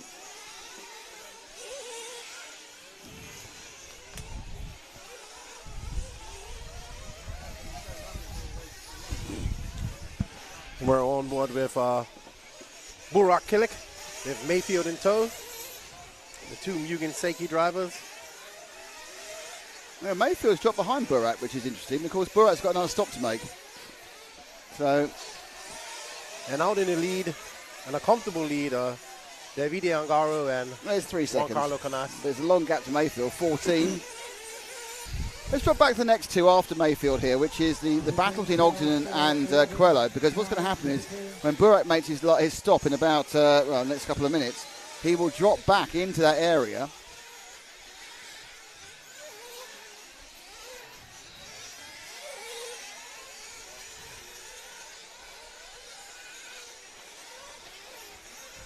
So, Cole Ogden now under heavy pressure from Quello, and this is the sort of the either-or of bumping up.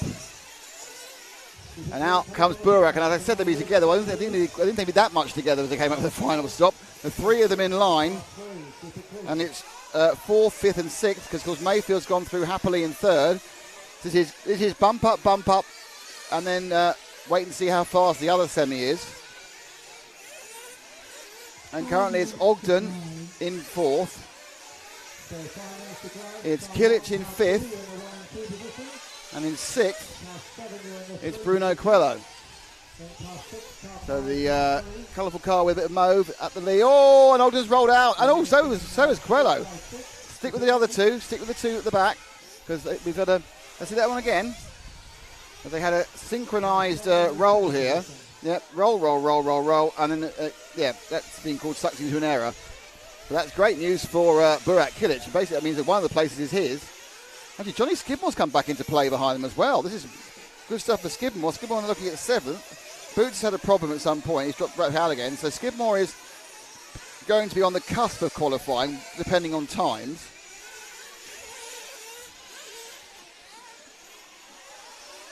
And he's looking quite strong at the end of the race, Skidmore. He's got his car coming in at the moment.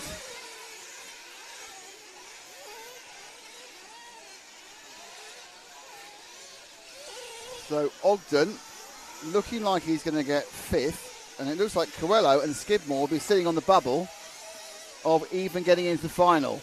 Not on the bubble are Ongaro and Canas. So Ongaro towards the back end, so he's pulling out on Canas. I don't know whether that's just because Ongaro is super fast or because Canas is, that's it for me now. I'll have a bit of a relax. Mayfield in third. Sorry? He said he does not have to win it. He just has to be... No. I mean, he wants to be as close as possible because all the grid positions are decided on time. You don't get pole because you win one of the semis. It's down to the time of the race for everybody. So, Skidmore now getting very close. Skidmore getting closer to Coelho than Coelho is getting closer to Ogden. So this could be a surprise with 3 minutes to go. Ongaro leading, 5 seconds back to Carlos Canas. Mayfield in third, 15 back, and then it's Burak 7 back. Then just a second now between Burak and Cole Ogden. And then you go and run up the hill now with these two. And look at this, Skidmore's now got Bruno. Oh, wow. So Skidmore's got Bruno.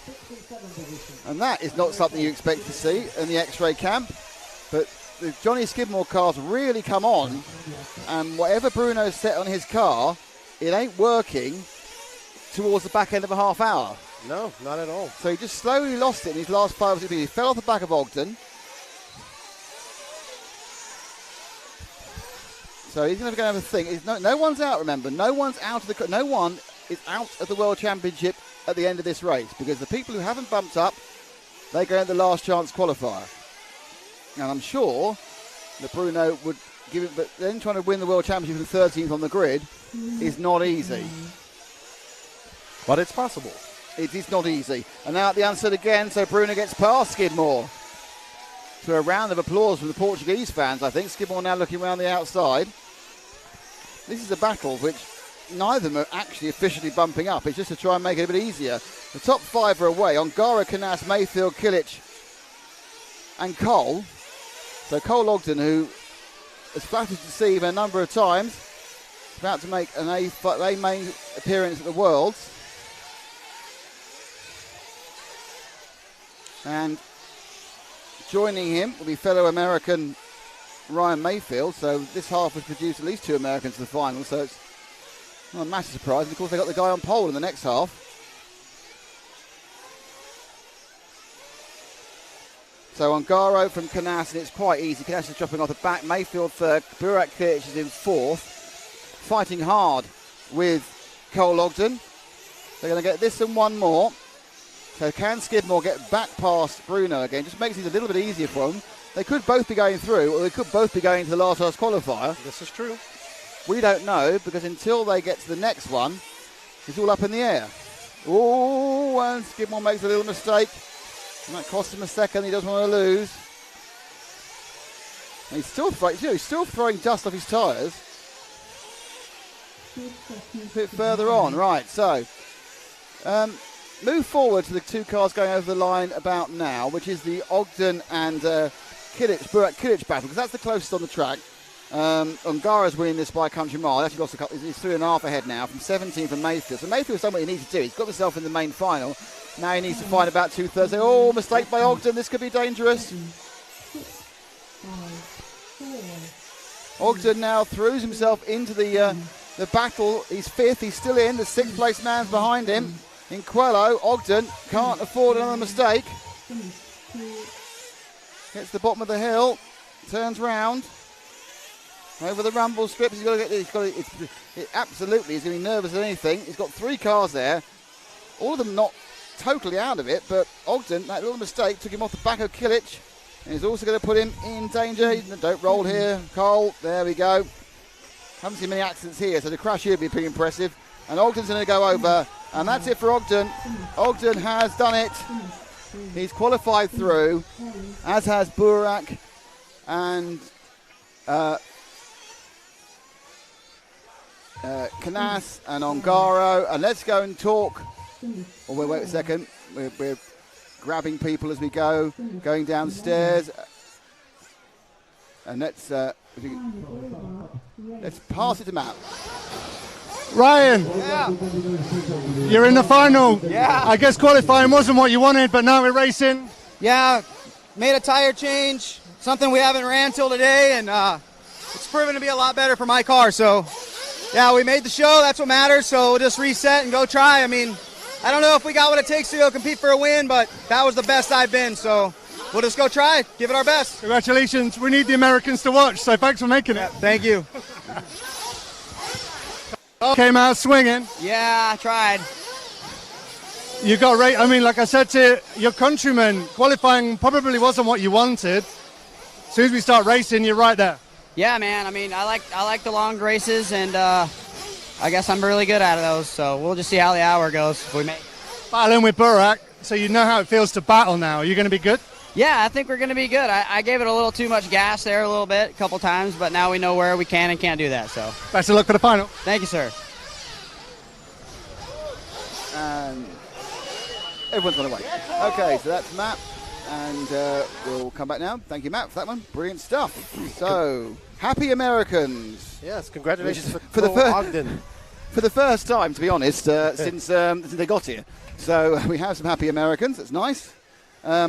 And we're going to have a bit of a cool down after that first semi-final. And I will, to do that, the only way you can properly cool down is by having a word from our sponsors.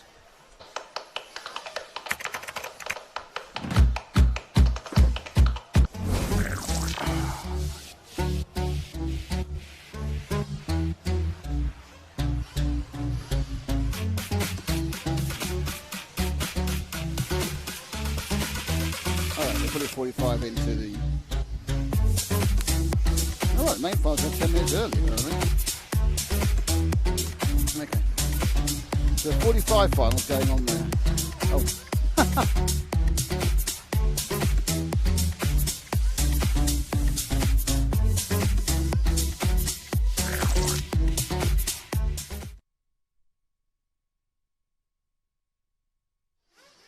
Honestly, Matt had to go and do those interviews. You shouldn't leave me in control of the soundboard. Let's hear from J Concepts.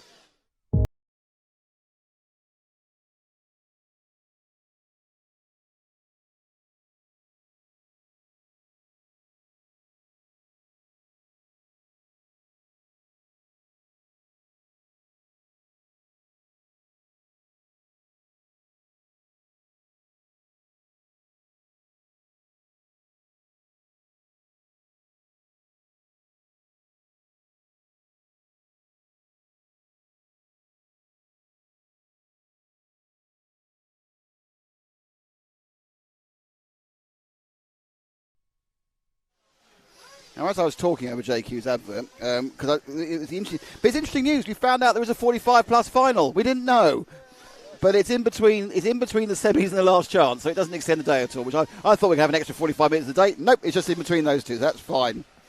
And just wanted to say congratulations to Cole making his first A-main final here at the Worlds. Also to Burak. Hopefully his brother can join him.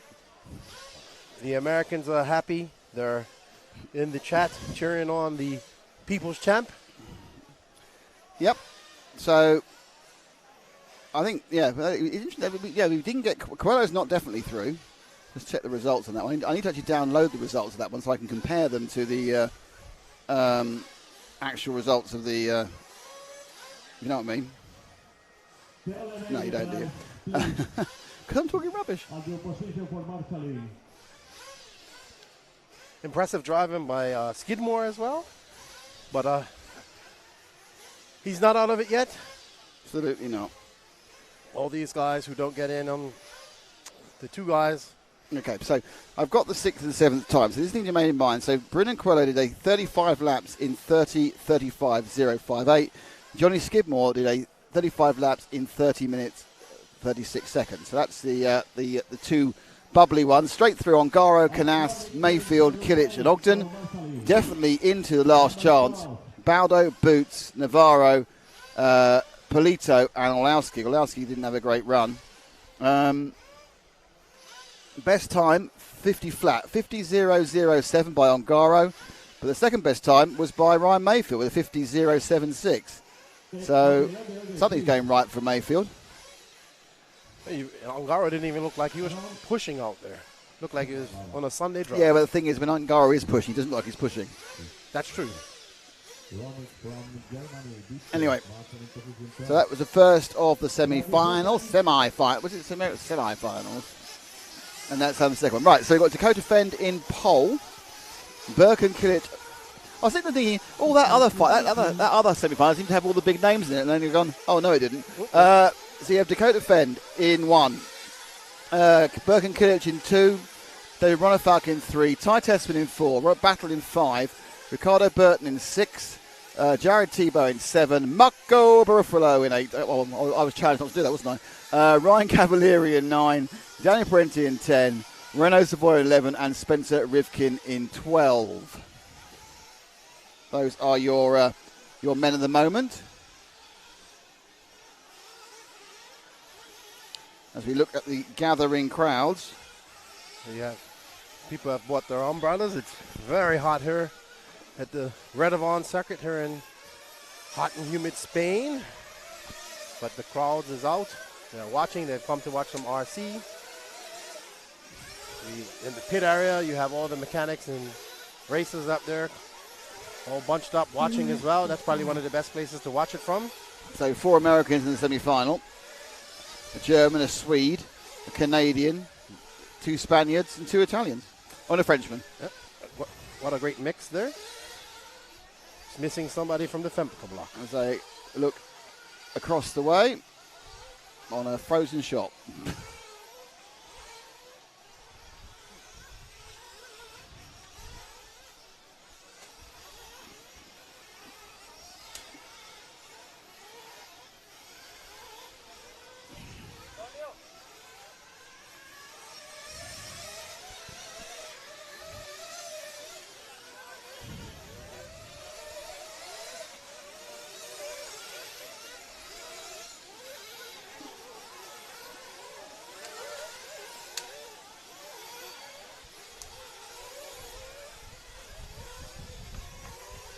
All vehicles. All cars in the pit lane, please. No. So the big news from the last 10 minutes, we just found out there is a 45 plus final, which we didn't know about, in between this semi-final and the last chance qualifier. So the next race after this one is the 45 plus final. Then we have the last chance, then we have the junior, then we have the main final, which they're now saying it's going from 5 to 4, which is not going to happen either. It's not going to go from 5 to 4 or 5 past 4. Whatever happens.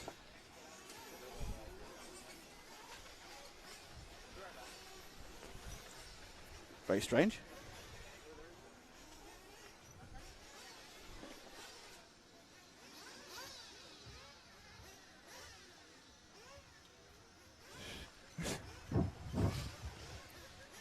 Okay, so just as the warm-up begins to end. Remember, when the countdown arrives, stop the car. Thank you. There is the car of Renault Savoy. Kyosho coming out there. There's the cars, all war pies, there's 4, that's Tessman. Oh, that's the other way. We've got, oh, no, that's going to get Fend, are we? There we go. There's the 2 car of Kilic, his dad. Ronafalk went the other way, obviously. Okay, so top 5 definitely. Next 2, who knows? And then it's the rest of the last chance. Yeah, we might see faster times here. In this We might not. We don't know. That's the point. Cars down. And they're away. And it's a relatively clean start. So far, no one's hit anybody, which is pretty impressive. The problems tend to come at the first hairpin. They got around the first hairpin pretty cleanly. And they got past the second hairpin pretty cleanly with the major move there. Tessman getting up the inside of a Ronafalk to pick up 3rd. So it's Fend from Kilic. And then you've got the Tessman, Ronafalk, and Robert Battle. And then you have the 6 cars got bunted out, so not so good for Ricardo Burton there, Ricky B, with the Infinity. Bit unlucky. It wasn't his fault, he got hit. So, already a little break for Fend as Burke and Kilic is slightly, not holding up, he's not quite had that forward drive. And Tessman, Ronafalk, Battle all behind him. And it's a 7 car off that, so Jared Tebow moving up as well. Underneath they go. Fenn leading. Down the hill. Braking hard, and again it's kind of a dead stop. And for the second lap in a row, Ronefalk's lost a place at the hay bale hairpin. This time he's lost 4th place to Battle. Not really due to any sort of error, just because he kind of concertina up. And he's been the loser out of it both times. Tebow getting a bit close. Now Tebow was almost as depressed as Ryan Mayfield was on Thursday evening. So if he has the same comeback, hopefully we see a happy Tebow. The Americans not enjoying qualifying outside of Fenn, but certainly enjoying the racing. So top 2 racing together.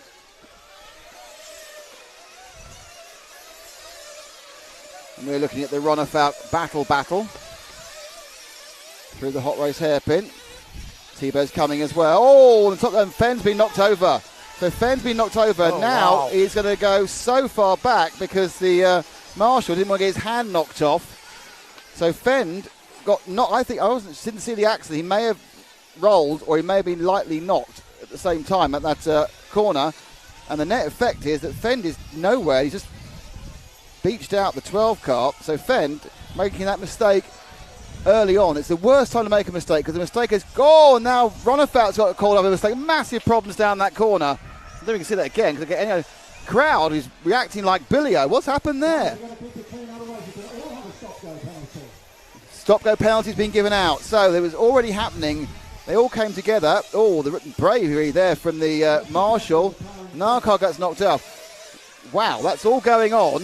Again. And then the net effect is that Ricardo Burton now is following Cavalieri in, I think, 4th and 5th. But he has a stop-and-go penalty. I believe. So let's pick up Cavalieri. He's coming down to the bottom of the roller coaster, about to turn the hairpin. Oh, and more accidents. Ronefalk has another accident behind. Over the bumps they go, dropping down the hill. Cavalieri going around the Contramark corner. Red with Ricky Burton behind him. Ricardo Burton. Burton goes past. The 2019 European champion making some real progress. Let's stick with Ricky in the yellow and blue and then work out what the net effect of that massive chaos was on lap number 3. And I need to get them all to go across the timing zone because even I can work out how. So Birkin Kilic leads. Ty Tessman is 2nd. Rob Battle is 3rd. Ricardo Burton is 4th. Ryan Cavalieri is 5th. Bruffletti and Fenn all the way down to 7. Tebow, Ronefalk 10th. But he's had all sorts of problems, Ronefalk. But he has got 26 minutes to come back. But this is major incident in these opening laps of semi-final B of the 2022 World Championship. Too many cars that are equally fast. We need more slow cars, Keenan. Yeah, somebody got a stop-and-go penalty, though. I believe it was Barton. I did her car number 6. So let's see if he'll come in and do that next lap. I don't know why it would have been him, but if you heard 6, you heard 6. So let's get ourselves... Where are we going to be? Right. Let's see if we can pick up Cavalieri again. So it's the coming over the J Concepts jump now. Red body shell. Down the main straight. There we are, the 9 of Cavalieri. Cavalieri suddenly finds himself in another bump up and a chance of another main final. But on his tail, he has Marco Barufalo, which is a worrying statement for anybody. As the Techno driver looks to also make the main final. Marco, probably over 1 lap, the fastest driver in the world. Problem is when he has to do more than 1 lap, really.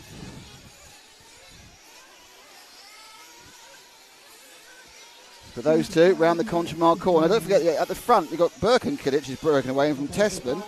He's got quite a bit of a lead over Tessman as well. Tessman's had a... No, they're just telling where they are. So wait, see numbers. Ricardo Burton doesn't seem to have dropped at all. I don't think he's done a drive-through. So I think it was somebody else who got the drive-through. I don't know who it might have been. It may have been Wayward. Fenn now is running in just about last. So Fenn's got problems. I think he may have taken an early fuel stop. And so through has gone the 6 car, so the 8 car, sorry, of Marco Barufalo.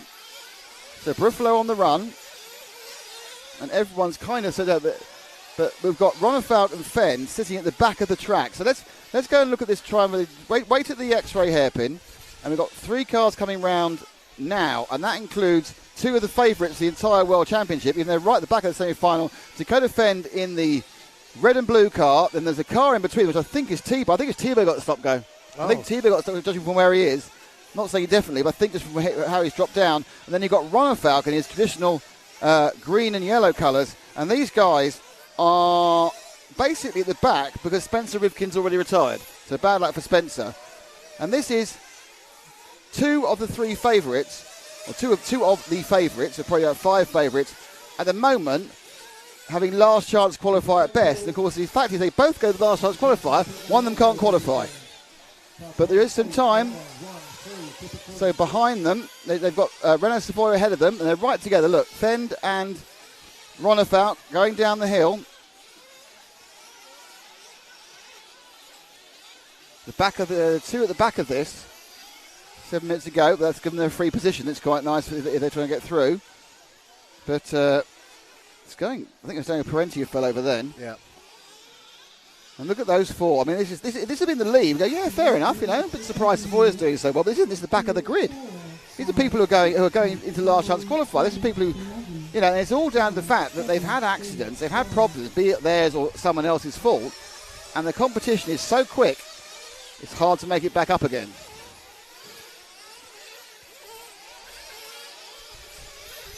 So they're dragging themselves forward. They've got to, the next target is the 8 car of Peripheral. So they're now in 7th, 8th and 9th, so it's not the end of the world, or 8th and 9th for Fend and Ronnefout.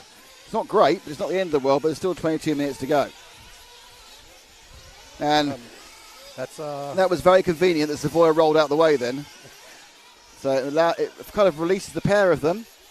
Now you should both be on Fend at the moment, the red and blue car.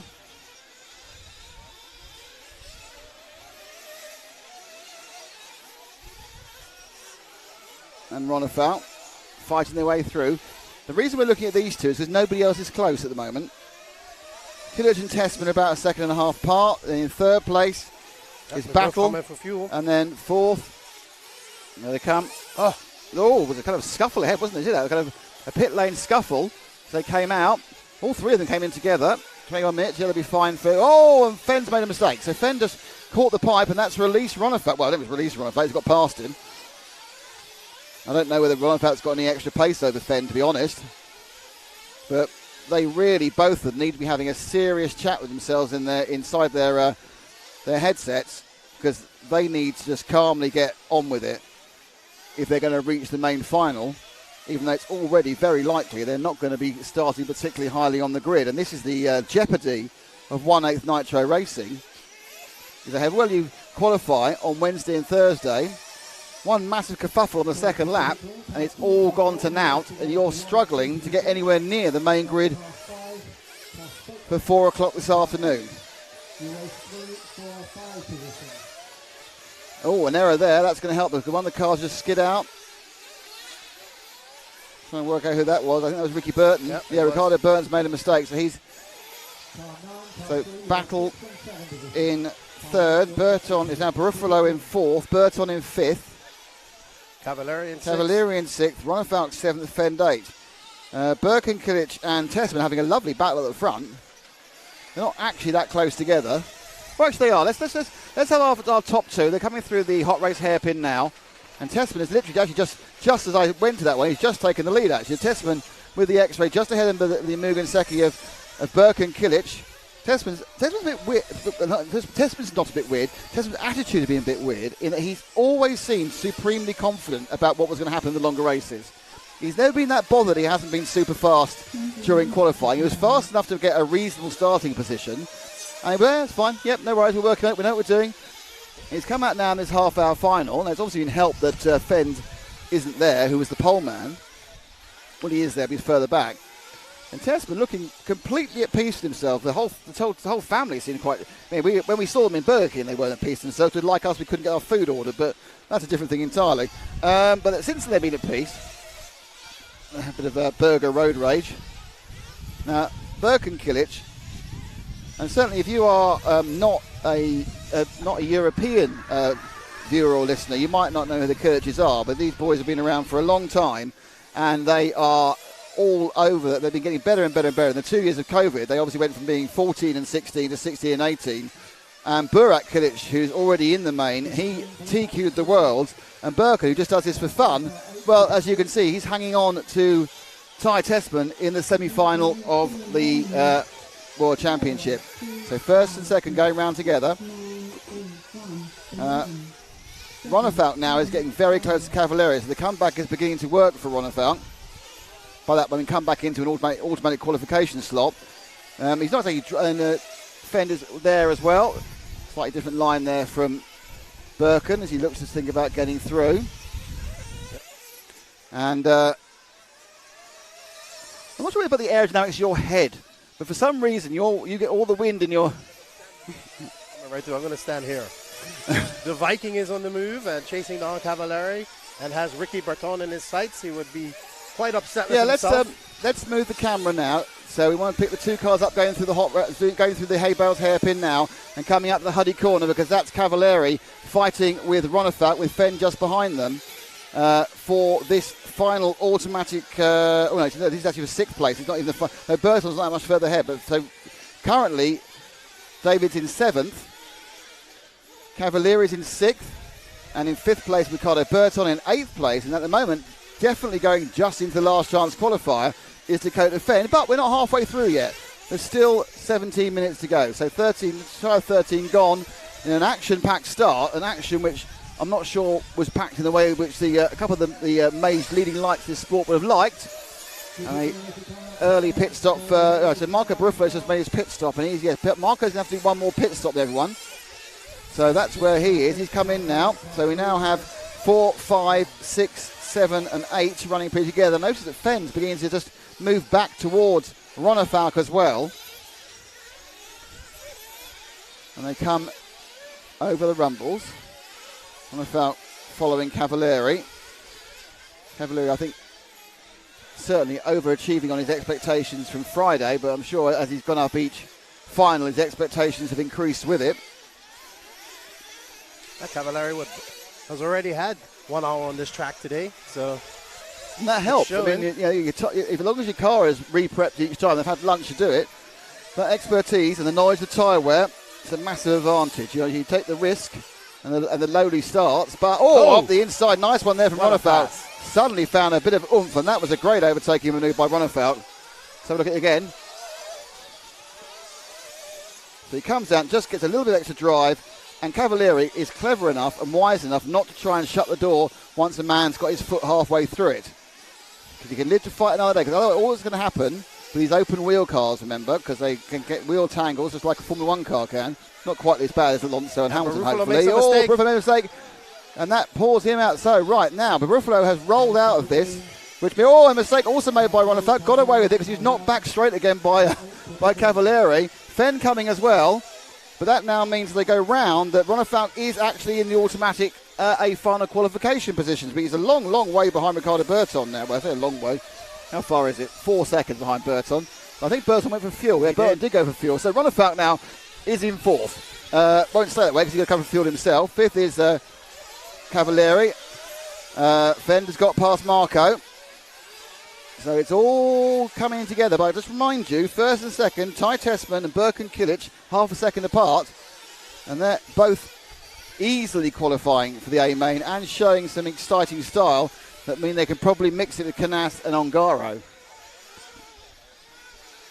So we've got a recovery drive, and that's always fun. But we've got 2 recovery drives. Recovery drive A and recovery drive B. Recovery drive A is Ronefalk. And let's drop back from Ronefalk to the cars immediately behind him. Just back one, basically, to the cars of Cavalieri, Fend, and Barufalo.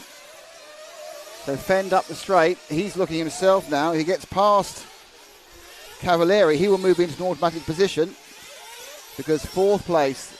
And actually now, after that fuel stop, Battle and Ronefalk are together, but that's a fuel-adjusted coming together because Battle, I haven't mentioned Robert, have I? But he's been sitting in third for virtually the entire race. It's not quite, he's just coming for fuel before Ronefalk, so he's looking a little bit further back. Now, Barufalo's going to come back into play in a minute because the other's going to come into fuel before he does. He's got the fuel offset, but overall, I think Barufalo has to make one more stop.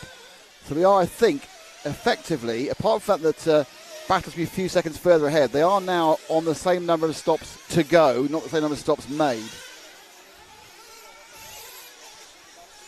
Up and round the J Concepts jump for another lap.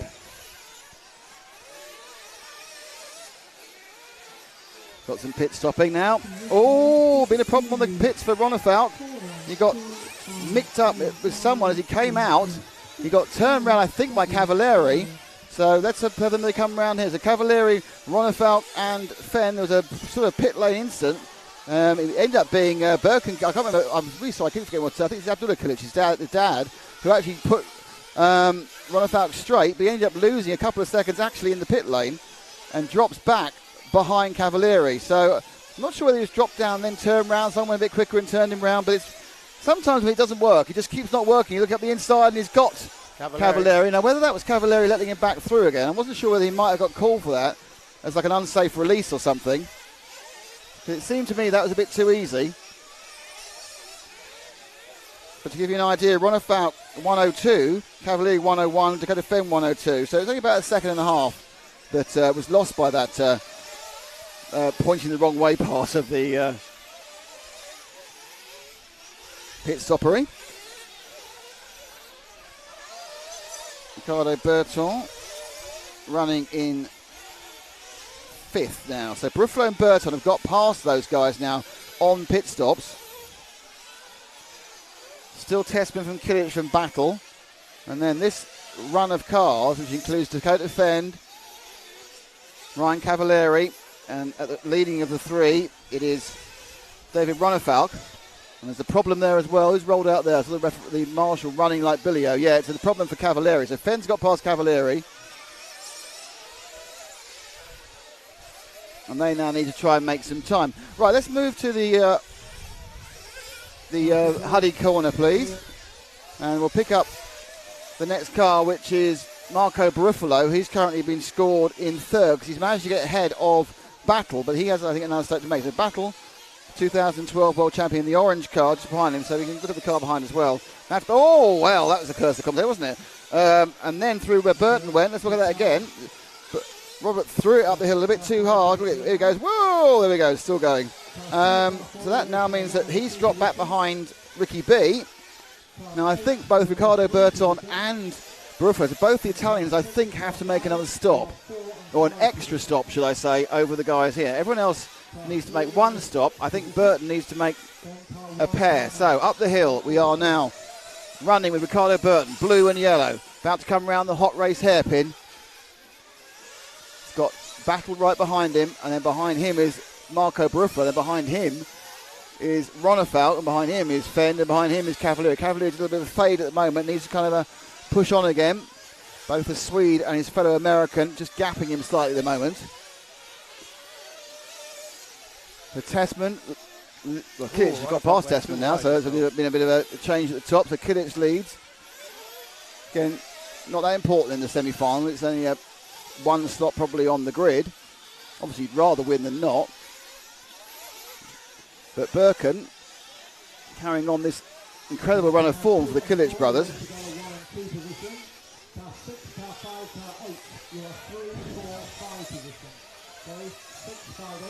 So Battle in the orange car going around the hot race hairpin now. Got Barufalo coming behind him. And down to the hay bales.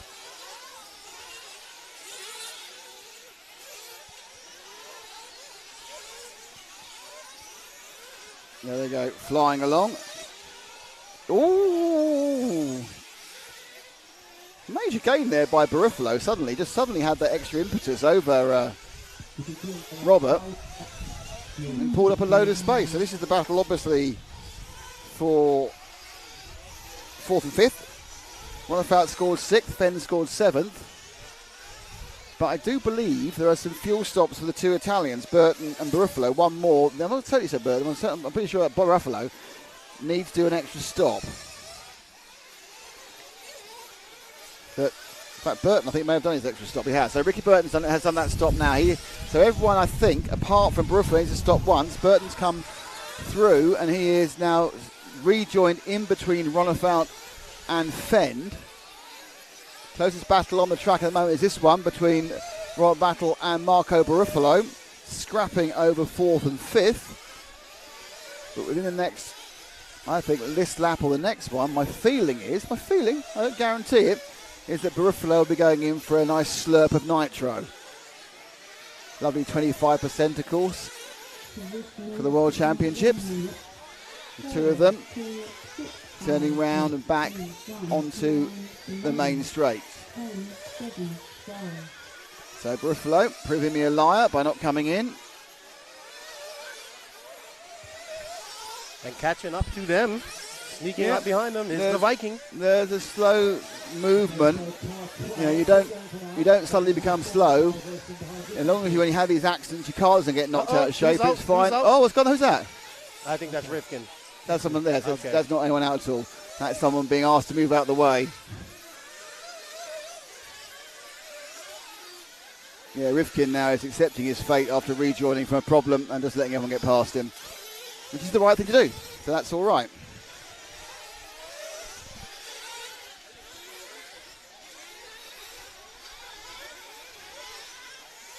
Down to the last 8 minutes. And I think my fuel whispering might be wrong, because I think it is wrong, because Barufalo's gone by without taking fuel. So I got it. I was right with Burton needing an extra stop. I am wrong with Barufalo. So Barufalo is in an actual 3rd place. Battle's in an actual 4th. Ronnefelt's in an actual 5th. Burton's in an actual 6th. And Fenn's in an actual 7th, because they all need to make one more stop to get to the end.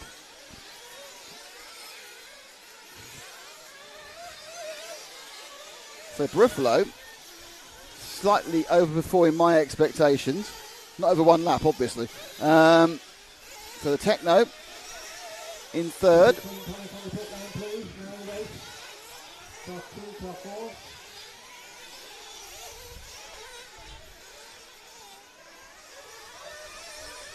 You guys running through position. Responsible. So fuel stop for Robert.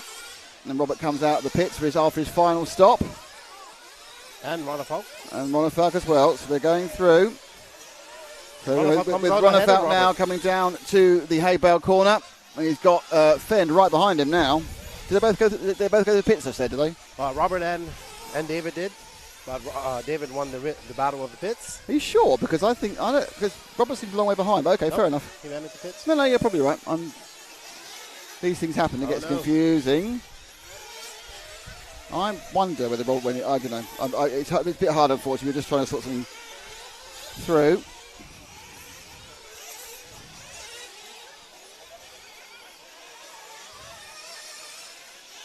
So Ronnefalk leading Fend round. They are currently in 5th and 6th. Burton's got back past them because that fuel. I think Ricky needs to stop again though. Cavalieri in 7th. Battle's dropped to 8th. So I'm not quite sure about some of this. I'm just wondering whether Ronnefalk did come in, because he seems to be the exact number of seconds he would be ahead if he hadn't stopped. So obviously a problem for Battle in the pit stop then. Yeah, you're right. Battle had a long stop, 105 rather than 101. So those 4 seconds have cost him hard. And has given Ronnefalk, at least at the moment, a berth straight into the main. It's been a struggle though. Yep. 5.5 minutes to go. The Viking had to put up his shield wall and march forward. Now Fend has dropped right off with it. So Fend's had a problem. And he's dropped right off. He had a problem in that lap, Fend. And Good. it's on a 58. So Dakota now dropped back out of automatic qualification into 8th. Just behind Robert. Yeah, but Barufalo has one more stop to make, and I believe... No, I think does Barufalo, but he's a long way ahead, isn't he? Yeah. Yeah. There are some more stops being made. I'm sure Ricky Burton doesn't. I'm pretty sure Burton does, unless they've got these special engines that run further in the last stop.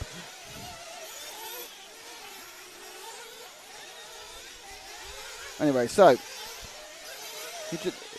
let's drop back one. It's quite a way to the orange car that's coming over the run now. This is the battle between Battle and Fend for the last potential bump-up place. Tessman's back ahead of Kilic by 7 seconds. Obviously, Kilic is a stop ahead of him. And you've got Burton 7 seconds back, and I think Burton's going to stop. And then you've got a little bit of time for the others. But Tessman from Kilic and Burton from Barufalo. Now, looking at it, Burton is only a couple of inches ahead of Ronefalk. So did Burton just take his fuel just then? I think he did. I made a mistake, too. Doesn't help. So as the cars flow round, the 8 car of Barufalo is going to get scored third this time. Ricky Burton, yeah, that was a mistake, not a refuel. Good spot there, lefty. No problem, and Nicholas. They come over the lap. This is the battle and now Burton went Fenn. out for fuel. And now Burton's got fuel. So where's he going to come out? He's going to come out in no man's land. He's a long way ahead of battle, but he's dropped down effectively. Burton has dropped down to 5th, which means that Ronefalk now is in 4th and is qualifying, as is Barufalo, as is Birkin Kilic, as is Ty Tessman. So we've got an interesting and a really, really interesting mix. It looks like Tessman's actually managed to break Kilic's, unless he's going for a really late pit stop, it looks like he's just managed to get a little bit away towards the end. 3 minutes to go.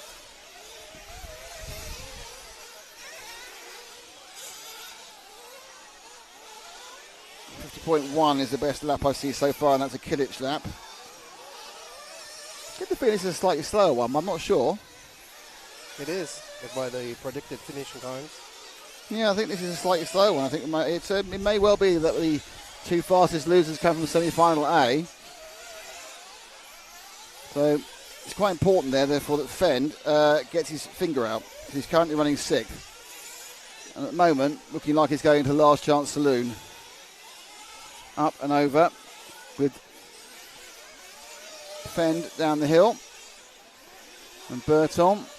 So Fenn running in 6th and relying on being a fastest loser at the moment. Going round the Hearts hairpin with just 2 minutes to drive, so it'll be this one and 2 more. Actually no, they might get 3 more actually. Yep, 3 laps to go. So they're going to do 35. Tessman leading comfortably by 6 seconds. Barufalo a further 10 back. Ronefalk 4 from that. Burton 4 from that. And Fenn 2 from that. So you basically got the situation where they've all spread out now.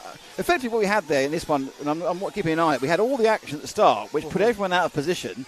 And they've tried, some of them succeeded, some of them failed, to get themselves back where they should be. Yeah. Cavalleri's had a fade to, whoa, Fenn's fallen over. And that, he's done it again. Oh, wow. And the crowd reacts, and Fenn's going to be in the last chance qualifier.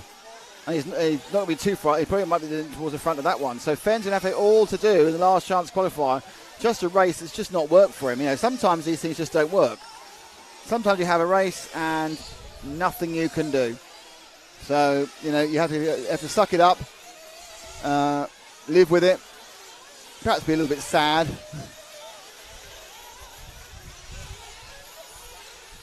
So the lead is 8 seconds. So Tessman's found some real pace at the back end of the race as well. Tessman just goes over the line, his 34th lap. Let's see if we can just grab it. Let's see if we can just pick up Tessman. If you can wait at the hot race hairpin and pick up the second car, the purple number 4. That's your leader. I think the rest of the paces are pretty much decided now, barring explosions we wouldn't see anyway. So let's take Tessman round as he wins his semi-final. Long battle with Birkin Kilic. In the last 5 or 6 minutes, he managed to kind of break the stride of the young man.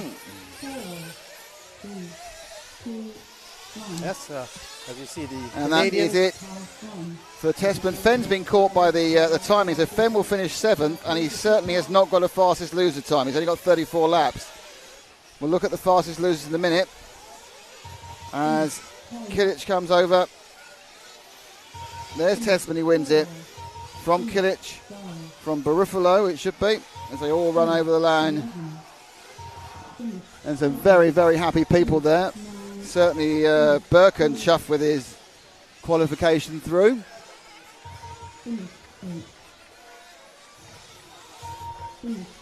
So let's run to Matt. Ty, super chaotic start. What the hell happened? You kept your head though. I don't know. I got my David right away and just kind of focused on the front two guys, and I heard a bunch of cheering, crashing, yelling. It was pretty hard to concentrate at the start, but I got a good start, and I'm really happy how my car worked, and yeah, I just couldn't be happier with how everything went. You've always been confident about the long races. You got faster towards the end of that one. You feeling good? Yeah, I'm feeling good. I think I can make one adjustment to the car to maybe go a little bit faster if we have to, but everything ran flawlessly. Pit stops went awesome. There's absolutely everything went perfect. These tyres on 30 minutes, are they going to be good for an hour? Yeah, I mean, everything's going to be slick, but you need to be a fast slick, and I think this is a fast slick. Nice one. See you in the final. Very happy Ty Dixon. Is it possible for Matt to find their victim? Looks like we're victim free, so we will cut back to me. The excitement of the over 45 final. Okay, so next up will be the over 45 final. Frank, if you can turn everything off on the second camera and come back, please. As the wind picks up again. There's 15 cars in this. We might be a little bit more relaxed on this one. It's not massively important, obviously. Right, so what we need to know is who are the two fastest losers. And that's... it's going to be quite close, actually, I think. I don't think it's quite as open as I thought it was. Let me just... I need to now get another version of this up.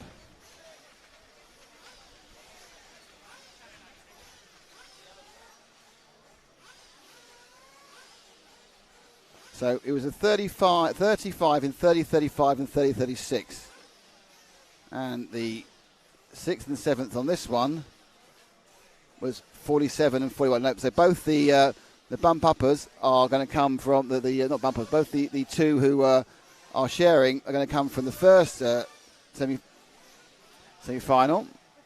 And so you got Tessman, Kilic, Barufalo, Ronafalk, Burton qualified into the main from semi-final B. And you had Battle, Fend, Parente, Savoia, Thibaut, Cavalieri and Rivkin who will go into the last chance qualifier. And just to give you a little bit of a reminder, Ongaro, Canas, Ryan Mayfield, Burak Kilic, Cole Ogden, Bruno Coelho and Johnny Skidmore have qualified into the main from the A side. So Oscar Baldo, Elliot Boots, Oscar Navarro, Mattia Polito and Michael Orlowski will go into the last chance race. Revving like their little Billy-O.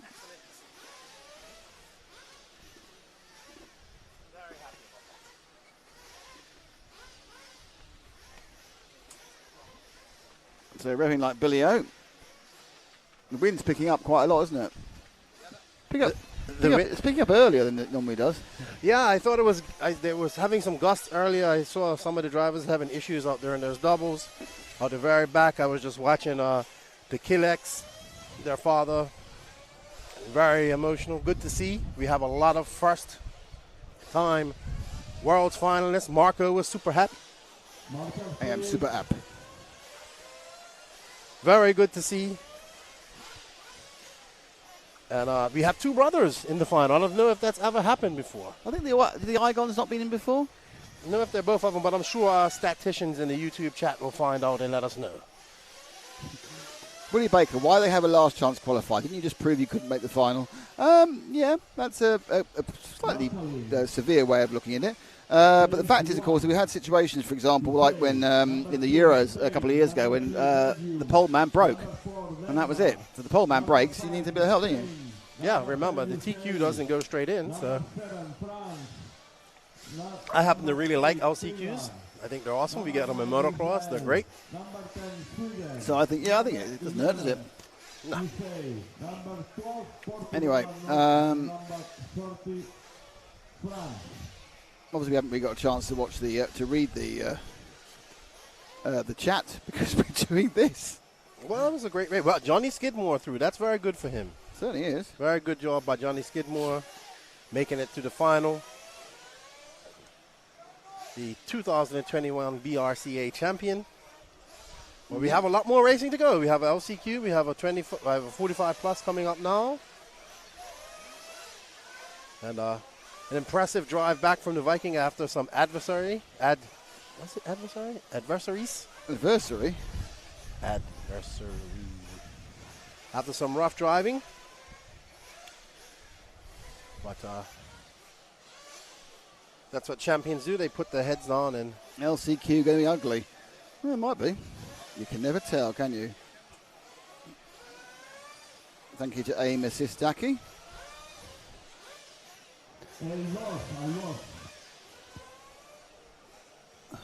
Sorry. All right, let's have a look in our chat here. How'd you guys like that semi-finals? We had a lot of action in that one. As we see the 45 plus drivers warming up their cars. 30-minute final here.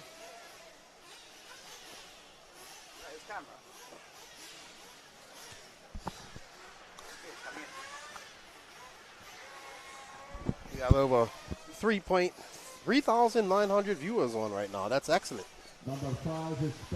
Don't forget to hit that share button. 4.5 minutes ago. Oh, okay. Well, I was watching earlier. Because obviously people are going away to do things while these other finals on before the last chance comes on. Anyway, so what are we doing now? Right, doing this final. Okay, so 45 plus, as you can see, they're all 45 plus. It's Danny Vega in 1, Adrien Berton in 2, Greg Tigani in 3. So you've got 2 world champions in second and third. Not one of them not in this class. Ryan Lee, I keep saying Lee Ryan because he pops thing up. Yunichi Kanai, he's a world champion as well. Costas Agrofotos, he's a journalist, so he's not a world champion. Pierre Fleuret Lecref, David Bueller,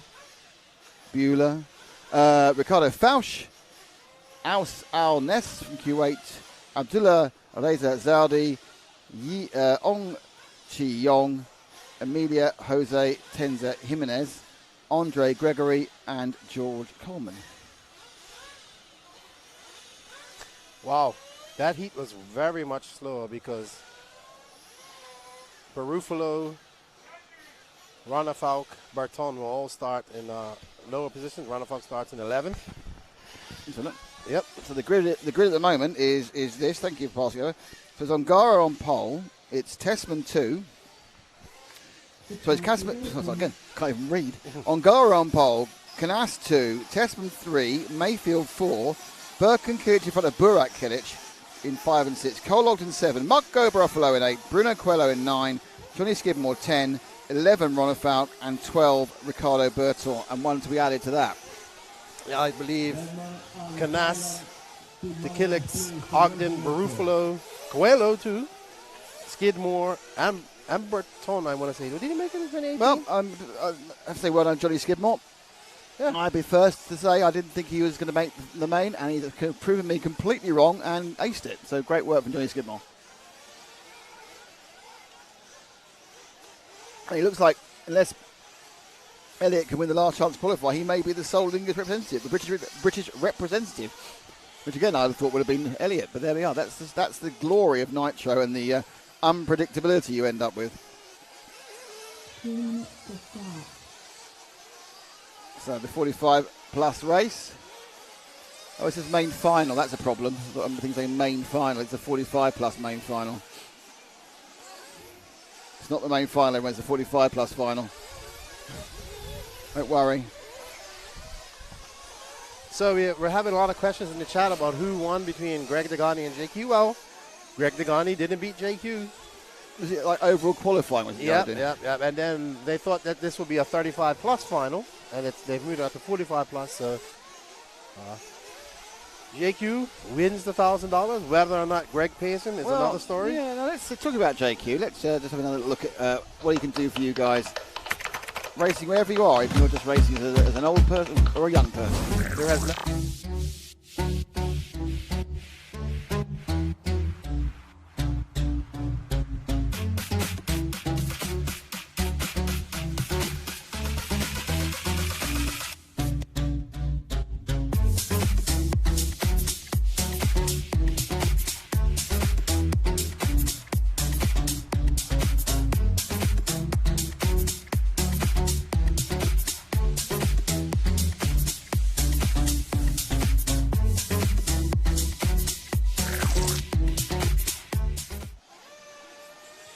I've been watching that all weekend, and I thought they had a made-up name in Fernando Alonso. It's not. It's Fernando Almondo. So we had some people asking in the chat why there's not 15 car mains. Well, because there's rules, and there's 13, and it just went up to 13, I believe. So we can't have the B main in there. No. So as the heat picks up, the winds drop down again, actually. As the heat picks up, I'm not sure where it's officially now. It feels blimmin' sweaty again, if I'm honest with you. Weatherman is 31 apparently. It feels hotter than 31. Possibly because there is an element of showers, humidity in the air. So it says main final, but don't worry, it's not the real main final. It's the plus 45 main final.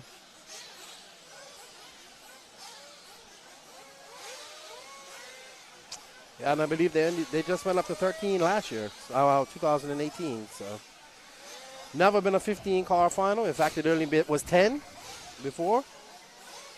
So there was never been a 15 car A final for Worlds.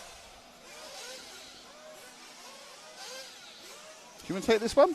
Sure, I can go ahead and entertain the crowd as we watch Greg Degani blow out. We got Adrian Bertine in this with him, so the competition will be on in the Mayako pits.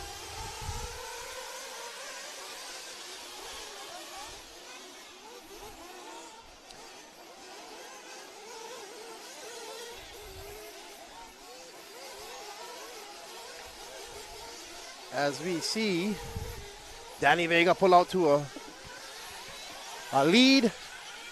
Greg already said that's his biggest competition, and Adrian Bertine in second. And we have Yuchi Kanai, a man who's been to every single world event since 1986, 2000 world champion. I think we'll have a little chat interaction here as well, because I get to play with it all by myself today.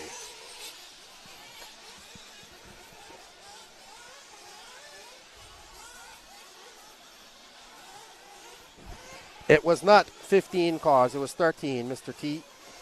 I just looked at it, and your 13th finisher was actually Aaron Stringer. I just checked it to make sure I wasn't making myself looking like an idiot saying that would happen. Your 2018 IFMAR Off-Road Worlds from Perth, Davide Angaro second, Davide Angaro first, Tessman second, Ryan Mayfield third, fourth was Ronafog, Cavalier in fifth, Battier sixth, Ricardo Bertone seventh, Thibault eighth, Kyle McBride ninth, Naato 10th, Renault Savoy 11th, CJ Jelen 12th, and Aaron Stringer 13th. That's the fun thing. That's the great thing about Google. We can debunk stuff like that.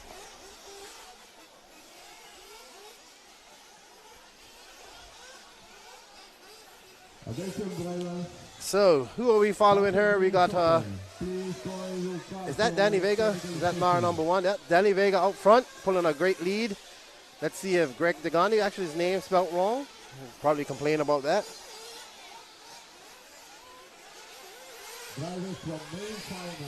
Looks like Greg Degani and Adrian Bertine in a scrappy little fight. Just stay on those guys right there, Ricardo. Let's watch the two white Mayakos as they go down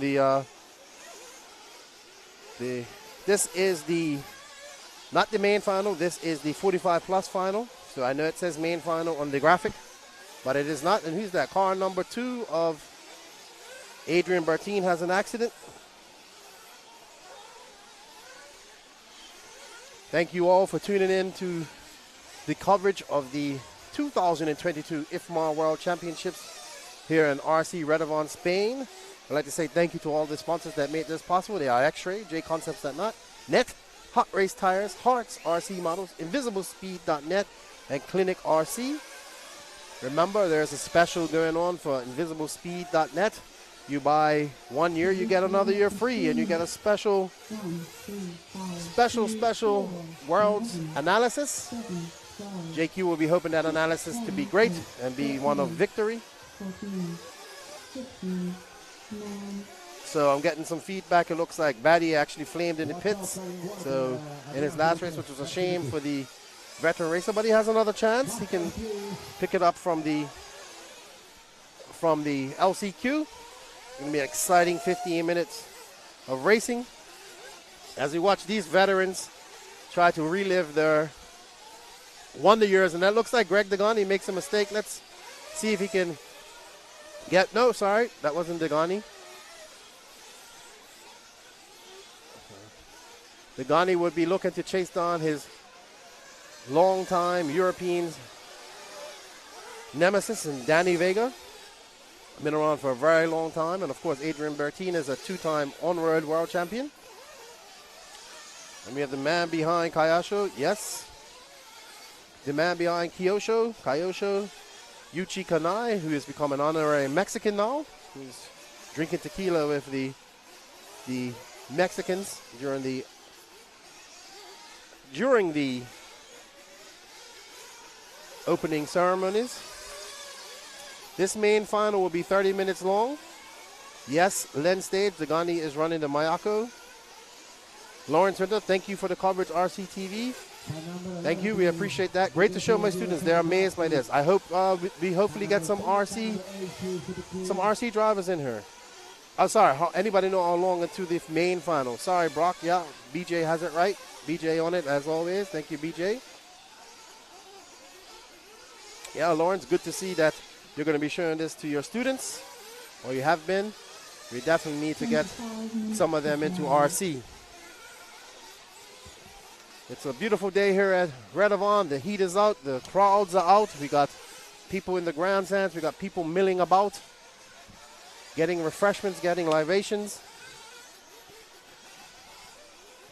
Well, I don't think he's doing great. I mean, Yuchi Kanai kind of didn't do well in the main racing, but he is 45 plus, so he made this main as well. And it looks like let's drop off this guy. Let's follow Yuchi for a little bit. He has some fans in chat. The green car right there. Ricardo, I'm sure you know who Yuchi is by now. He's the all green car.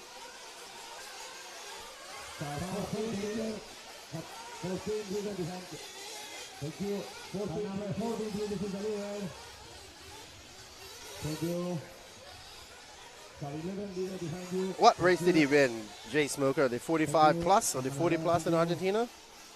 Is Brent drinking already? Maybe. I'm sure he was drinking yesterday. It's good to see Brent hanging out. If I got to go get my Beach RC flag for him, give me a nice Beach RC shirt. Shout out to Lucas and all the Beach RC crew. I know they're tuned in here as well. Should be. Says Lucas doesn't know how to party. We got someone cheering on Costas. I believe Costas has been one of the media guys.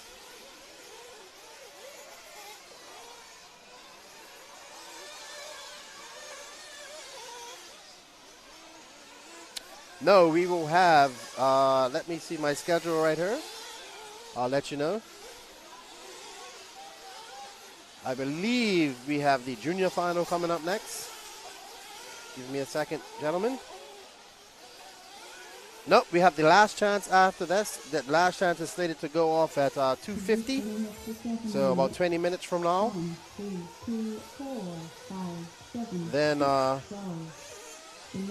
we have the junior final, which was slated to take off at 3:15, and the main final at 5 to 4 Spain time.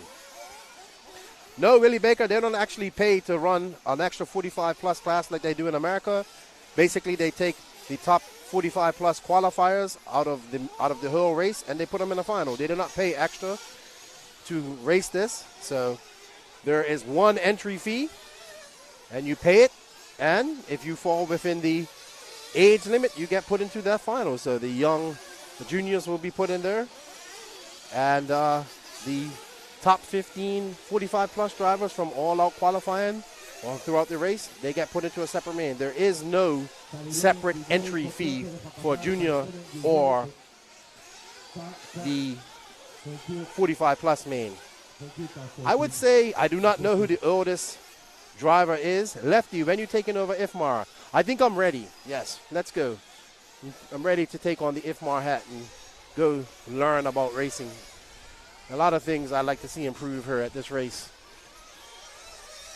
So, We'll talk all about it on the next podcast when I get back home Tuesday or Wednesday. But it's been a great event so far. Yeah, Kanai's pretty old. Not sure who else is in this event and how old they are. There are some older gentlemen here as well racing, so not sure on the exact age. But I would say Kanai is probably the oldest of the most recognized drivers. And as he makes a mistake there, we see the iconic green on green wheels with green wing that is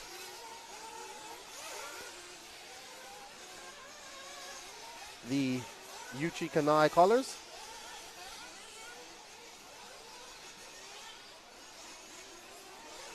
"45 plus" means you're 45 years old and older, and this is your main. So let's drop back. Let's we can see. Oh, we got Ryan Lee battling out with Degani. I'll find it out. So see if we can find Ryan Lee. We do have some guys in the Korea. Grant over, and what is the name of your podcast, Lefty? It's called the No Name RC Podcast. We are on YouTube. We are on all audio podcast platforms. Also, you can check out all the coverage that I've done here while at the Worlds. We have over 206 episodes of banter, bench racing, interviews with some of the top personalities in the industry. We push the envelope. We're controversial. We don't do PC. We keep it real. Myself, Arrogant Max, JQ, a couple other co-hosts who have one. Check it out. JG, thank you, Jake Lasco. Thank you to all the supporters. If it wasn't for you guys, I wouldn't be here myself. So I do appreciate the support. It's amazing to think that 4 years ago we dropped our first podcast, and it was a preview of the Worlds. And now I'm actually here commentating on the Worlds. Thank you. And also Martin Owen is part of one of my favorite British podcasts, the Extra Lap Lads. Aiden, the Emperor of Everything, Martin Owen, and Joey. Drake is not 45 yet, I don't believe. I think Drake's my age, so it's 43, 44. So, thank you. Yes, this is the old man class. No, I don't understand why it's 30 minutes and the junior final is only 15. It should have been 20 minutes each. But, yeah, it's things that we have to change. Yeah, Greg's 45 actually. He's a year older than me. So, actually he's 2 years older than me, so he's 46. That's Kevin Caston. How you doing, Kevin Caston?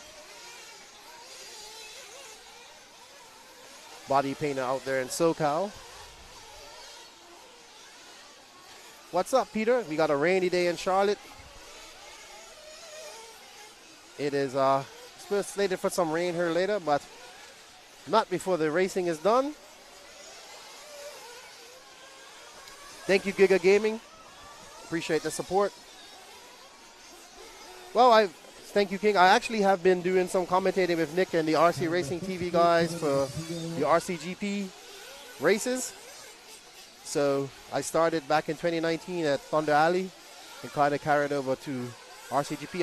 I'm definitely not a play-by-play guy. I'm more of a color commentary, but I enjoy it. Hello, Marco. How are you? Good to see you. Lefty, you going to the Philippine Masters? I would love to go to the Philippines one day. Really would. Spent a lot of time working with a lot of Filipino workers in the Emirates and Doha. Very nice people. Really enjoy working with them. I'd like to visit them. What's up, Tim? How you doing? How does the Degani guy still look like it? Because Degani's driving it.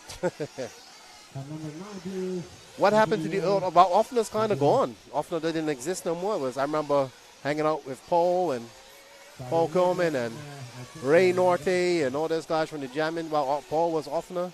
I was with Paul at Silver State a few months ago. Still racing now and then. Thank you, RC Jars. Appreciate that. Let's see, who do we want to follow? Because really, word up, Lefty. From the great Arkansas. I know I'm going to get in trouble for saying that. I think I'll get arrested for saying that. Let's change drivers. Let's find somebody else here. Let's see if we can find somebody. Really, calling races is something I kind of fell into. not my primary thing, but I do enjoy it. Hello to Mao. Yeah, Kanai probably was the first driver for Signal 8-scale buggy. Let's find some more drivers. Who do we want to follow? It's probably our last request for the chat. Who do you guys want to follow? So RC Drives wants to see Adrian Bertine. I will find him for you. Might have came into the pits, I believe. Bertine, there we go. Let's wait at the hay bales right here, Ricardo. It's white car number 2 coming up at the hay bale corner. There is the engine guru, 2-time world champion, Adrian Bertine, mentor of the Viking, David Ronnefalk. I'm sure he'll be going out here to get some much needed testing and see how the temperatures are so Ronnefalk can have the best car. He is starting in a bad position, but if anybody can battle it back up from the back, it is the Viking. As you can see, definitely a favorite. Yeah, we'll follow Ryan Lee. You would have to give me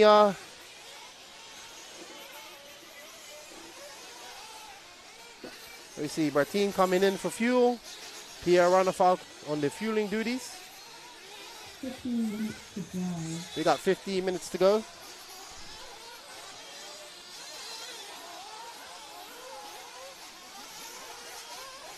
Yes, thank you, Tara. I'll put my new No Name RC podcast socks up in the studio. Looking forward to getting back home and getting behind the mic. I've had a wonderful time here at the Worlds. Met a lot of new people. Good to see. Enjoyed my time here. It's been hot, but it is summer in Spain, so it's to be expected. I'll find car number 4. We're giving the chat a last bit of coverage to see some of their local drivers. Let's find car number 4 of Kevin Lee.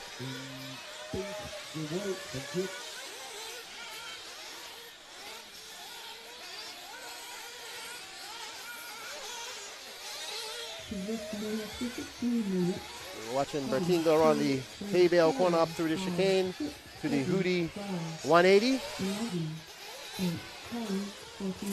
Let's just hold up right here. Watch this blue car number 4. Oh, no, that's 6, sorry. Look like a 4.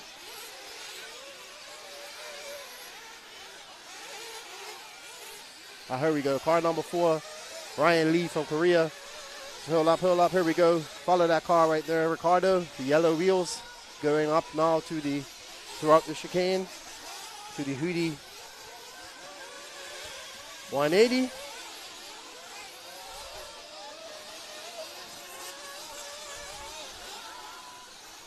We want to thank all of our sponsors for making this coverage possible. They are X-Ray, JConcepts.net, Hot Race Tires, Hearts RC Models, InvisibleSpeed.net, and Clinic RC. Without them, we would not have this coverage. So if you guys can go, click on the links in the written description. Leave a note saying you heard about this from the World's coverage. It would really help us out. Remember, showing the sponsors some love shows the coverage some love.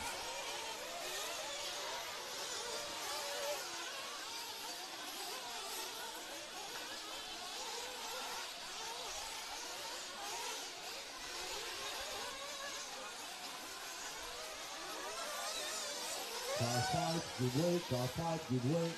Kanal, Maria po.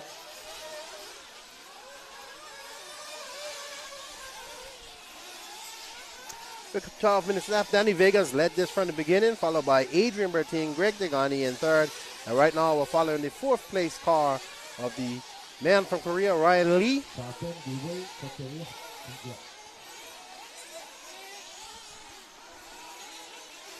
After this, we'll have the LCQ, the most exciting 15 minutes in RC.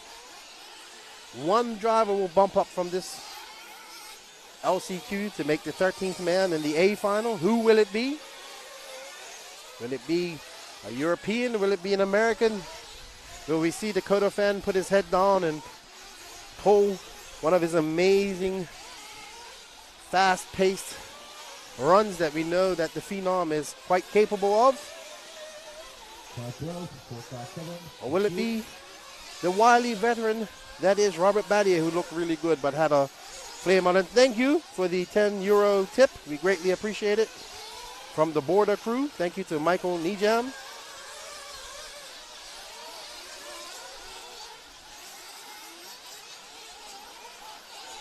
Let's get off this and show. You had some requests for car number 6.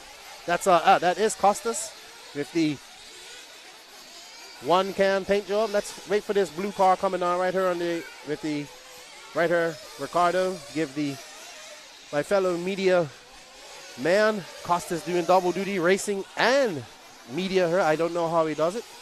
Media definitely keeps me busy. I couldn't imagine even racing. Thank you to everybody that's tuning in. We know you guys are tuning in from various parts of this world. This is RC. We love it. And it truly brings us together to enjoy something we're very passionate about. Got a nice cool breeze coming through here in the Redavon area. Hello to you from New Zealand. Thank you. Shout out to all my New Zealand friends. Mark Johnson, one of them. 10 minutes to drive. Lots of words I can't say on screen, but definitely words of endearment.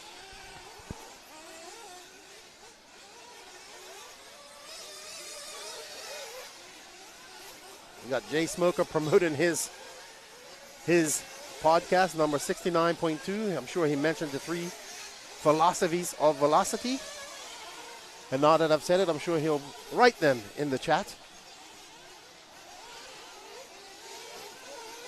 As we're on with the media man, Costas, in his 1-can paint job. Here doing double duty as a media guy and our racer. Shout out to our viewers from Singapore. It's been Lawrence Winter says, thanks for the mention. We have 24 students racing 10-scale 8 electric touring cars for the first time in a full season of 8 races in the school car park. They all want Nitro buggies now. Good, because Nitro is the glory, and that's in Dubai. I spent some time in Abu Dhabi working there on the STEP program, biggest pump shaft in the world. So I did not make it out to Dubai, but I do know they had a track in Al Ain, I want to say, while I was there. I know they have a track. Didn't know they had a track in Dubai as well. That's good. I was hoping I would have looks like Frank's bought us some lemonadas, I hope. Desperately could use one right now. It's very hot. We have a nice frozen lemonade coming up. All right. Let's get on the battle with Bertine and Vega. I'll find them for you. So, looking for Adrian Bertine and the Spaniard Danny Vega. There is Nagani, not Nagani. Bertine, here we go. Hold up for a second.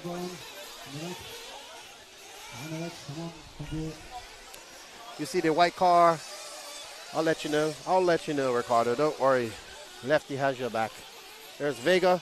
Bertine, did Bertine come in for fuel? There he is. Let's pick up. How much you love me, Lefty? I love you lots with that nice, lovely frozen lemonade. And Ricardo looks around desperately for his. All right, Ricardo, let's find a driver. Let's show. Well, Danny Vega's back out front here. Let's find. We asked for the Malaysian guy, car number 12. Thank you, Richard Hess, for the $10. We greatly appreciate it. Morning, Leonard. How are the twins? Hope all are well. Well, I'm trying to find a leader, but he's kind of way ahead. And let's see, is Bertine still in the lead? He is. 1 second. Let's follow the Ghani for a little bit. Car number 3. Coming up over the X-ray hairpin right there. Coming in the Rumble Rumbles, the iconic Honda wings on his car. He's had that paint job for many 25 plus years. It's been an interesting week rooming with Dagani. That's it. Go wide. That's it. Go wide. And number 8, thank you. Oh, wow. That is delicious. Coming ahead. Okay, that's what. Hello from France. Indonesia in the house. Yeah, fighting position with 7. 8 was your driving. Thank you, Leonard. Hope you're well. See you in North Carolina. I'll be there next month for RCGP. What is with, well, Joe Q beat Dagani, so Greg owes him some money. As we're coming up, we have 5 minutes, 58 seconds.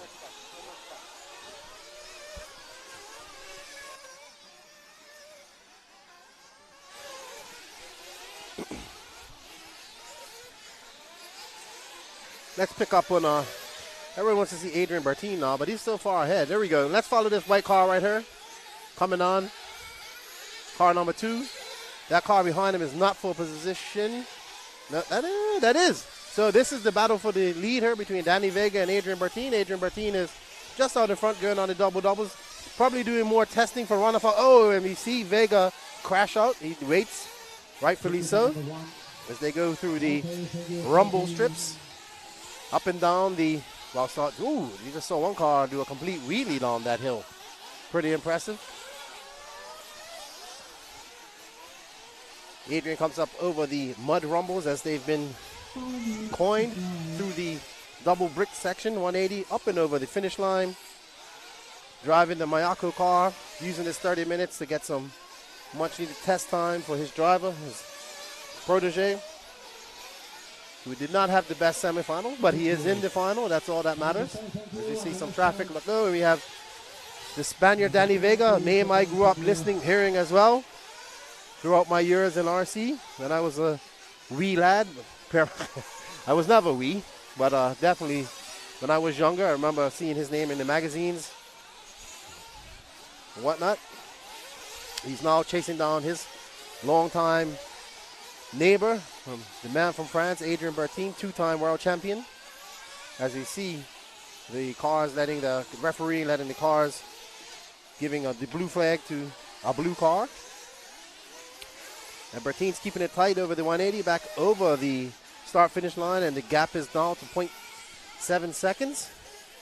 So 0.07 seconds. So we got a battle on our hand. We've got a close battle here on the track as we see Vega trying to get past the on-road racer that is Adrian Bertin, using that smooth throttle input. All about corner speed and on-road. Add a little jumps.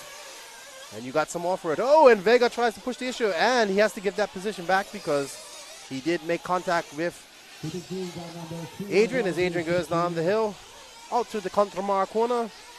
Talladega, as the Americans are calling it.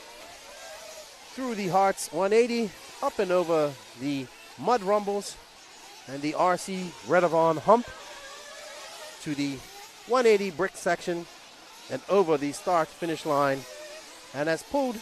And Vega's pulled within 1/10 of a second to Bertin, and way behind, 42 seconds behind, is Greg Dagani, who was planning on winning this race. He said he wouldn't beat Vega, but he was looking to beat Adrian Bertin. So who knows what type of bets he's made with Bertin.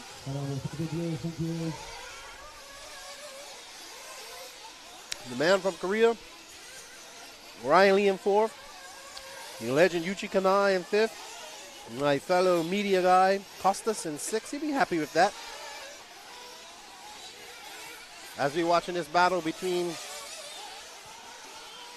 Adrian Bertin has pulled off some time, we see that Danny Vega either came in for fuel or made a mistake. While I took a slap of my slushy, I missed that. Pardon me for wanting to stay cool.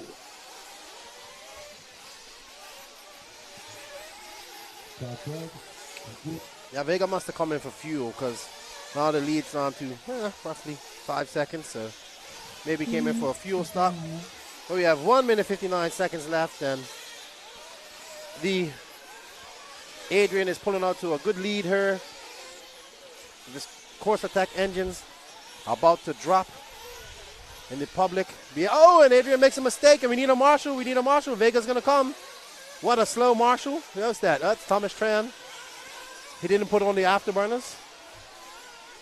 But we see Adrian Bertine make a mistake. It's very hard out there. The wind's gusting out there, and those jumps aren't even. So makes a mistake in the last minute and 25 seconds. Can the mechanic, mentor of Runoff, oh, and Vega makes a mistake and allows Bertine through. Neither of these guys want to win this race, it seems like. The veterans, these are the guys, the pioneers that made this hobby, made this sport what it is.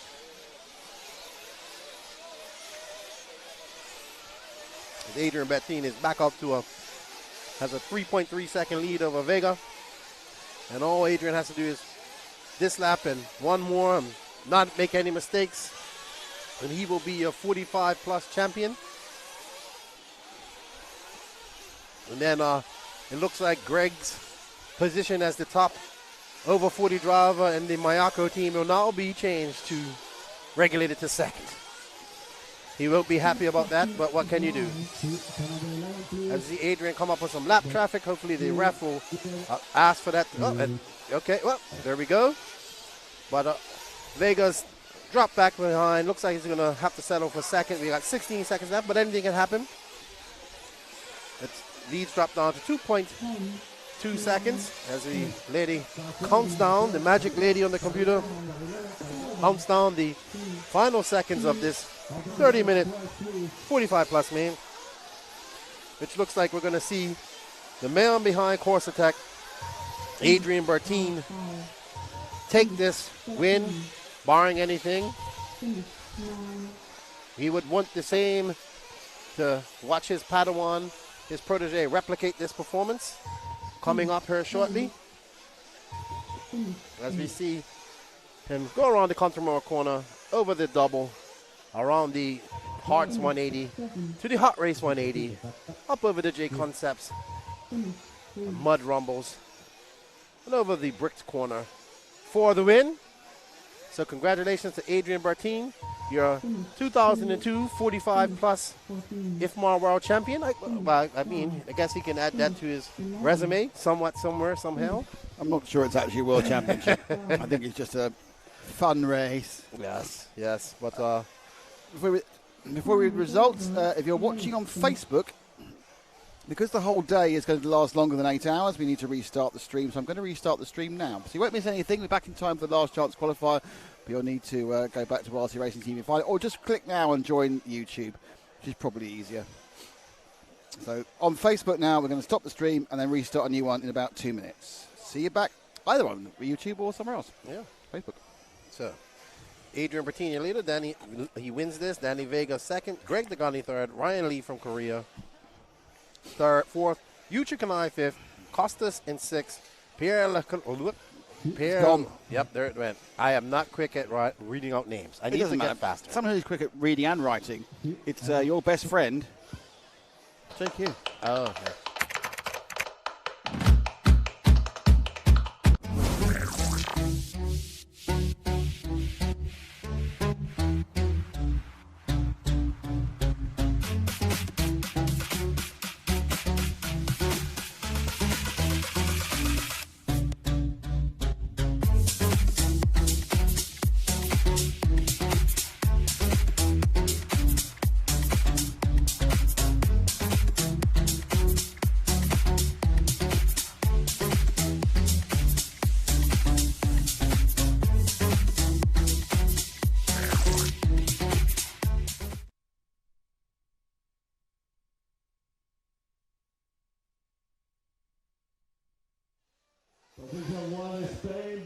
And we are back as the LCQ drivers get ready, warm up.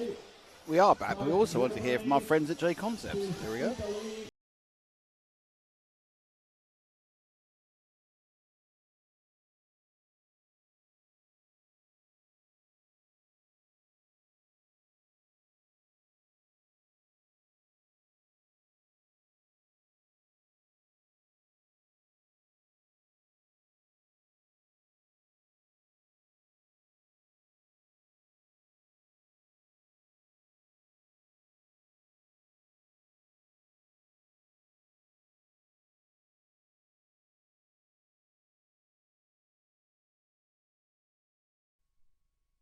El 7, perdona.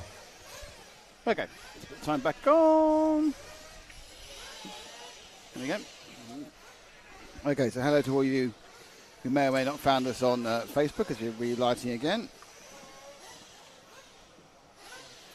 So it's the last chance qualifier.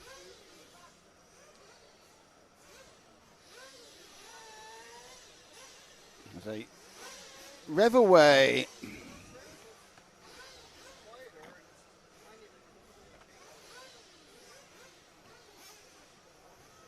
Are you ready?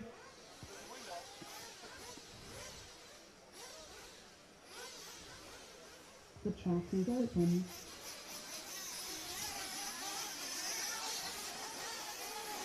We have some people in our chat asking what the LCQ is. It's called a last chance qualifier.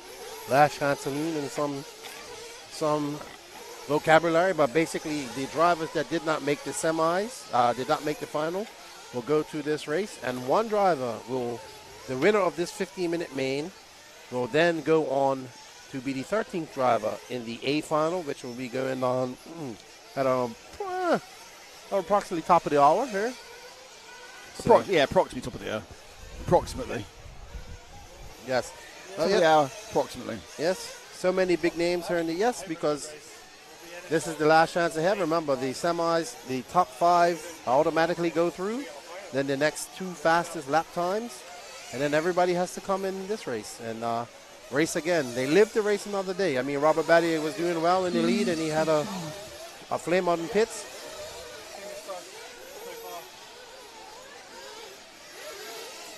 This is the amount of talent and competition that's here at this race. Spencer is at the back, 12th. He actually broke down in his main. Okay, let's run through who we got in this one. On pole, it's Oscar Baldo, and these positions are decided by your time in the semi-final. Ran that bit too hard there, didn't I? And then you got Robert Battle in 2, Elliot Boots in 3, Oscar Navarro in 4, Dakota Fend, pre-race favourite in 5, Mattia Polito in 6, Daniel Parenti in 7, Reyes Suburba 8, Jared Tivo 9, Ryan Cavalieri in 10, Michael Lowski in 11, and Spencer Rifkin in 12. Yeah, Spencer Rifkin had a very hard semi. I think he broke out of it or had an issue. He didn't run the whole time, yeah. Unfortunate for the young racer from Surprise, Arizona. Surprise, Arizona? Yeah. What surprise? Exactly. That's the camp version. Mm-hmm. You missed that. Thank you all for being with us, and thank you to X-Ray, J Concepts, Hot Race Tyres, Hearts RC Models, InvisibleSpeed.net, and Clinic. You've got a day and a bit to sign up for InvisibleSpeed.net and get a free year of stuff. 2 years the price of one. Of stuff and a world analysis. I don't really know if I can how I go past of stuff, really. Stuff is about the best I can do, I think. I'll tell you who's in the finals real quick. You told him. So far, we have Davide Angaro, Juan Carlos Canas, Ty Tesman, Ryan Mayfield, Berkan Kellick, Burak Kellick, Cole Ogden, Marco Barufalo, Bruno Coelho, Johnny Skidmore, David Ranafog, Ricardo Berton. That's your starting order so far for the A final, due to drop top of the hour, more or less.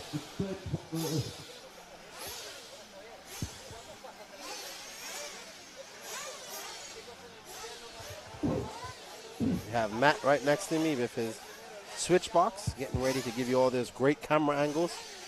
You can see he's ready. He's ready. His switch box. Okay, this one counts.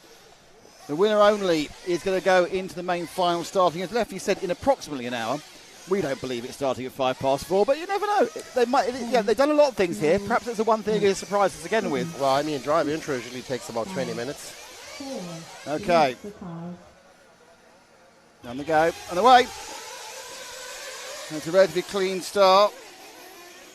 They're all going through. And actually, there's a clean start. And Oscar Baldo scoots off into the lead, and that's what really counts. Behind him is Rob Battle, so it's Spain 1-2. And then Boots in 3. Navarro in 4. Fend in 5. You've got Battle, Boots, and Fend currently not in the main. At most, only one of them can make it. Sure, this will be a single. A brilliant start for Oscar Baldo. He's in a different time zone than the rest of them. Yeah, this is what Baldo did at the warm-ups. He was started on pole and just pulled away for 45 minutes before he had an off-track excursion. But he's only got 15 minutes to worry about now. Yeah, but he has been fast. He's definitely found some pace in the latter half of this race. And I wouldn't be surprised if he's in this final and wins this. But there is a gaggle of cars behind him that have something to say about it. As we see 2012 world champion Robert Batty and Elliott Boots battling it out right this moment. Fenn's still in 5th. They're going off, actually. They've gone off in number order, apart from the fact that Rivkin got past Orlowski, and they've stayed in number order. So a sensible start in what is normally a crazy race, but Baldo's lead is nearly 2 seconds straight off. He's pretty impressive, but he's going to need a little bit of a push from everyone else. Fenn's got cars in front of him. Battling really that 2nd, 3rd, 4th, 5th thing. So I don't think that it's Robert Battle is going to bump up because he's got Oscar Baldo ahead of him. Cavalieri quite a long way back, as is Thibaut. And unfortunately, Savoy's rolled. That's probably the end of Savoy's chances. That time round, the lead went out to 2 seconds, but they gained a 1/10 of a second as they're working themselves in. A lot of work for the referee to go, because really someone's got nothing to lose, and really big tank slapper for Boots, and that's put him down to 5th, and into 4th has gone Fend. And Fend is on the hunt. Fend is behind Navarro. But all that's given a little bit of a gap there to Battle as well. So Battle's got a bit of a gap. So 1, 2, and 3 gapping out already. There are fuel stops this, and both Baldo and Battle made a little bit of an error there coming towards the end of the lap, and the lead drops down slightly, I think. 1.3 seconds. Navarro second from that, 2/10 back to Fend. Everyone's still in play, probably the exception of Savoy and Orlowski.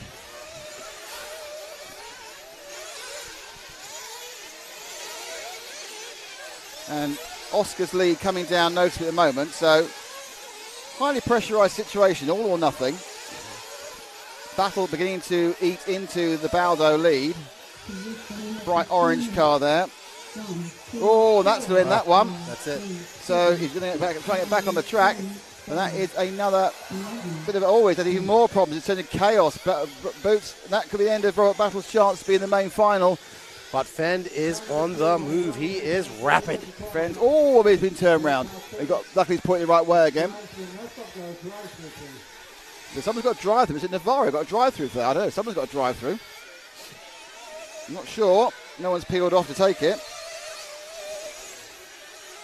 Can Baldo hold off the hard-charging Fend is the question. So Fend, who was that who came out? Let me have a look. It was the 2 car. But Robert got one. Robert got a drive-through in the end. Right, so Fend now really going for it. Let's get on to Fend now. He's got a chance to try and catch up to Oscar Baldo. We know he's got he had the pace on Wednesday and Thursday. Boots now, nice little check pass there on Navarro from Boots. So Boots and Fend move into 2nd and 3rd. But still leading is Oscar Baldo, and we're almost a third of the way through this one. Many a twist and turn to come, but Oscar looking particularly happy to be ahead by 1.3 seconds. Turns into the top of the corners again, sweeps round for the probably penultimate time. Okay, now it's definitely Fend. Now is definitely putting the pressure on. Fend's semi-final just fell apart in various stages of accidents and incident. Doesn't take away the fact that he's quick. Now, what he can do from 13th on the grid, that's different. And Boots is charging as well. What you actually need is a problem in the middle of the pack. Have 6 cars disappearing, suddenly you're in 7th on the second corner, and then you can start from work from that. Ooh, slight mistake by Fend right there. It gets a little bit of room it's not cost him anything. Oh, then Marshall falls over. Great cheers. Marshall on his backside. That's what they love to see. The crowd, biggest cheer of the day so far that way is Marshall falling over. Poor Boots.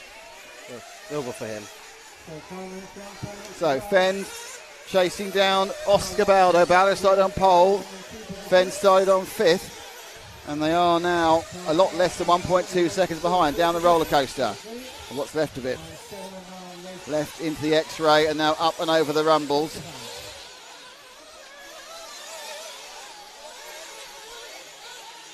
Oh, is he get lucky? Yes, he does. Loses time but gets lucky. Because he ended back in his wheels, didn't need a marshalling, but that's a massive fillip for Oscar Baldo as Fenn makes another unforced error and comes round now. Is it going to be 3 seconds? Is it going to be 2.996? It's quite close to 3 seconds, isn't it? Give myself a prize for that. You know what I'm like my prizes. And Navarro and Tebow on the move as well, catching up to Fenn. Tebow showing some pace back there in the number 9. Near the car running an antenna. Antenna 2. Oh, Cav has one too. But can Tebow use his many, many years of experience to get up to the front and challenge Baldo? It is a challenge. He has 8 minutes and 24 seconds left. So we will see a fuel stop here soon, I assume. What is on the other cars?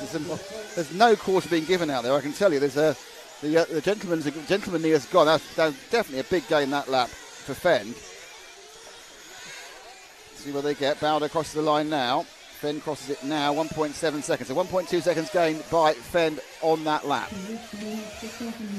And any second now, they've got 2 things to worry about. First of all, they have to worry about his pit stops. The second thing is they have to worry about the fact that they have other drivers coming back towards them. Navarro getting a bit closer as well. Fenn sweeps round the hooded corner. He's getting noticeably closer now to Oscar Baldo. So Fenn's found a real blast of pace. He did 50.6 last time round. So it's not that Baldo's going slow, just Fenn's cars will absolutely come into its own. And he's now pushing in an attempt to get past Baldo. So that's now the last chance qualifier. We are almost halfway. We're going to have this excitement will be interrupted temporarily by a pit stop, which is now, both of them. So, Fenn made a little bit of an error there getting onto the pit stop. Lost a bit of time. Yeah, the gun didn't go in. Oh, problem with the gun. Gun problems. Oh, no. So Fenn, the gun not quite going in. We've got... not going quite in. And that just lets Baldo pull out to his lead. So look at the lead. It looks comfortable out there too. Very comfortable. Well, the problem he's got is Fenn's much quicker, but of course this is true. That's just cost him, looks like 3 seconds. With a difficult load on the gun.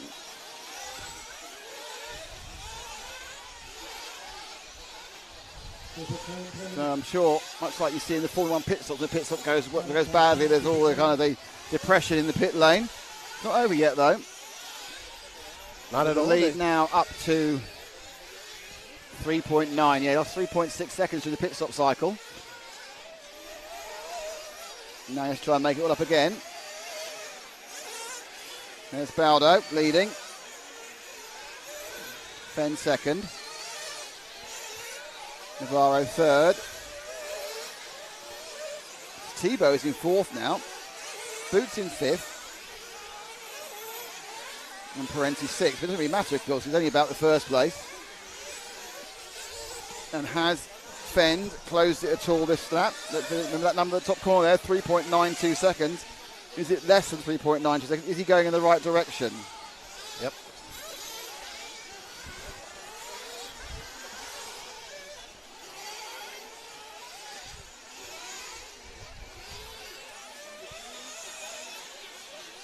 Here he goes.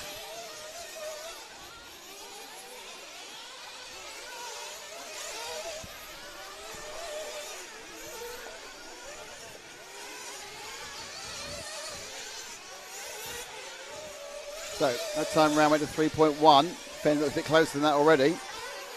But he didn't quite get a chance to challenge Oscar in the first part of the track, the first part of the race, because they only had to go into a pit stop cycle. So 10 minutes down, 5 minutes to go. Race order 1, 5, 4, 9, 3. Followed by 7, 10, 12, 6, 8, 11, 2. And Fenn is chipping away at that lead that Baldo has. Let's see what it is when he comes across now. It's dropped to 2.6 seconds, so Fend is on the move. They have 4 minutes and 32 seconds left, and he is flying.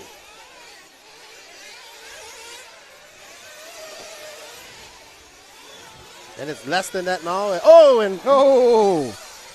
And Oscar makes a mistake, gets it up on 2 wheels, but saves it.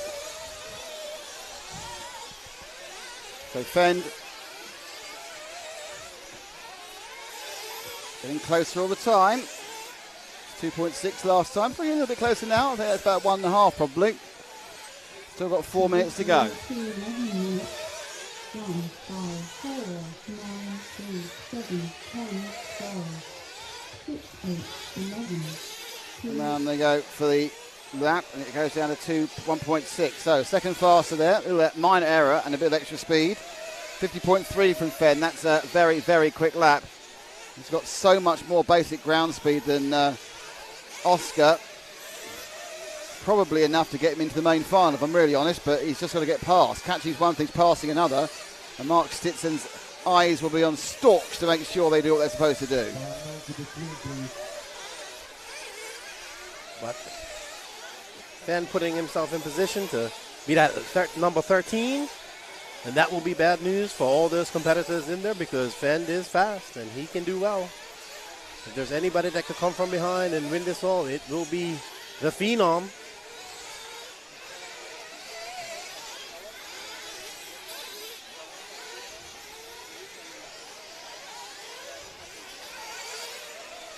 Over the line they go. And we're down to 2 minutes and 50 seconds, which is about 4 laps, which is bad news for Oscar Baldo, because his lead now is 20 centimetres. And the inside he goes. What an overtake that was. Straight up the inside. Great cheers there from, let's watch that one again. Oh, Baldo's crash, make it even easier. Let's watch that one again then. Came up the inside of the hay bale corner, landed just a little nudge out you get, block pass. Great stuff from Fenn. Now he always has to do is keep it 4 wheels down. The remaining 2 minutes and 24 seconds. And everything will be super. Dakota Fenn used to these high pressure situations. Well, it's certainly a high pressure situation he put himself in, isn't it, really? Yes, been the veteran who's been racing since he was 7, 8 years old. A stalwart at TLR. I think his entire career has been at TLR. Well, will it stay that way? There are rumours. Really? There are rumours. Nah, of course. Don't forget, everything's up for grabs at the end of this year. It's a world cycle. Oh, trust me. Everything's up for grabs. My silly season spidey sense isn't tingling when it comes to Dakota Fenn. I'm pretty sure he'll still be at TLR. Well, I don't know. Someone comes with enough money. People like money. Well, Horizon has plenty of it. But they aren't spending it on racing. They will to keep him. Are you sure?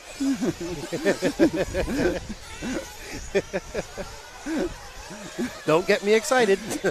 I'll try not to. Anyway, so it looks like Fenn is going to drive his way into the main A final. He does have these last couple of laps to go. Up and over the double, drops down to the hot race hairpin. I'm sure Barry Baker's screaming at his screen right now. Shout out to the fabulous one. I know he's watching this somewhere, some way, somehow. Some way, somehow. So Fenn doing a great job here. He's made up for, well, he hasn't made up for it. He's atoned for some of the problems in his qualifier. But obviously there's another issue about all of this, and that is that he has to start from the back of the final, back of the grid for the final. So there's not long to go. 25 seconds left to go. Fenn just needs to keep it on all fours. And so it's a couple of streaks are ending here. Robert Battier will not make his. That is true. This will end. Sad. And Battier's streak of making finals. Cavallari as well. But a grand effort by Cavallari to bump up and make it to this far. But such ends the era that is Robert Battier Sanchez, as well as. Well, it doesn't end the era. It's just not happening this year. Ends the streak. Ends the streak, not an era. An era kind of implies that's it. He's gone. He's finished, which is a little bit severe. So this one coming to the ground. Fenn comes over the line. There he goes. Big cheers from the crowd. And standing right behind him as he takes his car in is Matt McCallum. And I want to be going to grab a word with him before he comes off the pits. Okay, Matt. Dakota, you've always had the pace. You've always had an amazing drive, but you must have just been robbed at the beginning of that first semi. You've worked so hard. Yeah, man, definitely frustrating in the semi. Just kind of cased that double a little bit when the wind was coming up and kind of pitched me a little sideways. I was already kind of turned for the corner and just flipped over. I definitely think I picked the wrong tires, so went back to what Mayfield ran in the semi, and car was a lot better. Probably have to make some changes as the tires had a lot more grip that time. But, yeah, we'll do what we can from the semi. I guess you've shown nothing's going to phase you. You're just going to keep going, right? You got to keep on going. It's a long race, so. Best of luck. Thank you. Joe Fenn there has qualified for the A main final. We'll see him being presented to everybody in about, well, officially it's about 40 minutes, but, you know, who knows? Who knows? Yeah, I think, Toby, you're right. I think most guys would have wanted Baldo to win that. I mean, I'm not saying that he's not a contender, but Fenn is definitely more of a contender than Baldo, I would say, and I mean that in the most respectful way I can say it. I don't think there's any doubt in that. But good job to Dakota Fenn. There you go, Arrogant Max. I told you Fenn would be in the final. You are batting. He's not batting 100, is he? Nowhere close. But okay, next up we got the junior final, just so everyone knows what's coming up. So we got Daniel Parente, Marcus Karap, Caden Fuller, Niels Gustafsson, Little Bump, Bartosz Zalowski, Westerland. Sorry, I need to have these up here. I don't know. Look at all these, all the names. All the names. So we have Adrian Parente in 1, Marcus Karap, the European four-wheel drive champion, in 2, Caden Fuller in 3, Niels Gustafsson from 4 from Sweden, Little Bump, Philon Nguyen in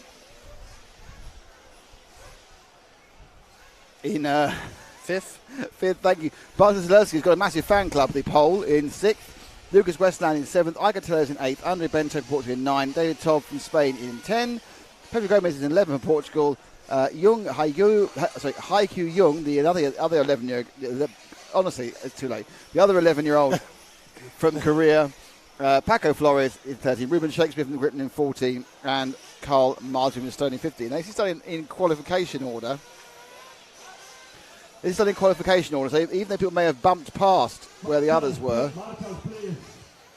they may have bumped past where the other people were, they still go in their qualification order. So, for example, Bartos, who bumped twice, actually the overall result will be above a couple of the guys who are starting behind because it's done on where they qualified. Ah, okay. I mean, it's only a bit of fun, doesn't it, anyway, but I think there are trophies, though. Is it fun when there's trophies? I don't know.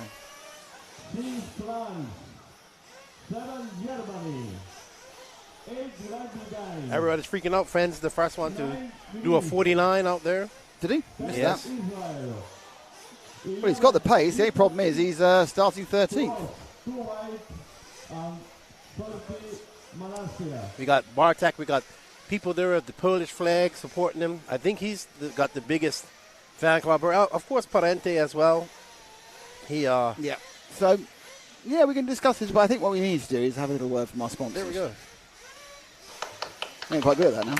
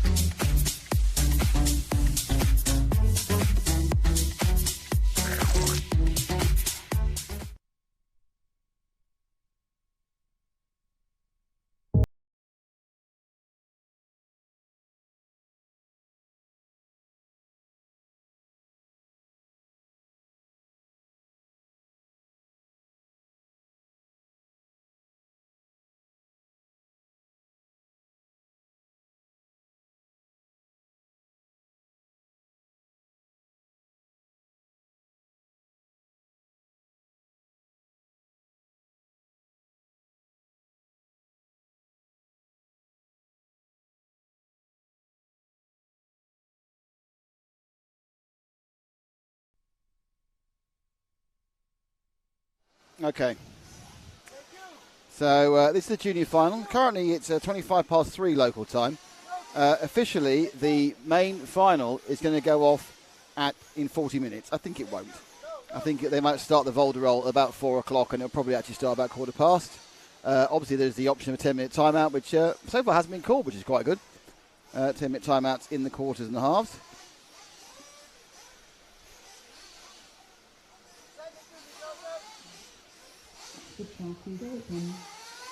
So a couple of minutes of warm-up now for the youngsters.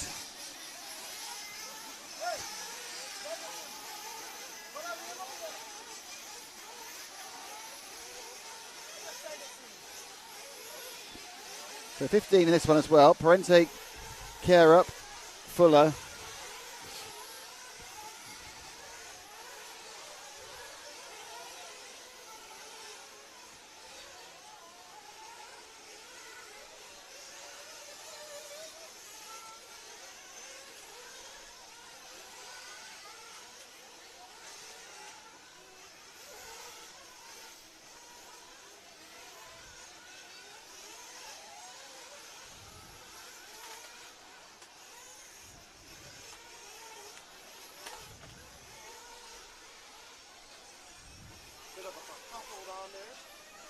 Honestly, who are you yelling at like some sort of fishwife? Well, I see, when you see a whole bunch of guys looking at video after a race, you know there's going to be a kerfuffle. And what was the kerfuffle about? No idea. It wasn't the guy trying to get the 45 plus upgrade to a world championship, was it? No, well, JQ had his phone out. I told him to send it to me, whatever he was looking at. He sent it to you? Yeah, he says it's in the replay.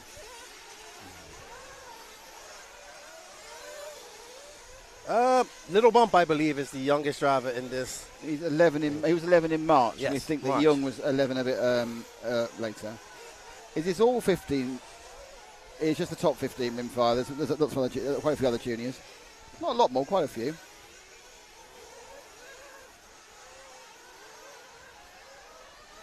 Have a good day at work, BJ.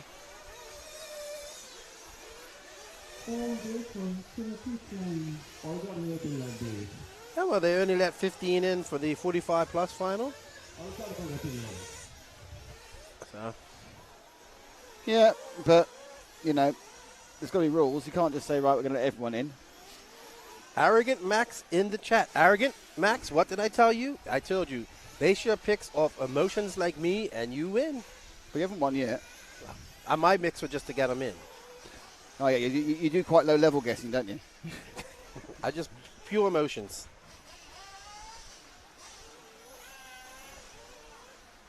That Barry Baker said that was stressful. I'm sure it was for you.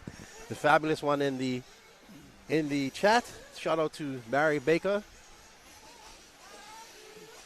Watching his protege. I wasn't protege, but he's like a mentor for Fend. He would be here usually pitting for him, but wasn't able to make it. Okay, we're going to pull this one out now for the... Please make a yellow play for the starting grid. Close.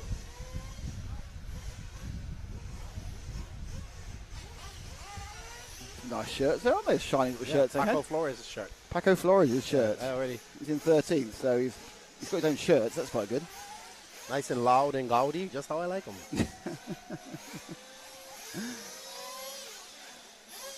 Oh, they're right around the corner for 14 and 15. That's why we don't have 18 car mains. There's only 12 slots. Obviously, it was like that for the senior farm. I didn't notice there wasn't watching the senior farm. Someone's running out late there to position number 4. Little Bump's dad running 5. out there. 10, 9, Somebody did some last minute tuning and they should be on the ground. 5, 4, release the cars. And they're all right. 20 minutes. How are we doing? Oh, it was a clean start, then someone got pinged out quite badly. 1 from 2. Oh, 2 and 1 right together there. So Parente and Carup really fighting. Carup in the blue and the pink, Parente in the white. And Caden Fuller in third. Great start from the... I think we might see some quite good action here because there's some pretty good juniors. They get a little bit swamped sometimes amongst the older drivers. But Care Up, who's got very little eighth experience, and that doesn't help anybody, does it? Is that a rock? Yeah, a rock came up. Wow. First one I've seen. So it comes down, he hits the rock, that's not why it came off, and they come together. Wow. Okay. Round and round they go.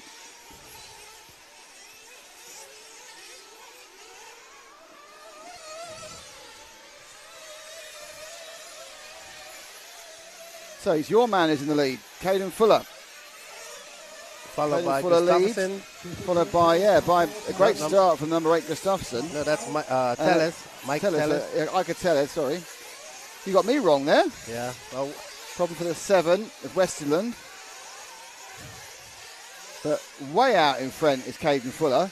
Second and third quite close. Oh, and they've hit each other. So even further out in front now is look at the 12 kind of driving the back of the ankles of the 3, and they're kind of all trying not to criminally damage the marshal. Young Caden Fuller, the also bigger, younger brother of Mason Fuller. That's not fair, is it? He is taller than him. To be taller when you're younger. It's interesting. I mean, the 20-minute final is a good choice because it's a very, very easy two-stop situation. Fuller still leads. Parenti second, Gustafsson third, Bento fourth, Care Up down in last. I think he may have got a stop go actually. There's 1, 2, 3, 4, 5, 6, 7 cars all having absolute kittens with each other in the middle of the pack here. A long, long way ahead. 4.6 seconds is Caden Fuller. And actually, this group of cars are breaking away from the rest. Yep, little bump in third. Yep, it's good to see, little bump. And Adrian Parente from Spain holding a nice second place.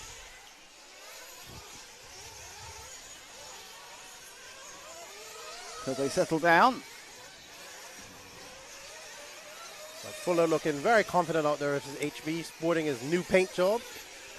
I'm sure Team Fuller would be happy to go home with one trophy. With one paint job.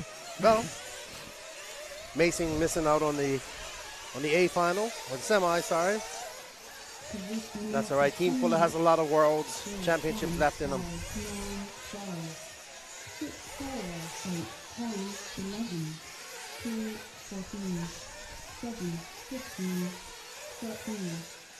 13. They all go. So switch back. Right down the bottom of the track. This is the second and third because the first is miles ahead. His little bump now has picked up second place. So Filong Nui, is it? Call him little bump. Or 5. Little 5. Feet bump. Filong Wing. Filong Wing.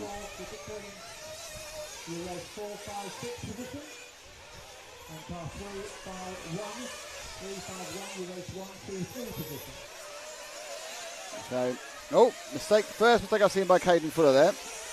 He was pointing the wrong way for a bit, turned around and kept going. Didn't have a major problem, but lost a couple of seconds. Oh. That was wild. That was a wild ride by the Polish. There's all sorts of things coming on and off the track at the moment. That was Bartowski. Well, yeah, Zaleski, he was scored in 5th last time round. As he made some places up. It's hard to tell. There's so much going on at the same time. Little bump made a mistake. And he's dropped a long way back, hasn't it? Back into third. But and by a long way. A long way. Yeah.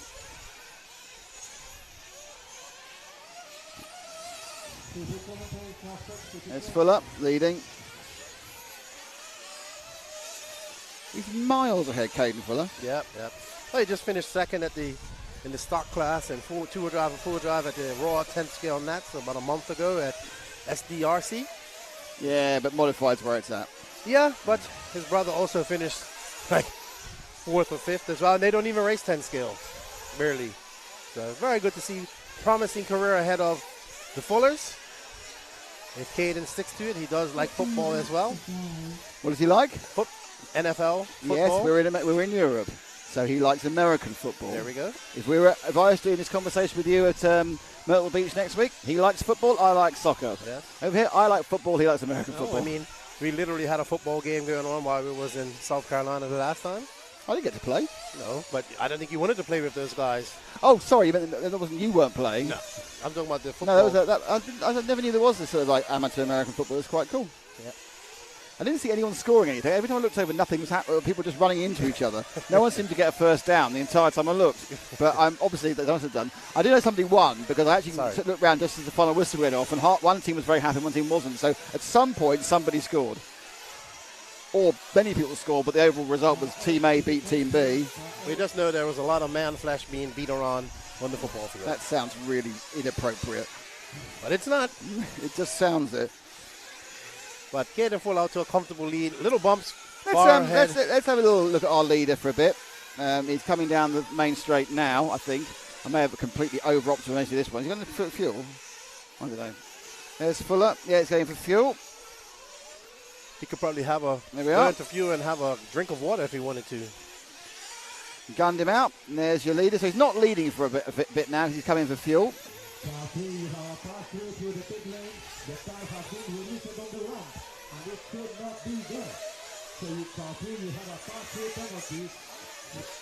So the junior final, 7 minutes in, a bit more to go.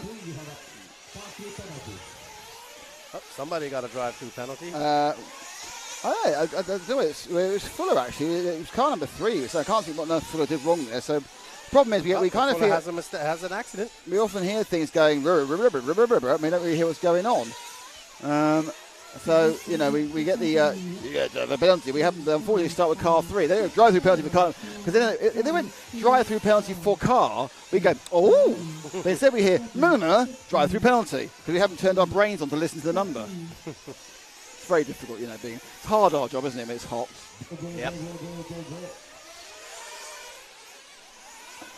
Hopefully, Frank brings us some libations before these 60 I think minutes. there's no chance of that, mate. We are all focused now on racing, so you're going to have to do, mate, Judy water. I'll have to drink tepid water. Tepid water is absolutely as refreshing, as hydrating as cold water. Yes. There's no difference in the hydration level. There's a difference in the cooling level. Oh, upside down. Goes the yellow and... I don't know who car that is, actually. Who is that? Is that our leader? No, we're on the wrong car. It looks like Fuller's coming in again. Oh, has he been told off? I don't know, but going for a pit stop. He sees his dad there with the gun. Yeah. Bit odd. Getting ready.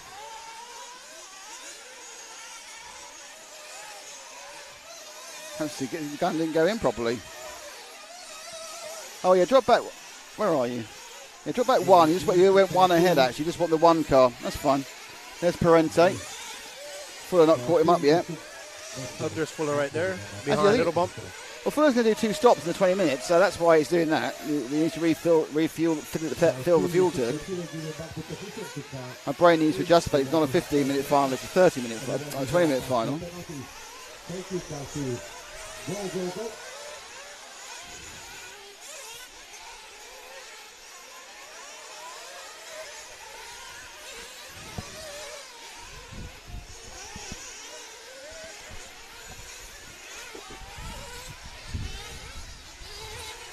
Mason Fuller's being scored in 3rd, and I see his father waiting for him in pit lane with the... Yeah, he's scored in 3rd, but they're going to wait for him because he needs to take some fuel. Yeah, but he was in 1st for the longest while. Well, so maybe he did get a stop. Oh, well, that's not, well, I think what's happened. Move forward again now to the leader. That's a Little Bump now leading, going round the hoodie. So Little Bump leads, but move forward 1. And that is our leader, Little Bump.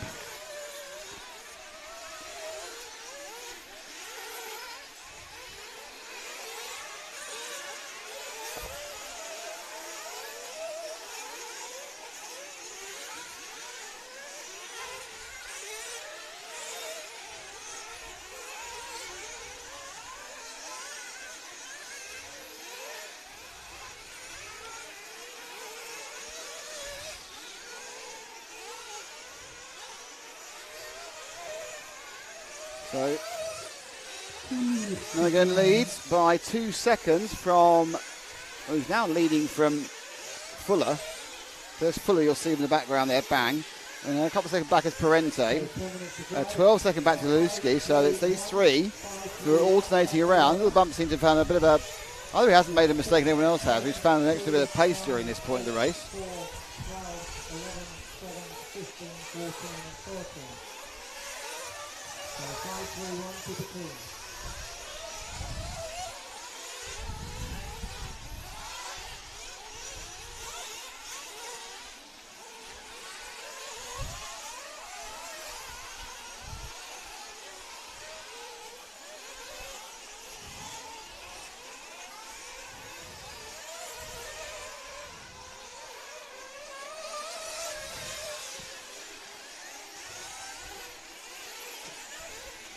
Little Bump seems to be pulling out a little bit of a lead over Caden Fuller. But he's back there battling with Adrian Pariente. And they have, it looks like, is that Zalowski is right behind him, so Poland's going crazy, I'm sure, in the chat. But Little Bump driving out there so smooth, so calm. Wants to win this final, he said. Be nice for him to go home and win it. The young driver from Louisiana, I believe he's from. Yep. Him and Let his me just father. leave you for a second. You're going to talk about that thing? Him and his father worked extremely hard to do this stuff, and they're always racing. And he's been. I think I first met him when he was 8 years old. The young little boy. He had the stick radio on a lanyard that was hanging down past below his knees. And I remember his father telling me at Southern Nats, "This is my son, and he's going to be a good RC car driver. He's going to be a champion." So, lots of time for Little Bump. Youngest competitor here at 11 years old. His video went viral this year when he did that amazing jump pass on Joe Bornhorst and E-Truck at Silver State 2022. As he has a 3.67, now it's dropped down to 0.6 second lead over Fuller. As we see Fuller's mates, but Fuller's in for fuel. So Fuller's in for fuel and Bump isn't. So Fuller's out. Wow, Little Bump still cruising up and going up to the Hootie 180.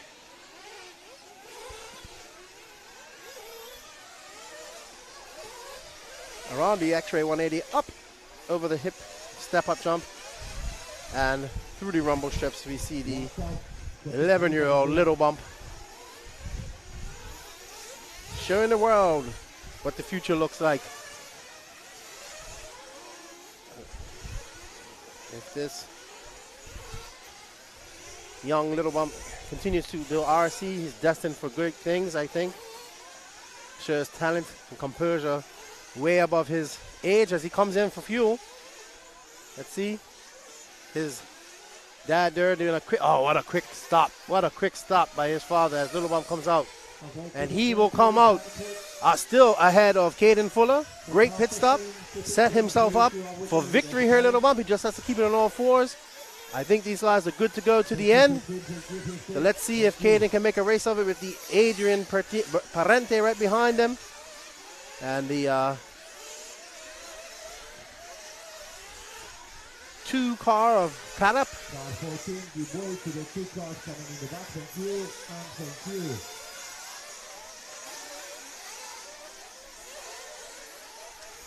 Let's see what the gap is when they come around. But Caden Fuller has definitely made up some time. He came in a little early, had an 8-second gap over. Little Bump had a 8-second gap over him prior to that. Now it's down to 0.9 seconds. So the race is on between the two HB teammates, Caden Fuller and Little Bump, Little Phi Long Wing. But as you can see, Little Bump keeping his composure, hitting his lines, not making any mistakes. Like a little robot, driving a stick radio. Little Bump marches on. With 5 minutes and 10 seconds left, this is your I can't say that word because it tongue twists me, but this is your second to last race of the what has been a long week here at the 2022 IC Buggy World Championships. The RC Redavon crew has done a wonderful job here at this track, this facility. I want to thank you all for tuning in and joining in and showing us some love throughout the week, going through the blackouts and all that stuff. We hope you thoroughly enjoyed the coverage. Thank you to our sponsors, X-Ray, JConcepts.net, Hot Race Tires, Hearts, RC Models, InvisibleSpeed.net, and Clinic RC. Don't forget the Invisible Speed. Buy 1 year, get another year free, plus a Worlds Analysis run-through. So that offer goes on to tomorrow, I think. Oh, wait, Little Bump makes a mistake. Oh, no. But Caden Fuller is too far behind to... Where is Caden Fuller? He fell back behind... the young Adrian Parente. Oh, wow. Oh, no. Aiden, no. It looks like that is Caden there, and then car number 3. Let's just drop back. Ricardo, let's follow these two cars. This is a battle for second and third between Parente and Caden. 3 minutes and 42 seconds left. And Little Bump has some cleaner. He did make a mistake, but he was able to marshal to get out in front of him. But hopefully Little Bump can pull off another lead. But Caden is on the hunt, and so is the young Parente. Looking to... oh no, we have a flame out here, as you see. One of the pit guys run back. But here we have the battle between the young Spaniard and the young American. And then up front is the Vietnamese-American superstar, young superstar that is Little Bump, showing that he can get it done on Nitro, in Nitro as well. I went up and talked to him, and he knows that Nitro is the glory, and he knows that he has to do well at this. We got some lap traffic that needs to get out of the way of Little Bump. Why isn't that right? There we go, thank you. He should pull over right now and let these two behind him.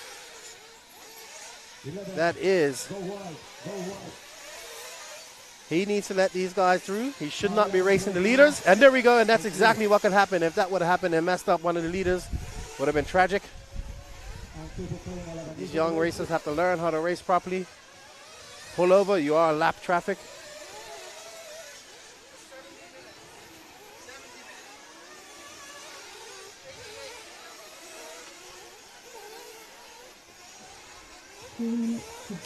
Two minutes to go. You still see Caden Fuller is now in front. Little Bump came in for his fuel. But he's got some lap traffic between him and Caden and Parente. No, I can't believe Little Bump came. He must have made a mistake because he had enough fuel, I would assume. And these guys right now, the lap traffic is causing them issues. Caden is in the front with the young Parente behind him. Going around the Contremore corner over the double.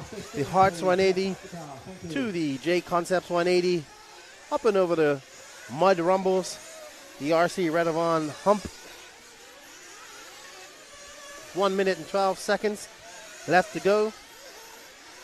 Now the race is on as Parente is 0.4 seconds behind, and just behind him is Little Bump as we have a race to the finish with these three youngsters.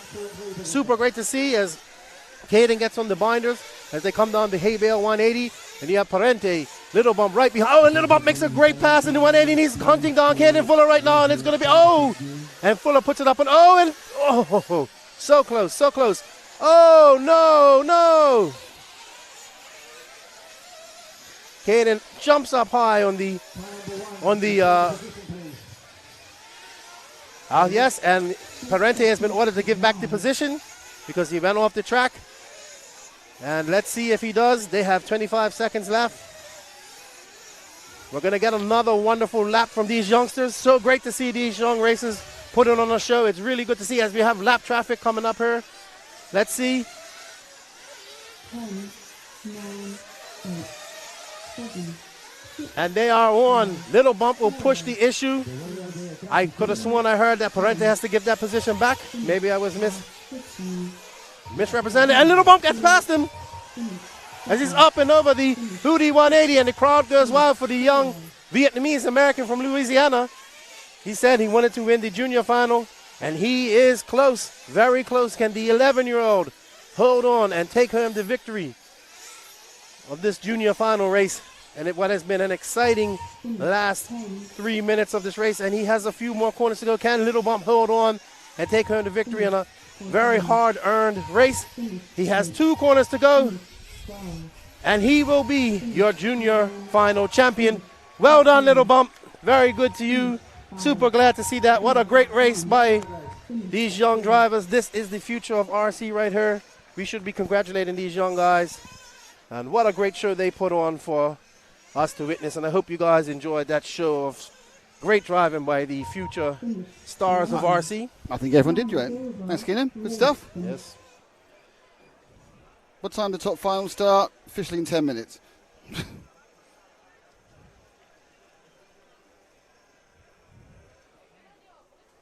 too many people for our reading at 15.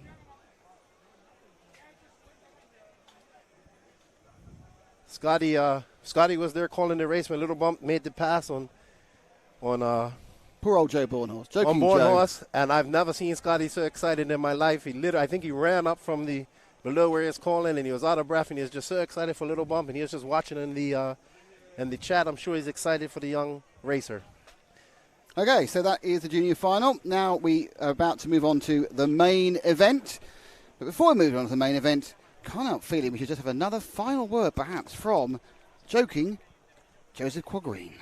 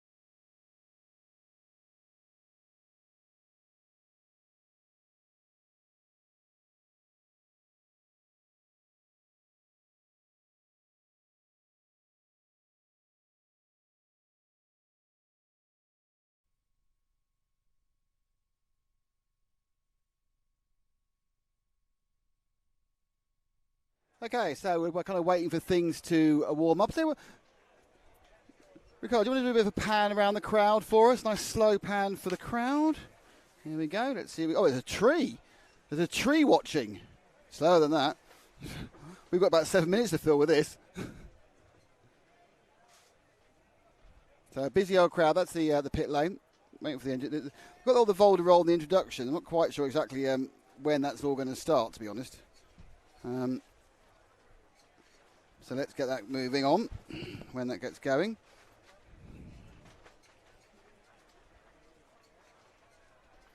So the finalists are David Ongaro on pole, Juan Carlos Canas in 2, Ty Tessman in 3,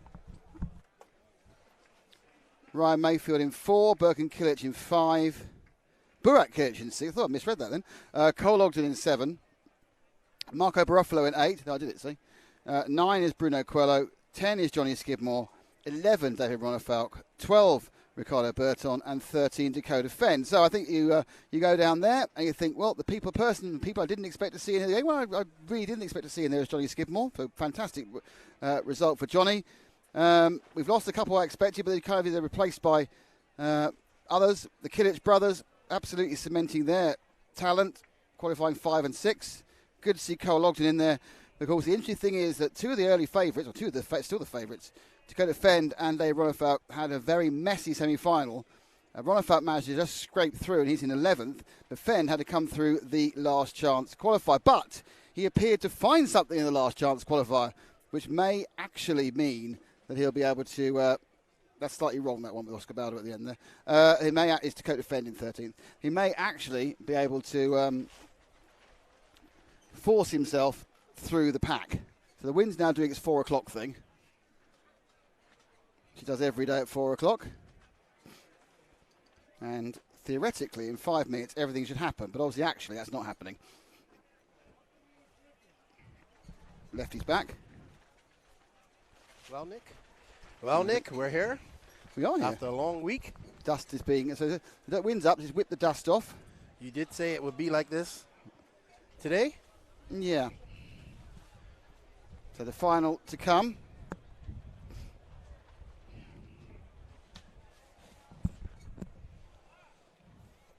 So I'm sure we'll have driver introductions and... Oh, I'm sure there's going to be all sorts of stuff. But as it turns at the moment, I don't think the drivers are actually even in the area. I might be able to slip off to the porta potty for a second. Oh, it's all about you, isn't it? You go now. Go now. No, I'll be too hot and sweaty by the time I get back here. I'll just hold it for an hour. No one wants to hear that. I think the coach is doing quite well. I don't want to miss out on any of the excitement. Well, you know, that's yes.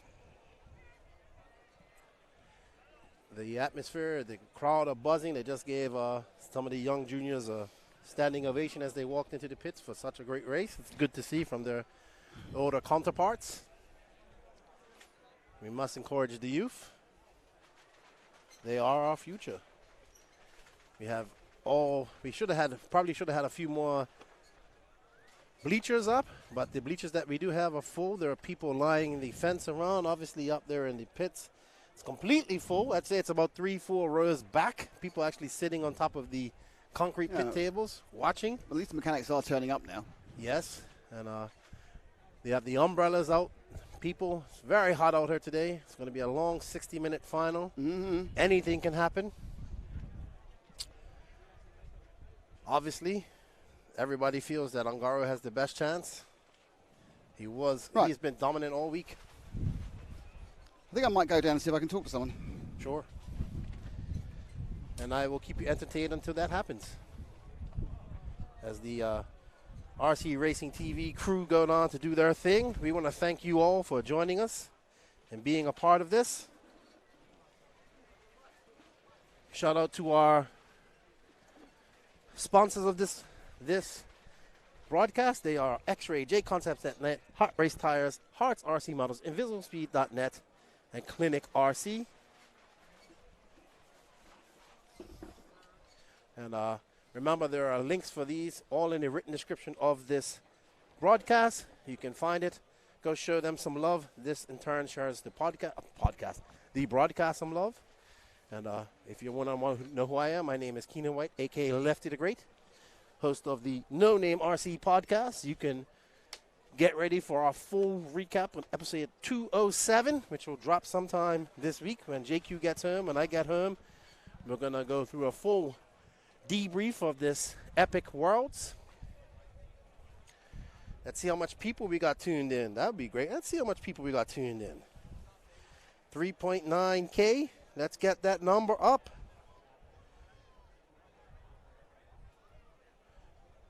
And we see Nick is down there getting ready to talk to some people. Let's pass it over to Nick right now.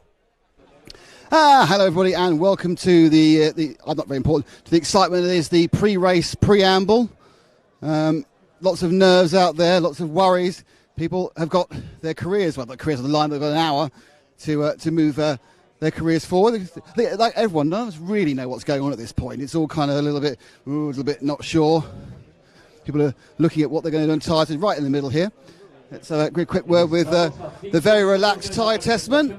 You've had an hour. How are you feeling now? Good. Feel a little bit more rested, got the car worked on, and feel prepped and ready to go. Did you watch the last chance qualifier or just tune it out? I was just listening as I was working on my car. I was listening to all the cheering and hooting and hollering, and it sounded exciting, but I haven't seen it yet. So, tactics.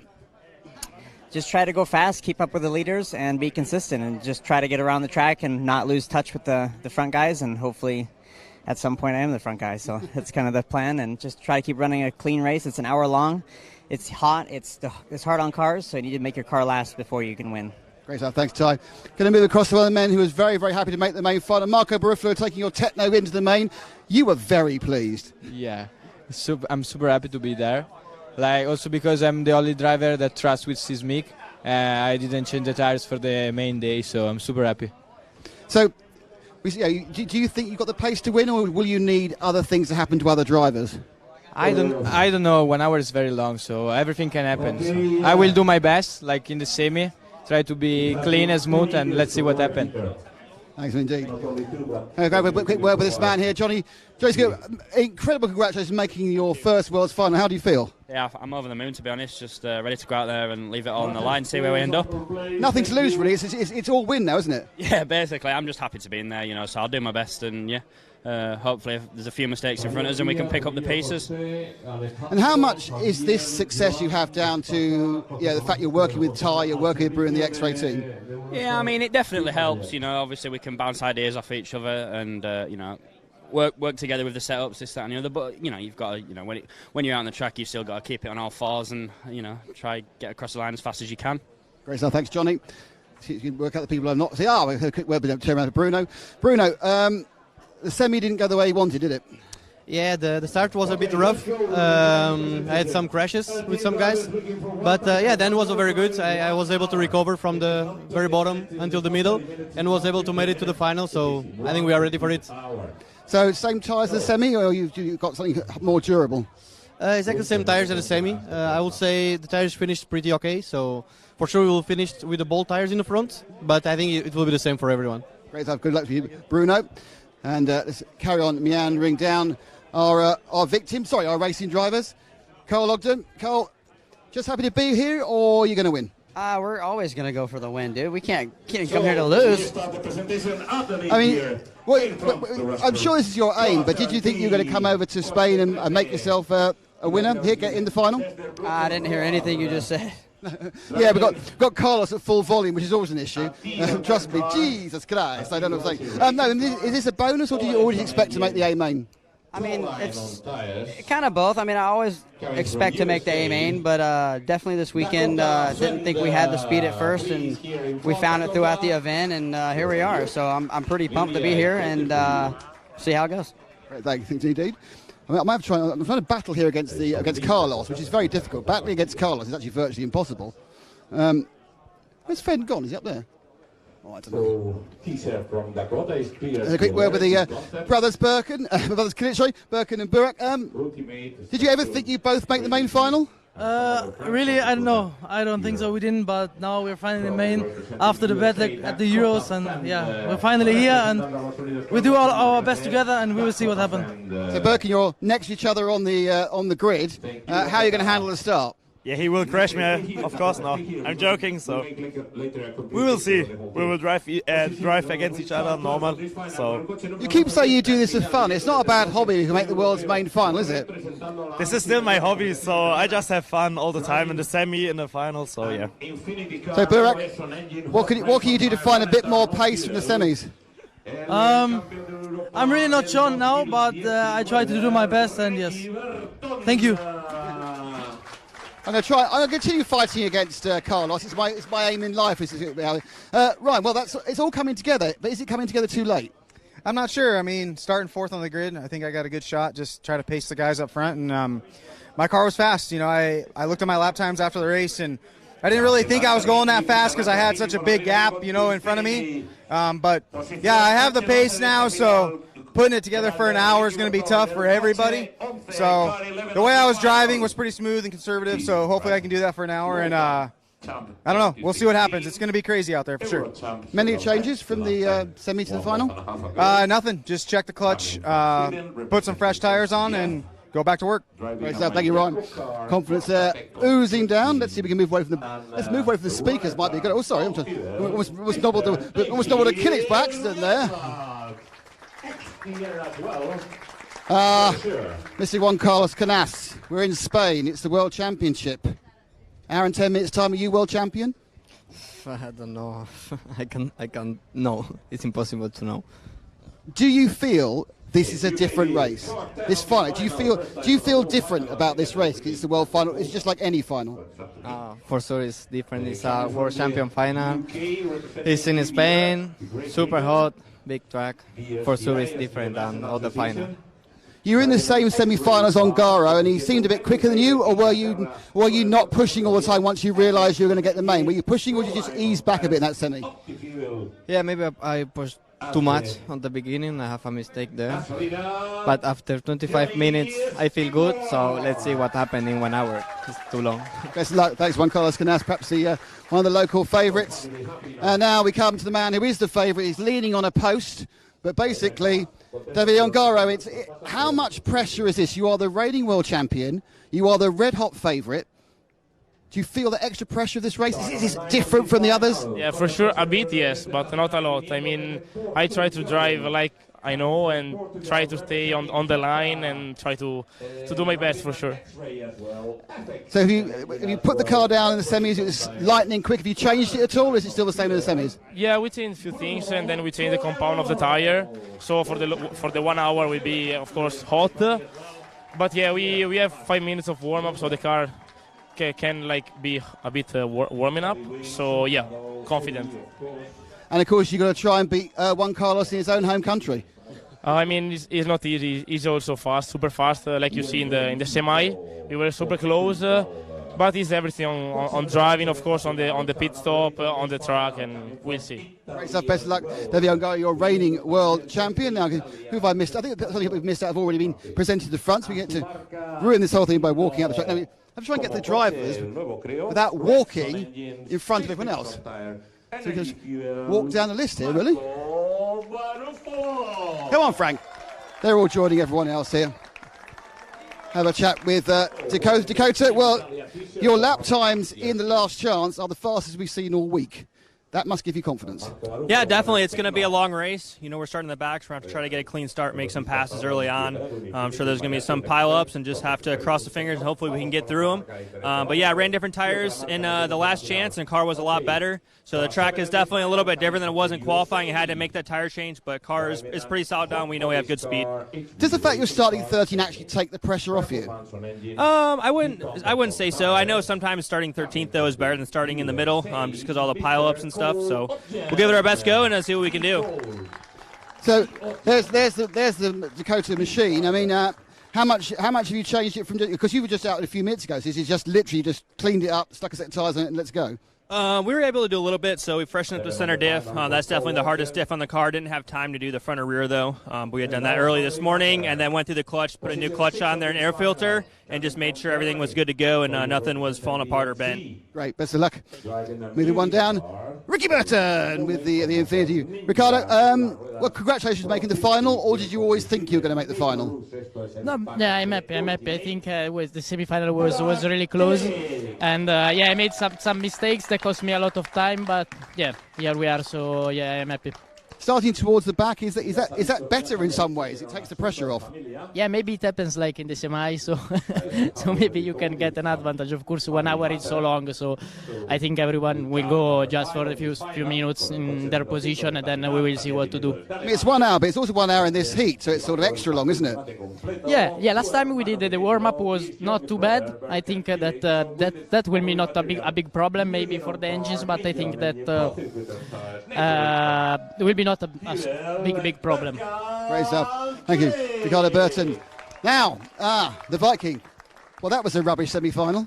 Yeah, I probably had the worst start of my career so far, I believe. Didn't really make any mistakes myself, but a lot of other people crashed, and my car just got stuck into their cars, and I was the one to get the worst out of it. So, yeah, definitely frustrating there. The car felt good. I had a good speed, so unfortunate start. Cost me some better starting position here on the grid for the main, but was able to keep my head down. And as I knew the start was so bad, I had to get into the top 5 on my semi, which I was able to do. So really happy about that. We have a good pit strategy. Hopefully everything goes smooth in this one. But it's difficult, isn't it, where you're starting? I mean, you've got one arm behind your back, haven't you, really? Yeah, I mean, it is difficult, but like if if something like what happened in our semifinal is going to happen now, I'd rather be 11th than starting like in 6th or 7th. So now I might have some more time to be able to avoid some carnage in the start, which I'm hoping for, obviously. But it's a long race, good pit strategy as well, like I said. So yeah, it's gonna be an exciting one. I'm gonna do my best. It's an hour. I mean, anything can happen. Do you feel the longer final plays into you and your car? Oh, for sure. I always, for some reason, I always like finals better. I think it's always more. I get a better heartbeat, like racing the other people as well. So yeah, definitely looking forward to go out there now in a 1 hour main. Great stuff. Thank you, David. Now, I think actually that might be. Is that all the drivers? I think we missed anybody out. We've got the clue. No, we've spoken to everybody. Let's go. Okay. Should we try and have a quick chat with the mechanics? Come on, let's have a word with the guys who are kind of either make or break the race from their fumbling fingers. Will they be able to do what they want to do? Let's move around here. So just have a bit of a shifty at the... let Canas get out. Don't get in his way. Local favourite. Let's grab a quick word with the man who is... the over 45 champion, Adrian Berton. You and Danny Vega really appeared to be trying both to lose it at the end. Yes, it was pretty tricky. I guess we are both under pressure. We wanted to get it. And yes, in the last lap, I caught a bit of wind on the jump, and also as well, he had a bit late crash. So it was a good win for me because I guess it's the first time I beat Danny on a buggy race. So I had to wait 45 years to make it happen. So are you going to put down over 45 world champion on your CV? Maybe it will be on the third on the list, but it's funny, it's good. Let's talk more seriously. Obviously, you've got a major role to play. You know, there's a lot of pit stops there now along. You're also looking at the engine. It's a difficult start. What can you guys do to get David through the pack? I think we have a chance to have a good pit strategy. We don't know how much aggressive we'll be. I guess we're going to wait the first 8 minutes and check what's going on. How is David get the pace or not? And then we will check what would be the final strategy. But at least we have option for us. You're pretty solid on fuel. You know how much you're going to use. The temperature's been quite solid, so you're not having to worry about this thing. Because obviously, I think I remember in the one of the RCGPs, he went a lap too. I know you weren't there, but he went a lap too long. Yes. No, the difficulty is how the time on lap time can change. If you can use a little bit more of engine and power, and the lap time drops, then it becomes more tricky. But engine has been stable all the way through the semi-final, even if we don't want it to make that strategy to be safe. But at the end, the race pushed us to make it, and it was good and easy for us. So at the end, we can go at least for the main for that. There you go. They're about to get. I know they've got photographs first. Always photographs first. I thought they're going to get you go. Let's have a good luck, Mr. Ungaro. Hey, it's great. It's okay. And the engineers. All looking now. You've got the group photographs. Look, they're getting the whole thing. You know, look. He's doing the thing. It's a good, clean fight. No gouging, no scraping, no biting. That's what's basically being said there. You can tell as the engines just begin to start up. We'll slowly drift out from underneath here. The drivers are busy preparing their cars. Mechanics busy working with it, and with that, it's back to Lefty up there. Oh. And welcome back. We had our driver intros. The weather is hot here at the RC Redevon track. The crowds are excited. I think Juan Carlos Canas, rightfully so, got the biggest cheers because this is his home country. Are you guys ready for 60 minutes of pure Nitro glory? That is the 2002 IFMAR Nitro Buggy World Championships here at RC Redevon. We will crown a champion. Will David Ungaro become the first repeat champion and longest reigning champion? Will we see another American step up and win his championship and make that 4 for America? 4 for Raw. Will we see one of Ronafalk make a charge from the back and make it 2 world championships? Lots can happen in 1 hour. Let's see what happens. It's going to be interesting, folks. We want to say thank you to X-Ray, JConcepts.net, Hot Race Tires, Hearts RC, InvisibleSpeed.net, and Clinic RC for their support. Because without them, we wouldn't be here. To let them know we all respect them. Thank you.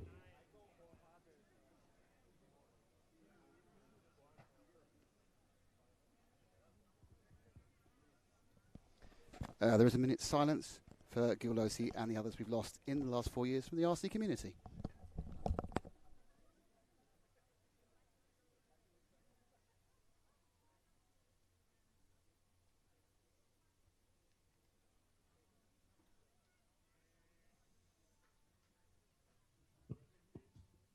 Okay, thank you very much. Big applause for everyone of the ones gone. Thank you. Now, drivers, you will choose in order your position on the bathroom. Driver 1, please, your place.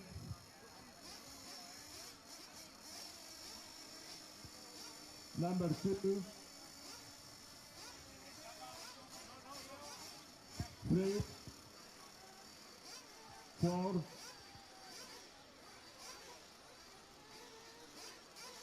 5, 6, 7. Okay. Well, it's taken a long time, but we're finally here.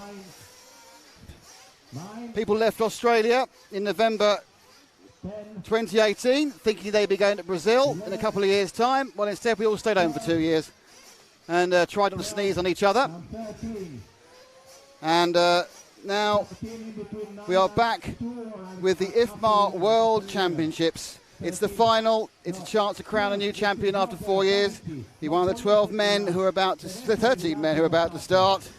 Who it will be, no one knows. But it's certainly fair to say we've waited a long time for this. And I think no one's waited longer than the man who's built an entire podcast empire in the last 2 or 3 years.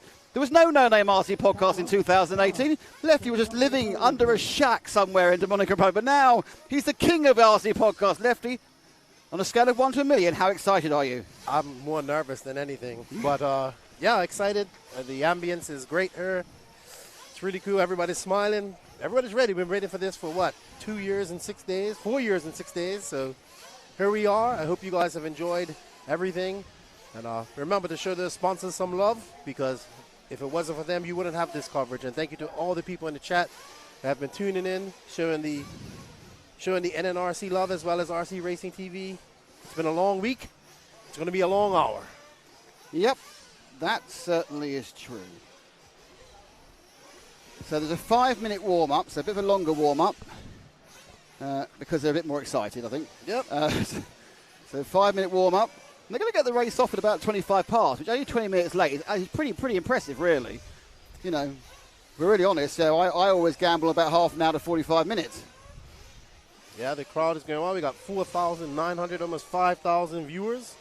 Share it, share it, share it. Let's get as many people as we can watching this. This is the creme de la creme of our industry, of our sport.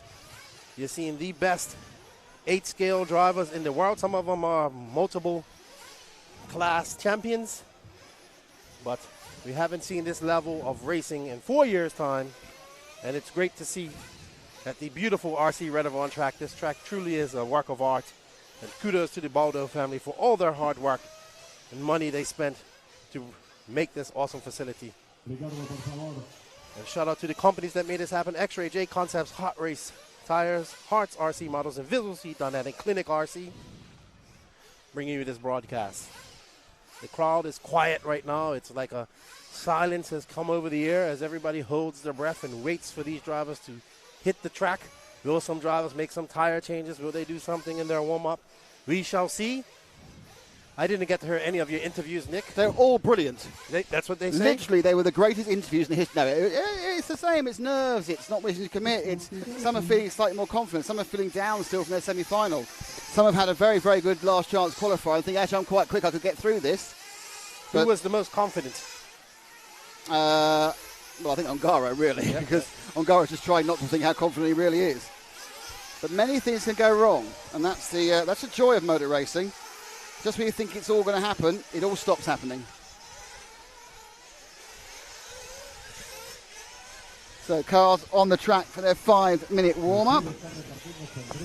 Crowd is all around the track. Mostly, I think you sometimes get a lot of locals. I think this is just everybody who's associated with the circuit and the entries, which is probably about 500 people all in. 180 entries, most people are mechanic, friends, all the guys who've had to work so hard at Redovan to put this on.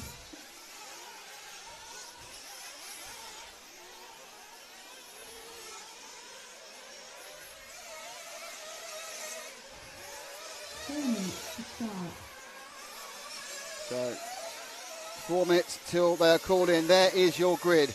Davide Ongaro from Italy, Juan Carlos Canas from Spain, Ty Tessman from Canada, Ryan Enfield from the United States of America, Birken and Burak Kilic, the Kilic brothers from Germany, Cole Ogden from the US of A, Marco Garofalo from Italy, Bruno Coelho from Portugal, Johnny Skidmore from Great Britain, Dave Ronnefelt from Sweden, Ricardo Burton from Italy, and Dakota Fend from the US of A. He hasn't actually checked in yet, Dakota Fend, I don't think. According to the time, he's not checked in yet, so there might be. Oh, he has now, so was he just a late starter on this warm-up?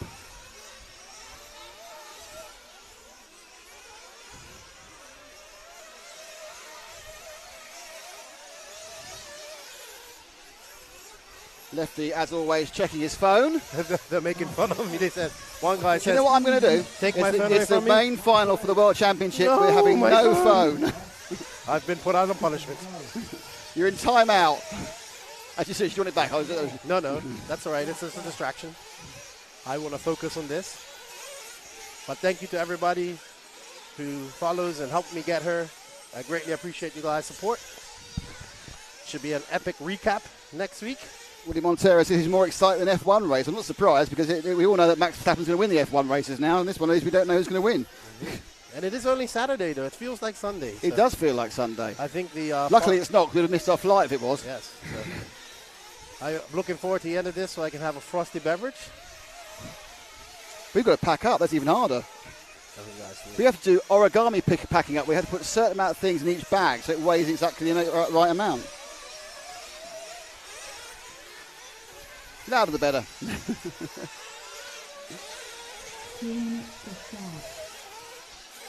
Paul Geisler, Dakota got some miles on that car. Not sure about it going forward. Let's go Ogden. Seems like this, as soon as this race starts, the wind picks up, and that's going to be a factor too out in those big jumps out there on the very far side of the track, over by the bleachers. So it caused some issues for some of these drivers. It does gust there. So far, that's nice. Mike Emery, I just hope everyone has fun.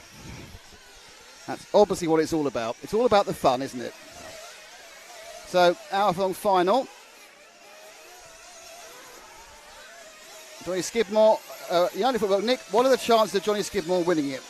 He has a chance, but if we're really, really, really realistic, it's going to be a long shot, but the long shots come in sometime. You get your 60-61 winners at the Derby.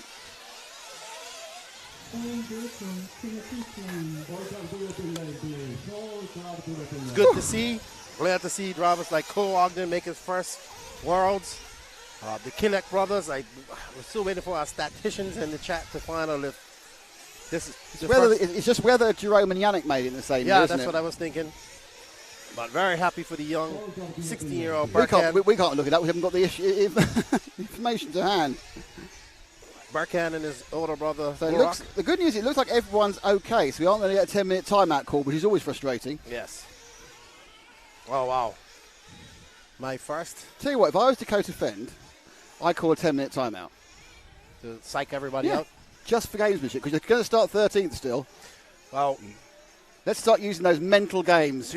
So, true story. Greg Degani told me when he won his 2002 World Champion, he started about a year before that with Yuchi Kanai, saying he has a year left as champion. Right up until the hour when they went up on the driver's stand, and he shouted out to him, "You have 1 hour left as champion." So, let the mind games begin.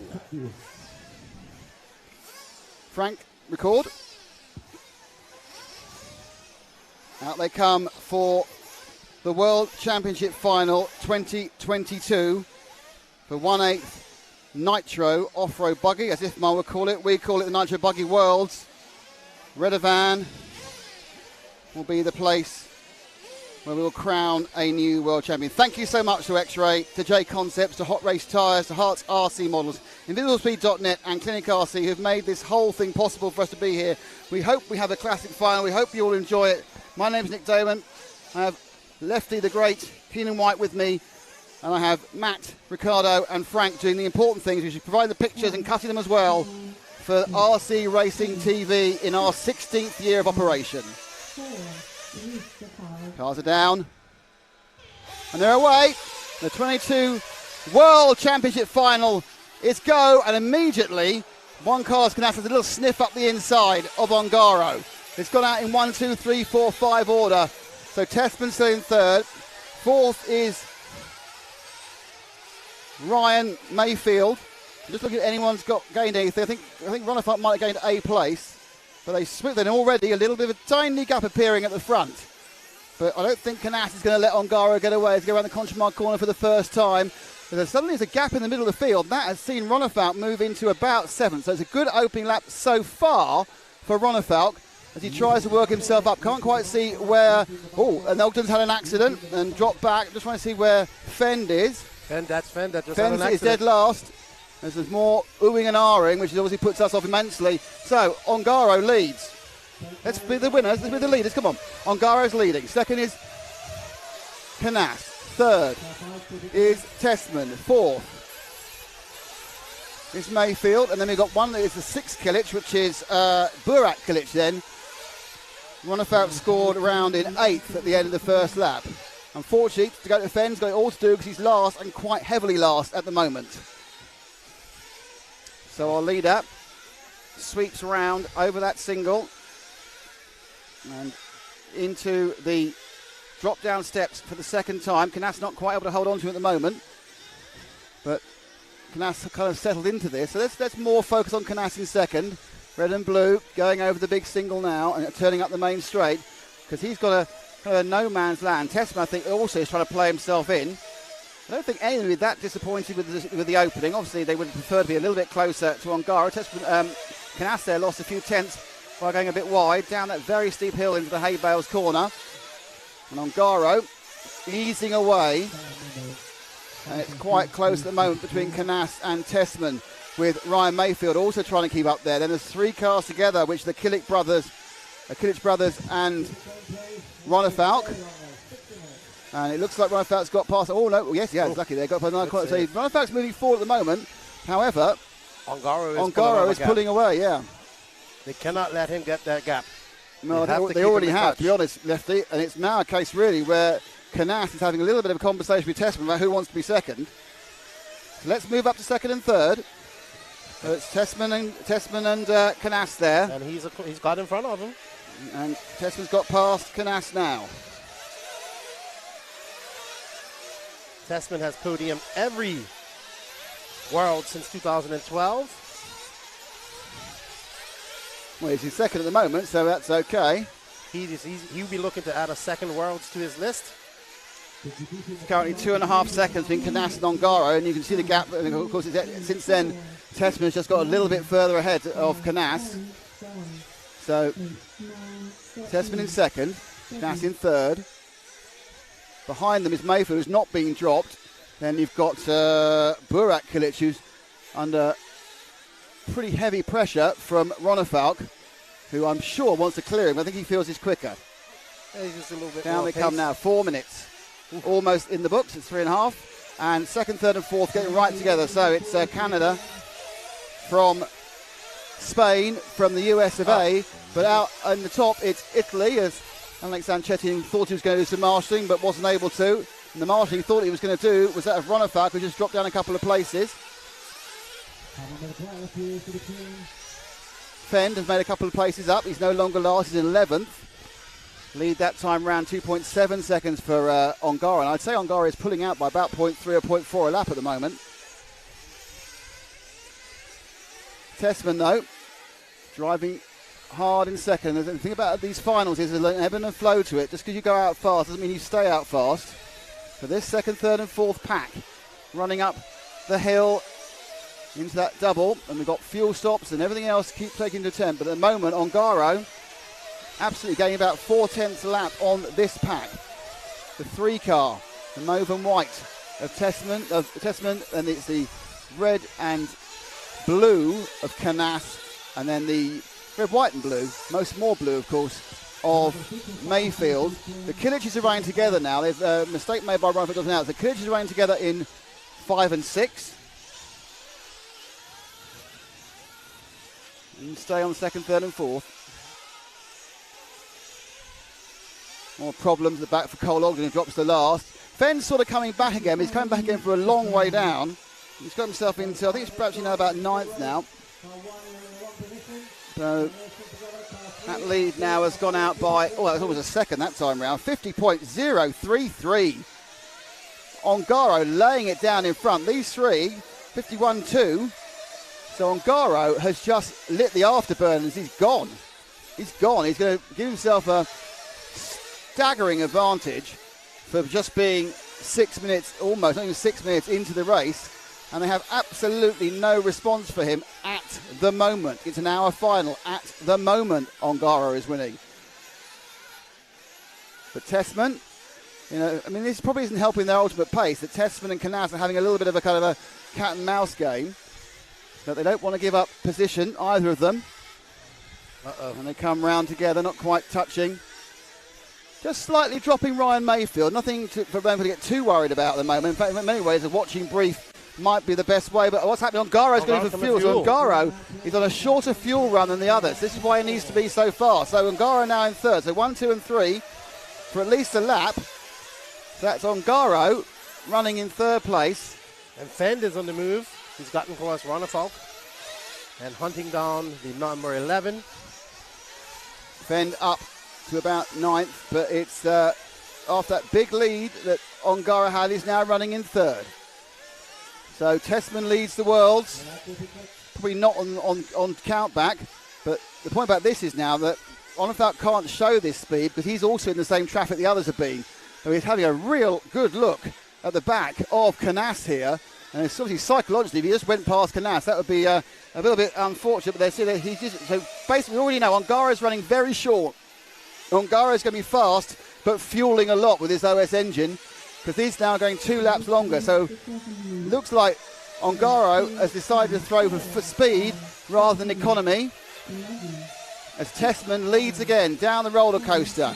Ongaro, these is 2 laps he can't go faster than anybody because he's stuck behind them. So he's not gaining from his extra pace. He's got Mayfield on his tail. He's the bright coloured car in the middle of those 3. In the middle of those 4. Tessman, Canas, Ongaro, Mayfield. As we see Tessman go over the start-finish line, and then we have Canas right behind him, but Ongaro's right there. Mayfield not letting them get away. That's important.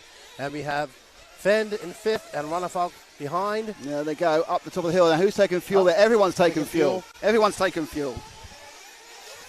You see Canas, Tessman, Mayfield all come out. So let's drop back to these guys coming out the fuel stops there. No, there. And that breaks out a lead for Ongaro. Everyone coming in for fuel. But Ongaro has to go. He's going to be short on fuel, so he's going to have to make an extra stop. We'll see. This is what happened at the Euros with Canas. But Mayfield just has to hang on to that tail end and be ready to pounce when any mistakes happen. As we see Tessman, who's got it up in a guard position to keep away the Canas. But with that happening, we see Ongaro just pulling out to a 6.2 second lead over Canas. Over Tessman, sorry. It's the fuel stop. So, Burak Kilik and the other Kilik brother, Berkan, and looks like Ronafalk got past Fend. I don't know what happened to Fend. Well, I think there's a fuel stoppery at the moment left. They're kind of going in and going out the fuel. Fend and Ronafalk came in at the same time. So Fend's had a mistake somewhere. It can happen. So they plunge down the hill again, around the Conchimar corner. This is now Tessman and Canas. In fact, Mayfield's dropped off these two since those fuel stops. And we now have second and third. You say it was a 6.4 second lead that time round. Oh, Ongaro's gone sub 50, 49.982. Wow. But Tessman did 50.2, so they've all found a bit of pace. Obviously, Ongaro's found a bit more. Now, what he obviously is trying to do is get the point where when he stops for fuel, he's still ahead of these guys, so he doesn't have that situation where 2 or 3 laps not going as fast as he could go. He's going for a fast but thirsty run as his concept. Must have worked out this is the fastest way behind, but second and third is still an epic battle between Ty Tessman and Juan Carlos Canas. Just temporarily, they've dropped Ryan Mayfield. Behind him it's Burak Kilic, then Birkenkic. Ronafalk is in 7th. Coelho is in 8th. Fend is in 9th. And then you've got Ricky Burton, Johnny Skidmore, Cole Ogden and Marco Barufalo currently bringing up the rear.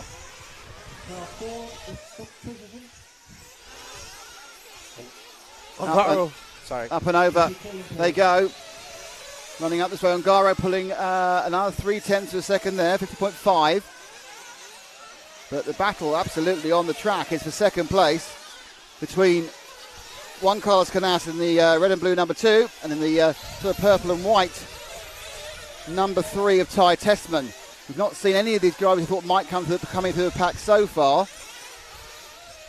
No one's particularly out of it, but there's a big field spread. Dakota Fend is something like 24 seconds off the lead now, so he's going to have to see miracles get through.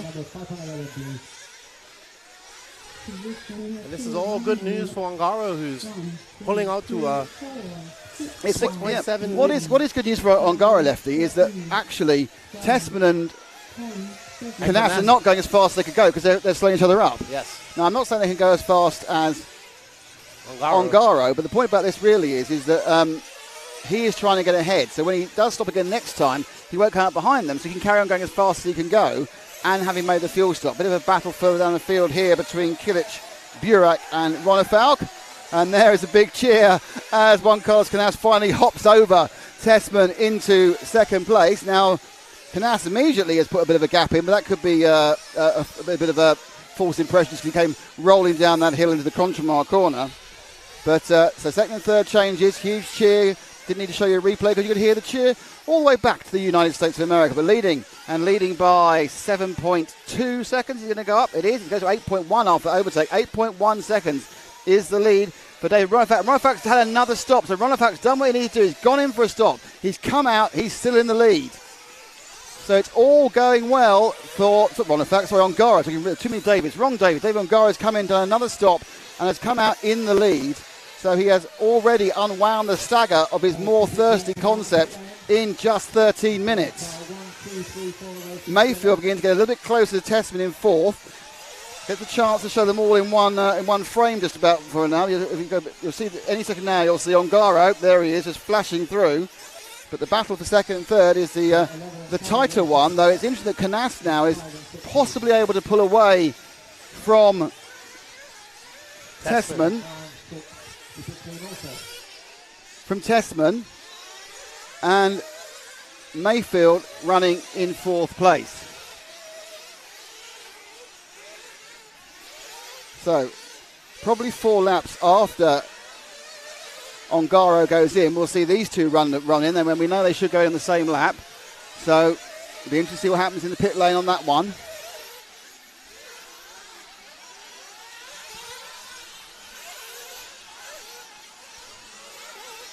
The cars drop down again. Definitely Canas has managed to put a little bit of air now between himself and Tessman. Behind them, Ronafalk now scored in 5th. I'm not sure whether that's down to fuel. Ongaro absolutely makes a mistake, which has cost him about, he was 1.5 ahead. Now he's about 0.5. So a second of mistakes for Ronafalk. But is this the lap the boys come in? No, they've got one more to go, though I think. Yep, they've got one more to go. So first mistake we've seen. In fairness to Tessman and Canas, I've not seen them make a mistake at all, Lefty. So everyone's driving very well. The biggest mistake we've seen was 1 second from Ongaro. But he is human after all. So that's always nice to know. Ronafalk seems to have absolutely claimed 5th place for his own now. So I don't think that's anything to do with fuel strategy. Well, you got around Burkan Kilic and got some cleaner. And yep, and in fairness to Fend's coming as well. Yes. So both Fend and Ronafalk could well be scored in the top 6 within the first 20 minutes. We are not even a quarter way through this one.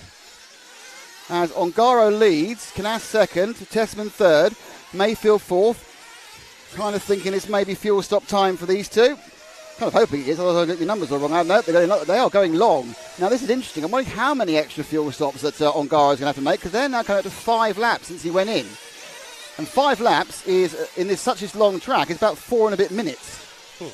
So it's a very different strategy being run by the Ongaro team and all the other people. It's a completely different concept. It's go as fast as possible, literally chucking as much fuel into the engine as you can find, and then see what happens next. Now, of course, the other thing to remember is that these cars are all lovely and fresh still, even though 15 minutes in.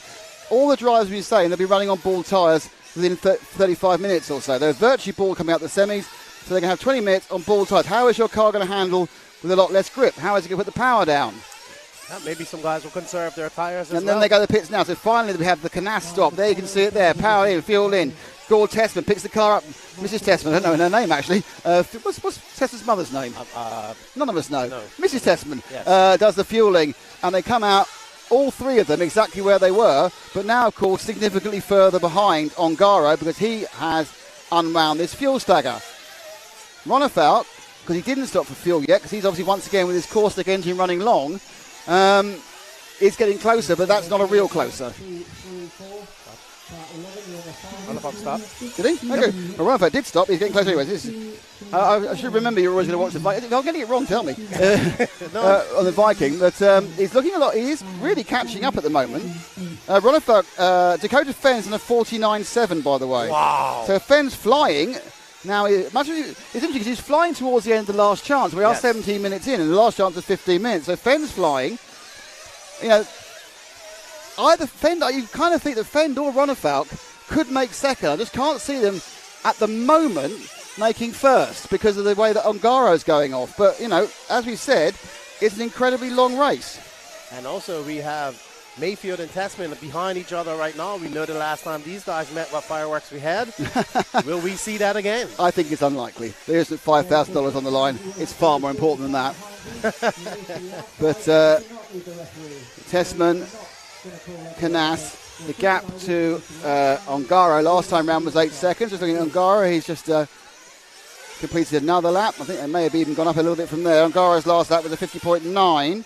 Canas goes round in 51.4. Yeah, 50.9 actually for Tessman. So Tessman now on this particular run looks a tad faster than Canas. And here comes Mayfield. Mayfield is going to, I just can't help feeling Mayfield is going to start making a real nuisance of himself. And behind Ronefalk, 50.4. So he's catching up. What's Finn done this time round? 52. He's had a little minor wobble. He's had some traffic, one of the two.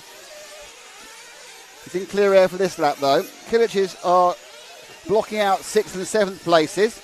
And 2nd, 3rd and 4th come over the rumble strip again, all together. Oh, mistake there. And that's the first one we've seen. And that drops Tessman back and suddenly releases Mayfield now to have a bit of a struggle and a bit of a track at Canas. But it's good news for Canas. So let's move forward to the blue car of Mayfield. So he's the second one over the line now. So there's Mayfield, the centre of the, and what is also happening is Ronefalk now is getting really, really close. Let's see that one again. What happened?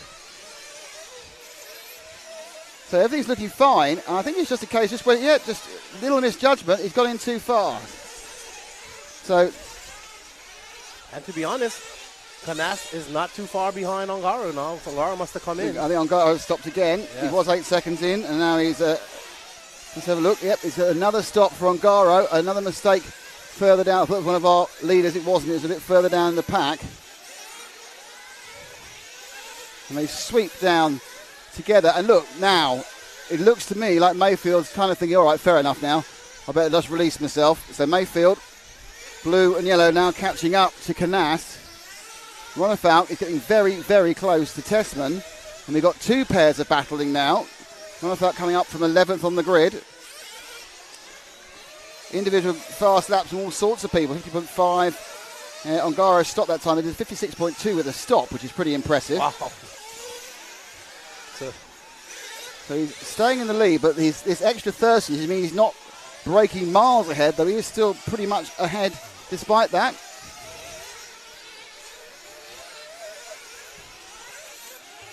Up and over the rumble strips. And Mayfield, once given the chance to have a think about Canas, that's what he's doing. So Canas in second, Ongaro leading, Mayfield third, fourth is Tessman, fifth is Ronefalk. Sixth at the moment is Fend. That's probably on the fuel strategy because he's had a couple of issues, but Fend is also very, very quick. And we are 1/3 of the way through the 2022 IFMAR World Championship final. Ongaro has the lead, but he hasn't necessarily taken the win, that's for sure. Let's drop back to the next pair, which is Tessman and Ronefelt, because they're also scrapping away for 4th and 5th. That's your 2014 World Champion, your 2016 World Champion having a bit of a scrapette. Moving down, Ronefelt has come back. He didn't have a bit of a bad start, a particularly good start, a few problems clearing the Kiliches, but now showing the pace of that Mayako chassis. But in fairness, the X-ray of Tessman, he's holding him up at the moment. Tessman's in a period of the race where I think that accident's kind of slightly irritated him. He's now got to get his head back in the game. Ongaro's lead out to 4.243. And here they go. Right together, can Ronefelt find a way past Tessman? I think it's quite key because Tessman, I think, is the slowest, slower of those 4 at the moment. Coming down to the hay bale corner. The issue is they can absolutely not afford to take any risks at all because Davide Ongaro is pulling away. Well, he's not pulling away too much. He's actually pulling away slowly. In fact, that last lap he actually lost a couple of tenths, but the net gain he's making is quite large. But no one's too far ahead. I mean, we know for a fact that if you have an unnecessary accident, it's about 5 to 6 seconds because the track's so large. It takes ages for the marshals to get there. Good luck for Tessman. He's managed to gap Ronefelt a bit more that time around. So that time it was a 50.3 for Ongaro, 50.1 for Canas, a 51 flat for Mayfield, 51 flat for Tessman, and a 51.2. So the fastest man that particular lap was Canas. Canas now has the traffic of the 8 of Barufalo ahead of him. That'll be moved out of the way by the referee very quickly. And Ronefelt now looking to get up and past Tessman, which is not an easy concept. This is where you get to see how hard it is to overtake here at Redovan if you've got 2 guys who know what they're doing. And let's be honest, 2 world champions do know what they're doing. A little bit extra bit of steering I put in there by Tess as he came down the hill there. You could see, I'm going to get that and just put a little bit of extra right-hand lock. And that's it, down those corners again. Once again, coming off the end of that double, round the Hearts hairpin, it's absolutely a point where time is lost by Ronefelt on Tessman. But you look at this section in a second. So they come up the hill now. They're not going to stop the field. They come up the hill now. And then Ronefelt will now normally gain a bit coming round the hot race hairpin, and then down into this corner here. And they are all together. It's just interesting. The cars are making their speed and the drivers are making their speed at completely different places.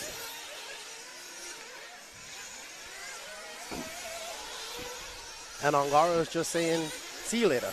At this point. Well, he's actually, his lead gone down. His lead's only 4 seconds. He's been matched by one car's Canas. It stays at 4 seconds. It will, I think, go up a little bit because I think that Canas will come in fuel before he does. But the lead is not getting any bigger. It's not getting smaller. But Canas is beginning to sort of drop. I say about drop Mayfield. Mayfield's in a 50 flat. So perhaps he's not dropping Mayfield then. But we are still waiting to see if we're going to get a denouement of the... Canas came in for fuel. Mayfield's come in for fuel. Tessman come in and Ronefelt. They've all come in for fuel, and nothing's changed. So they all stop there at 36.30. This should mean that temporarily the lead is going to look absolutely ginormous for Ongaro. But Ongaro will absolutely have to stop this back down. Ongaro now going to score with about a 10-second lead. But he needs to stop as well. So Ongaro leading from these drivers, Canas, Mayfield, Tessman. We're looking at Tessman and Ronefelt, which is the closest battle at the moment. And you just think if Ronefelt could get through, just want to see how far away. In fact, Canas has got a little bit of a lead now on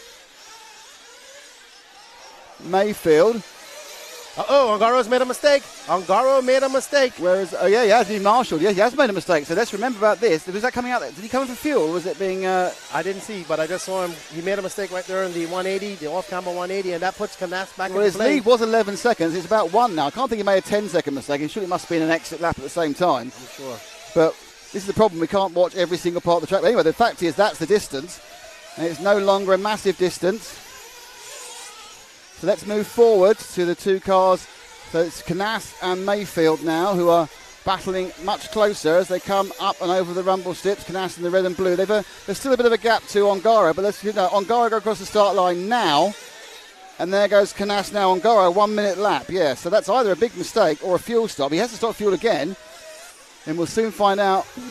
And he'll drop out of the lead. So Canas and Mayfield right together again as they battle over second and third. There's a small gap, and then fourth and fifth is Tessman and Ronefalk. Second and third up towards the switchback, and now over the Huddy corner they go. Down the roller coaster. Canas and Mayfield, they're kind of alternating fast laps. Mayfield, who after qualifying, when, in fairness, his second day of qualifying just went to pot, was very despondent, but had a think, had a couple of beers, and has come back strong. Has come back pretty much on the pace of Canas. He's come back on the, not quite on the pace of Ongaro, but Ongaro's made a mistake. So that's why they're a bit closer now. And they look to come up the straight.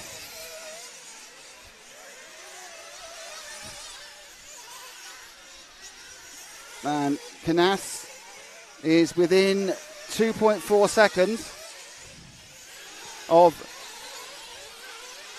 the leader as they go down the hill again and up onto the rumble strips. At this point, he's not, in fairness to Ongaro, he's not really being caught, but he's not really breaking away. Tessman's put a bit of a gap now between himself and Ronefalk. So that immediate threat's gone. But the top five, of course, are being covered by something in the region of 6 seconds. So it's all very close in this World Championship final. We haven't got halfway yet either. And the man on the move is Fenn. He is hunting down Ronefalk. He's done a 49.444 just then, so he's absolutely flying, but he is unfortunately a very long way away. He's got some pace, but it doesn't always help sometimes. But Mayfield is right on the back of Canas again. The gap to Ongaro staying at about 2 seconds. They played 50.4, 50.4 and 50.3 they did that time round. So they're setting some pretty blistering sort of qualifying pace now. It took a while to get into it. I think they kind of wear off the sheen of the tyres initially. Now they're in the meter them, and of course they'll slow down towards the end as the actual tread completely wears off. Still looking good for Tessman because he's now managed to break a gap to Ronefalk. Fend is currently only 4 seconds behind Ronefalk and absolutely flying. So you're quite right, Lefty. This is a potential comeback with half an hour to go of biblical proportions. But he's going to rely on Fenn driving absolutely clean. Interesting, just then, suddenly Canas has got a little bit of a gap on Mayfield. 50.3, 50.4, 50.8 for 1, 2 and 3. Very good chance that the next person to go in will be Ongaro. So we'll see Canas in the lead as he tries to bridge the gap to the Italian. Tessman and Ronefalk are closing up again. And we're at 32 minutes. We've not got anywhere near the finals yet. That's a 5 car in the pits.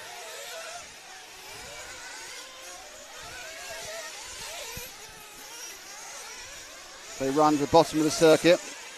There they go. Another lap in the books. And actually, look at this. Canas has now suddenly found a bit of pace, and Canas is getting closer and closer and closer and closer to Ongaro. So it's all ebbs and flow. We've had the Ongaro period, and now we're looking like we're getting the Canas period. Just so you say, Ronefalk's found a load of space again. And Ronefalk's got Tessman. Ronefalk has got Tessman to move into fourth, but at the front, first and second are getting back together again. So Ronefalk on the move. Well, he's moved past one. Mayfield's been dry. I think it's Canas now who's found the pace. Canas, the Spaniard, the local favourite, has found the pace. And the crowd's going to go wild in a minute because he's going to go in the lead when Ongaro drops into the pits. So, as we said, don't despair when Ongaro went so fast. This is going to be a very open, very competitive final, and we are not halfway yet. And is it Tessman's time? Is it Ongaro's time to pit? No, it's going a bit longer this. I think they're doing some alternate pit strategies here with different times. But look at this, first and second right together after half an hour. Third and fourth are right together. Ronefalk's massively on the move as well. He's bridged the gap to Mayfield in no time at all. And also on the move is Fend. 5 of the best drivers in the world are all on the move. So, what can you do? The only person who's not on the move is Ongaro, who's at the front and being shot at by them. Dropping down into the Montgemar corner.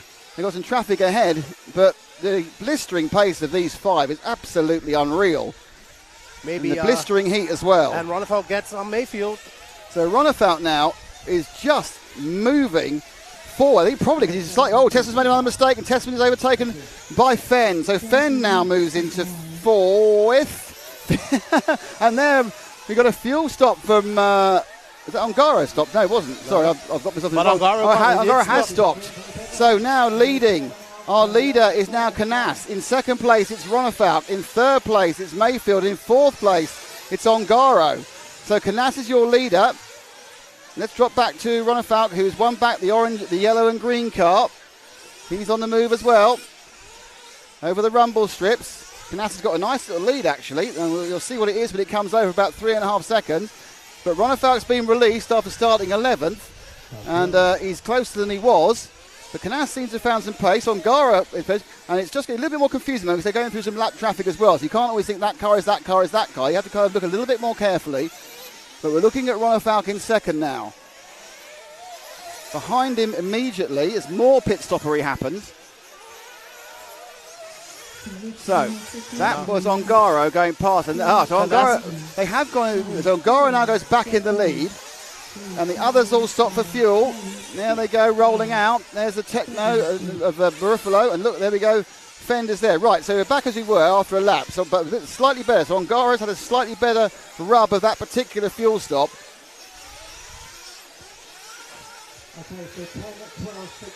There's the car broken down over there, delivering water to the marshals. It's quite nice. I think it's quite hot out there. And let's get on to Ronefalk. So he's coming over that single, turning left and getting over and onto the Hearts bummer, down the rumble strips. In 3rd place, Ronefalk now. And quite solid in 3rd place, round the concrete hairpin. Is he getting closer to Canas is the question. It was 3 points. Yes, he's gained 9/10 of a second that time. So Ronefalk through the fuel stops. Once again, Adrian Berton and Pierre Ronefalk doing their magic. And Ronefalk just got past his old teammate. Cole Ogden lapped him.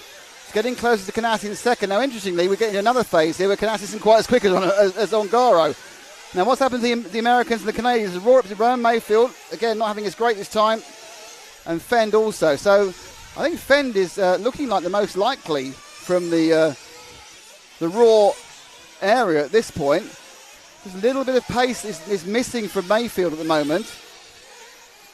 But no pace missing from Ongaro. He's at a 49.9. Waiting for Canas to cross the line.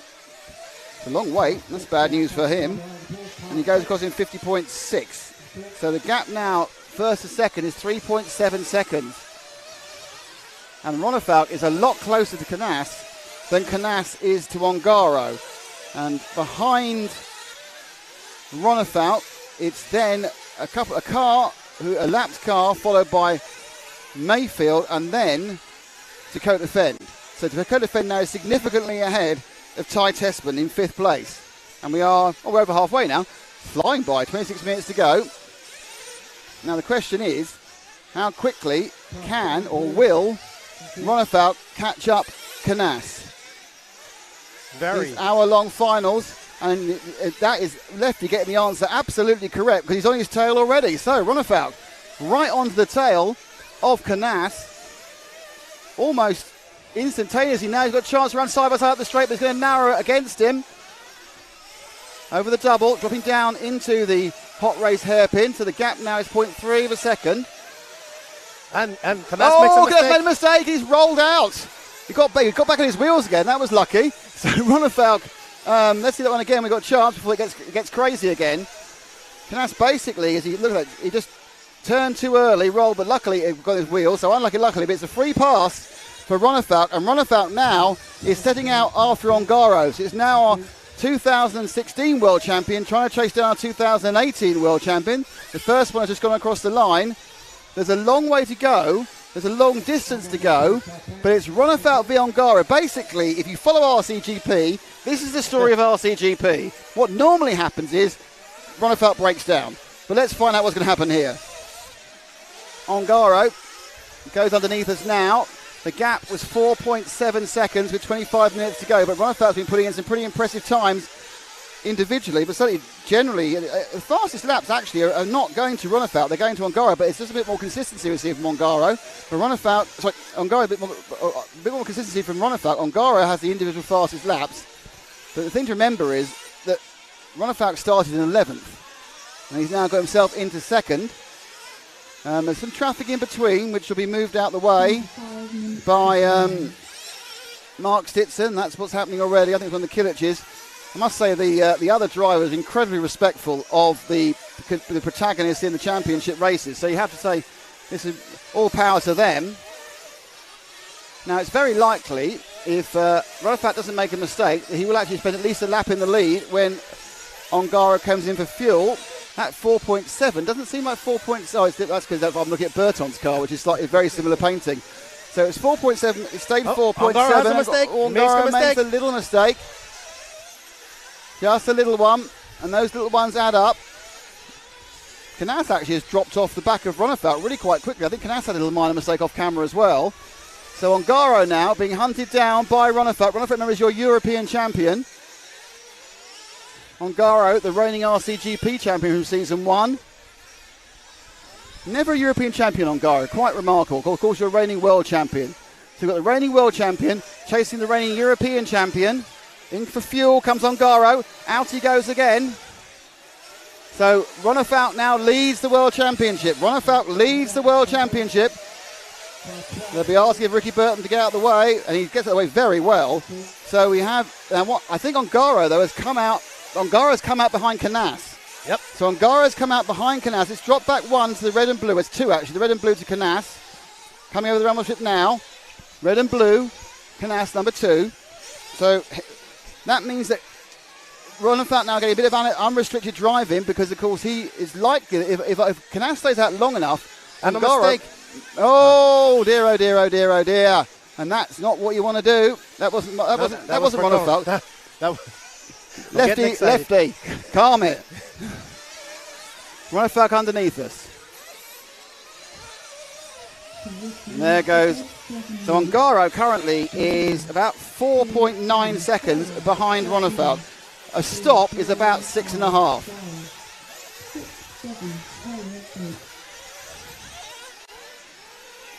But we're looking at Canas in second. And interestingly, Mayfield's now, it's a huge ebb and flow the whole time, because Mayfield now is ebbing back towards Canas in fourth place, obviously. In fact, he's right behind Ongaro. So just to make Ongaro our focus, it's the middle of those three cars, the white light car, because he's now got Mayfield on his toe, and Mayfield's isn't taking no for an answer as they come round here. So Mayfield in the blue car. Oh, there, a little scuffle there for Ongaro. And they drive up, all with a slap land. He didn't help Mayfield on that point at all. No real difference in the 50.0 against 50.1, 49.9. Mayfield is absolutely finding some pace now. Fend is not. Are you really? A mistake by Mayfield. That is going to be very costly in this environment. So I was about to say you wouldn't count any of these guys out at the moment. Now, what's noticeable is Ongaro not making an awful lot of ground on Canas at the moment. And if Ronefalk can keep it all four wheels down, it'd be really interesting to see where he comes out at the end of this next pit stop. And I'll be honest with you, I'm not actually sure where they are, whether it still needs to be one more made. So let's move forward to. We should be with Canas and Ongaro. They're coming up the main straight now. In they go into the pit stop. So Ongaro leads, and then Ronefalk, you can see just fine. That's not 4.5 seconds of anyone's money. So in that pit stop cycle, as Ongaro slips through, when you go around, you'll see Ronefalk there. Ronefalk is 2, perhaps 3 seconds closer, and then now I think, I'm not certain because Ongaro is going in really oddly, but I think they have the same number of stops to make it might be even that Ronefalk has one less. So pit stops are coming into it. But suddenly it's Ongaro against Ronefalk.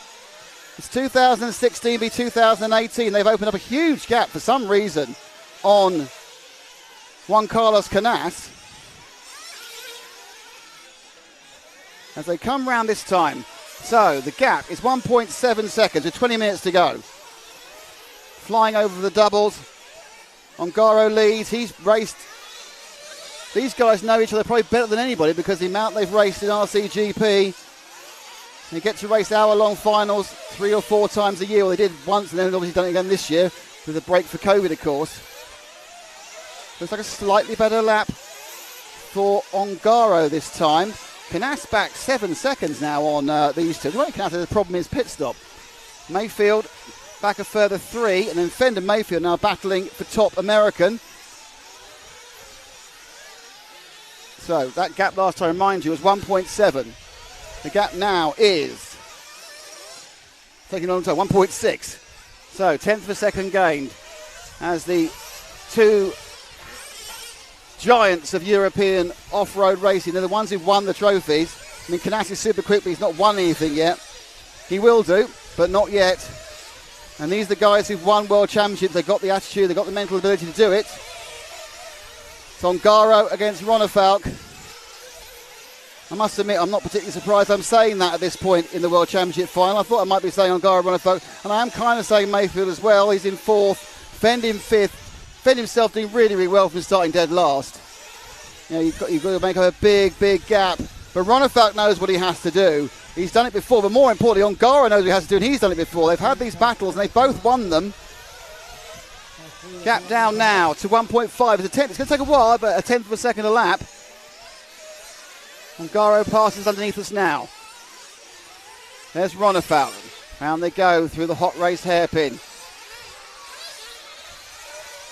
A little bit of a skid round now at this point. Of course, the tyres are screaming enough. There's probably no tread on them. And they're sitting there spinning away, especially that uphill pull out of the straw bale hairpin. Plunging down again. This lead is stubbornly staying there, but I would absolutely put money on the fact it's closer now. That is not a 1.5 second lead. I'm not quite sure where it disappeared. I think it was a bit of a lack of drive coming out of that hairpin. And now Ongaro has Ronefalk right on his tail, and the gap has dropped down to less than a second. It's half a second as they battle for the 2022 World Championship. Flying up again, and they're battling anymore because now Ongaro's gone for fuel. There he goes, out, bang, fuel, done. And this is this a fuel stop in hand for Ronefalk, or is this just the alternation? 17 minutes to go. Ongaro needs to stop twice more to the end from 17 minutes. You can't do it one. You should be able to do it. I think he might have stopped 3 times in 17 minutes, but twice you should be able to do it twice. Relatively easy 2-stop. Yeah, 2-stop, no problem at all. So Ronefalk may actually be a little bit further ahead. It may be he doesn't need. So we need to see when Ronefalk goes in to see whether he needs to stop twice or just once. And as Ronefalk comes from 11th on the grid in a great first 35 minutes, but I think we're all surprised he's managed to overhaul Ongaro.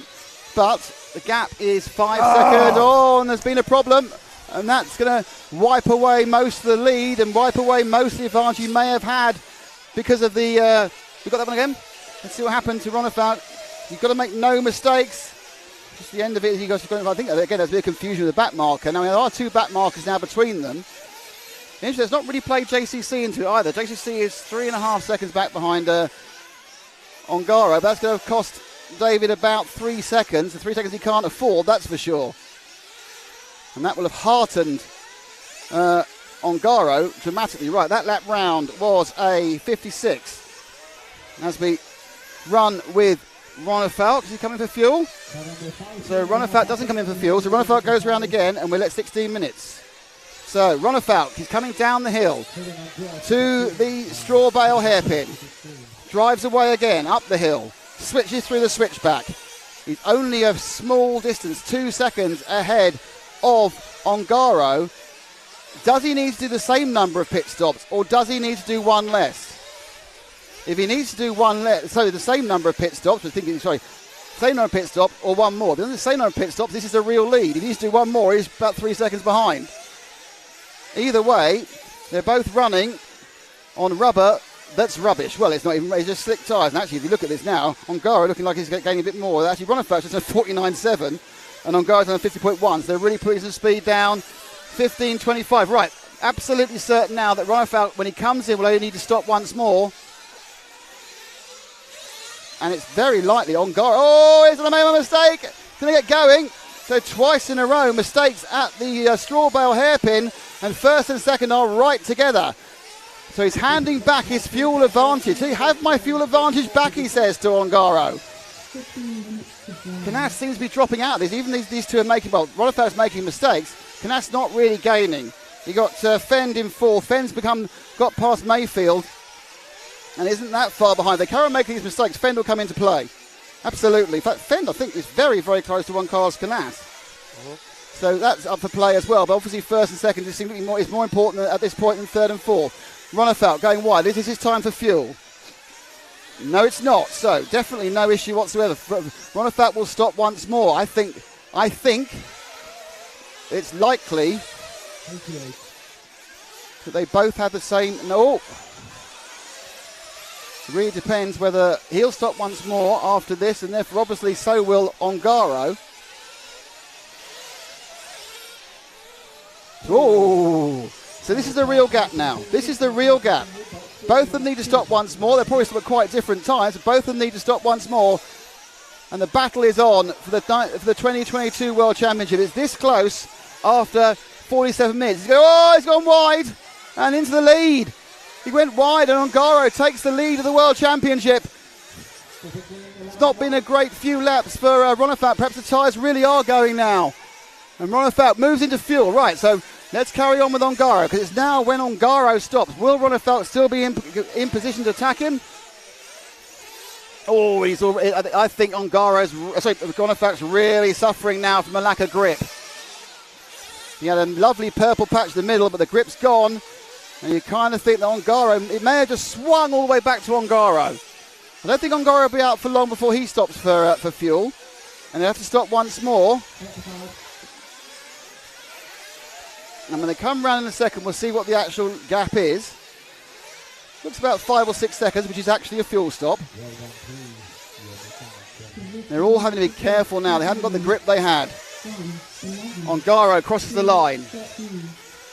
What will the gap be when Ronefalk crosses the line now? And the answer to that is the gap is 6 seconds, so it's just a bit more than a fuel stop. Fuel stop only costs about 5. So when Ongaro comes out, at the moment, he should be in the lead. But Ronefalk knows he has to keep pushing. And they both will have to stop once more after this final stop. For Ongaro will make his penultimate stop in a minute. We've just seen the penultimate stop for Ongaro, for Ronefalk. So Ongaro, round the Contramar. My guess is this one or the next one. But they have been quite floaty with their fuel strategy at the moment. I'm not sure whether perhaps they're finding it's not using as much fuel as they thought. Is it using more fuel than they thought? 6.05. He goes in now. Right, so Ongaro goes in. Down he goes. Oh, no, problem getting out. Oh, what's going on down there? Problem in the release section there. I think there was a foreshortening actually by the marshal, but definitely there's a problem getting the car down. That's resulted in, at the end of this, it's Ronefalk leading Ongaro. Okay, we've got 11 minutes and 1 fuel stop for each of them in the 2022 World Final. You can see the gap. You can see the protagonists. You can see what's happening. The pressure on these two is immense. I kind of feel that Ongaro is feeling a bit more freed now he's behind. And it's Ongaro against Ronefalk, European champion against world champion, and former world champion against current world champion. So Ronefalk with the Mayarko chassis he picked up a few months ago. And of course it's the associated for Ongaro, for which he's won so many of his many championships and awards. Right. First running lap with Ongaro out of the pits. And I just think Ongaro's got a tiny bit more grip than Ronefalk. Not a huge amount, but enough that it's going to pay. You see, he's looking to turn up the inside.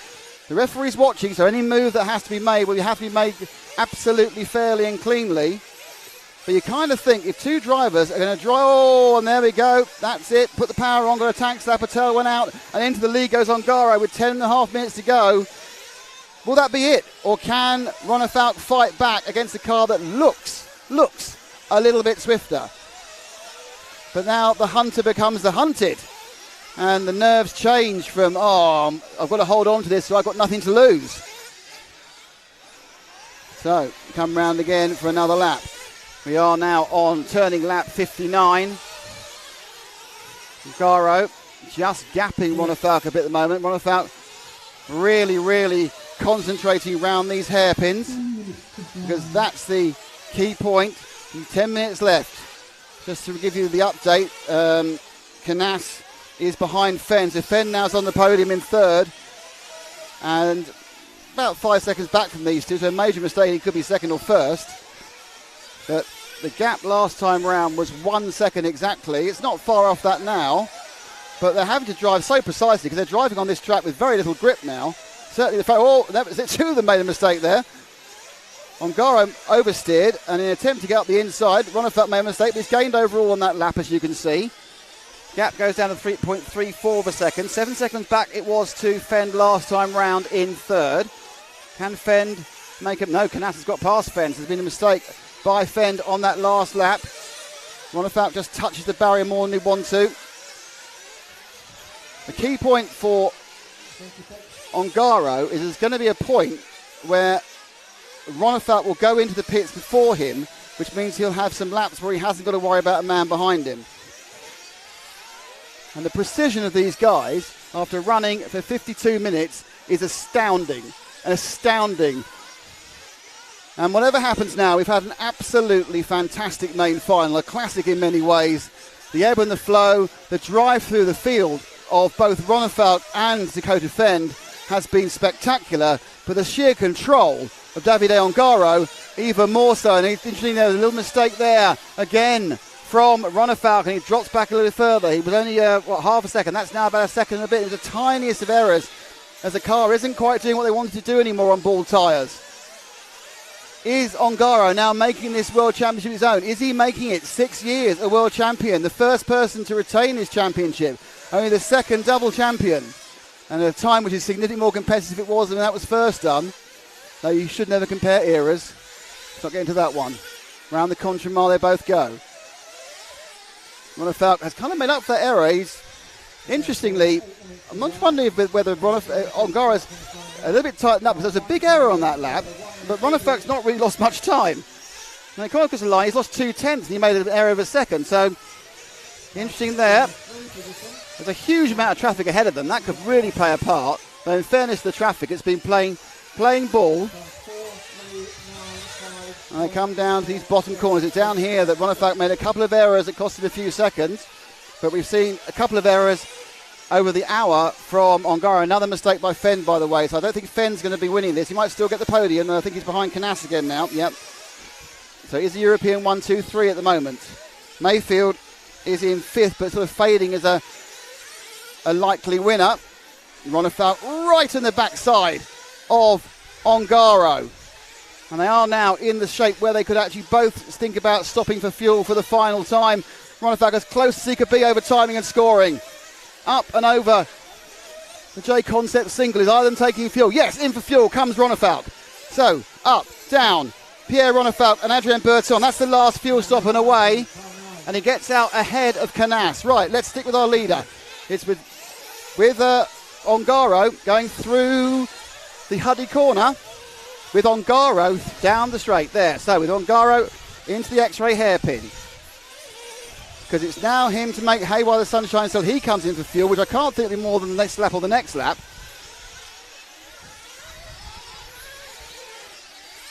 Trying to keep an eye on Ronefalk to make sure he's not making errors off camera. And then we'll see where they come out when the final stops are done. There's a bit of traffic ahead. If you can reach the end now, it would make sense for Ongaro to pull the car in, the team to pull it in so he hasn't got to pass the traffic.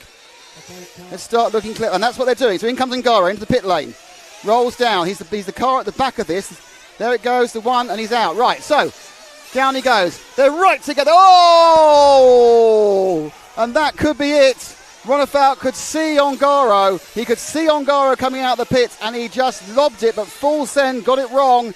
And with 5 minutes to go, suddenly, what would have been neck and neck is now 4 or 5 seconds.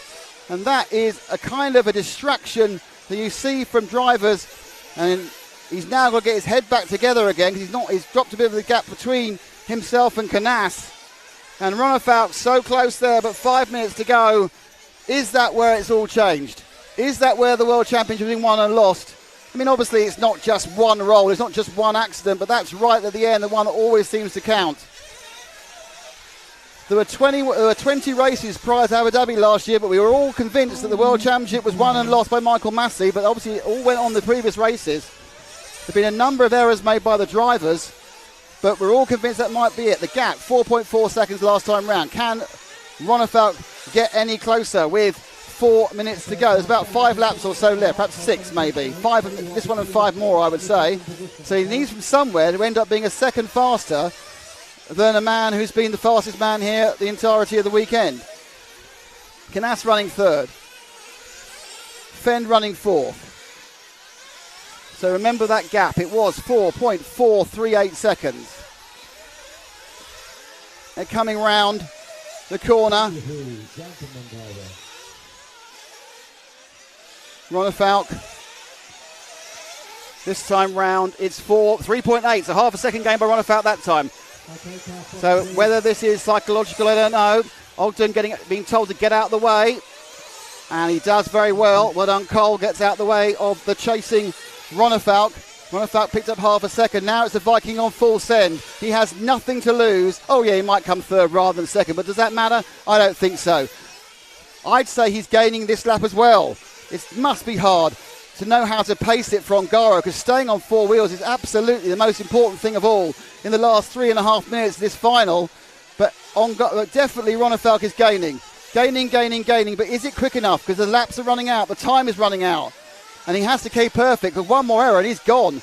Well, we've gone from winning the World Championship. Okay, so they go round and over the line. This time it goes down to 3 seconds. 0.8 has been gained. So 0.8 of a second gain that time round. Up the hill. If he carries on going like this, they're going to be together with about a lap to go.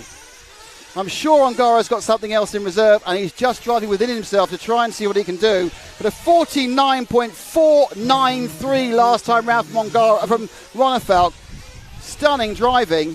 He's making up for his own error, but that's what it is. It's his own error that's caused a problem over the rumble strips. Dropping down. I don't think he's going much this time, I'll be honest with you. As we get into 2 minutes and 45 seconds to go. Ongaro's just being helped through the traffic, which is fine. A little minor error actually by Ongaro. Then another minor error by Ongaro. Little 0.2 errors here and there. Ronefalk is coming.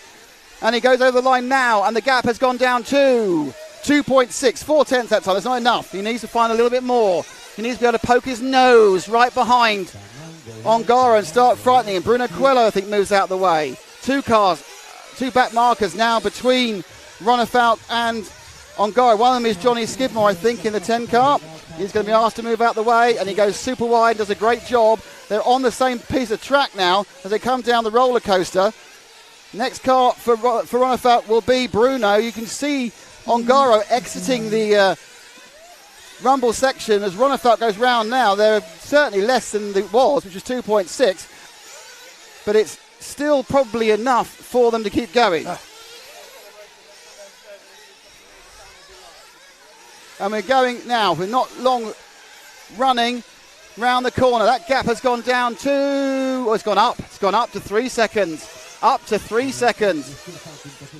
It's looking like... Let's move our focus to Ongaro, the number 1 car, coming up the hill. Because it's looking like he's going to retain his championship in what has been an absolutely stupendous final, an amazing final. A final that's seen one man climb from 11th to 2nd, another man climb from 13th to 4th.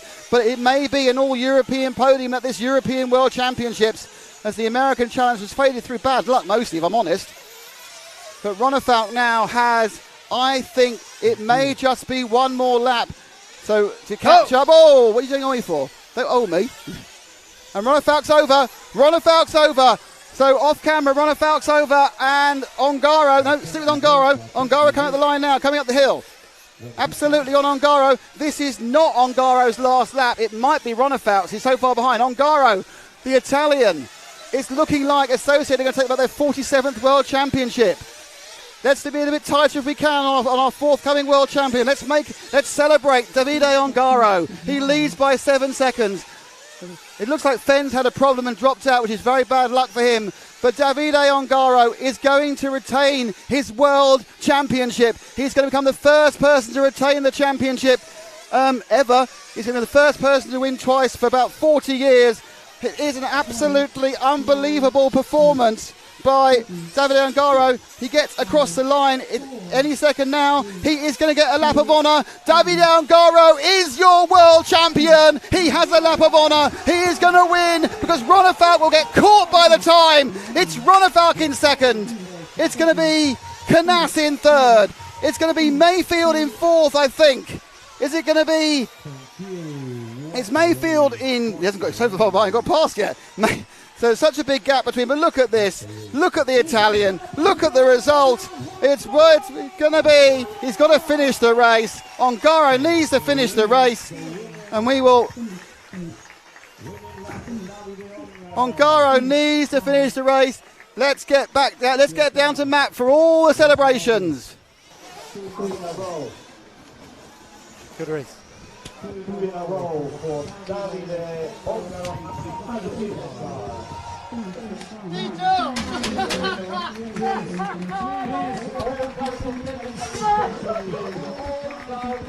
Congratulations to Davide Ungaro, the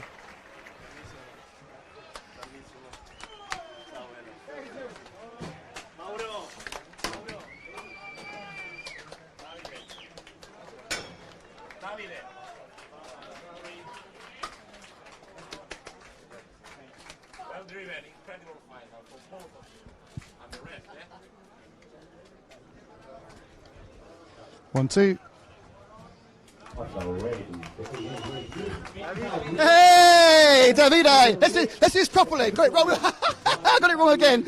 Davide Ungaro taking the congratulations of the rest of the field. I've got myself caught in the cup of an absolutely epic event. Kiliches, Tessman, and the rest of the team. Davide Ungaro, you have retained your world championship 4 years after the last one. How do you feel? I'm super excited. I mean, I cannot say thanks to everyone. Thank you. All my family, all the Italian friends that come here for me, and all my dad, my sponsor, everyone, just everyone. But at the start, it looked like you were just going to disappear, but that was an incredibly intense fun. Then Ronefalk came back from 11th. The Ronefalk-Ongaro rivalry, it's unbelievable, isn't it? Yeah, I mean, we struggled a bit at the end with the tires, I think like everyone, and we did one fuel stop more than him, so I had to push in the first laps to pull away from him, but yeah, really happy, really tired. Congratulations, two-time world champion, and 6 years a world champion as well. Yeah, exactly, yes. Thank you. Davide Ongaro, the world champion 2022, in a truly magnificent race. Sometimes finals don't live up to it, and right up until the final pit stop for Ronefalk, when they go, oh, they're all going away for me. Okay, well, thank you, everyone.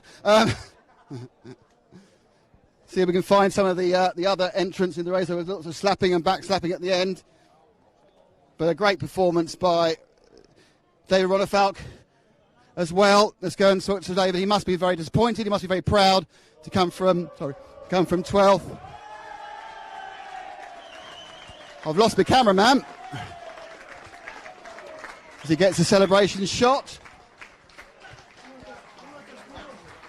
I'm going to carry on, see if I can grab a bit of Ronefalk. I'm not sure if Matt can hear me.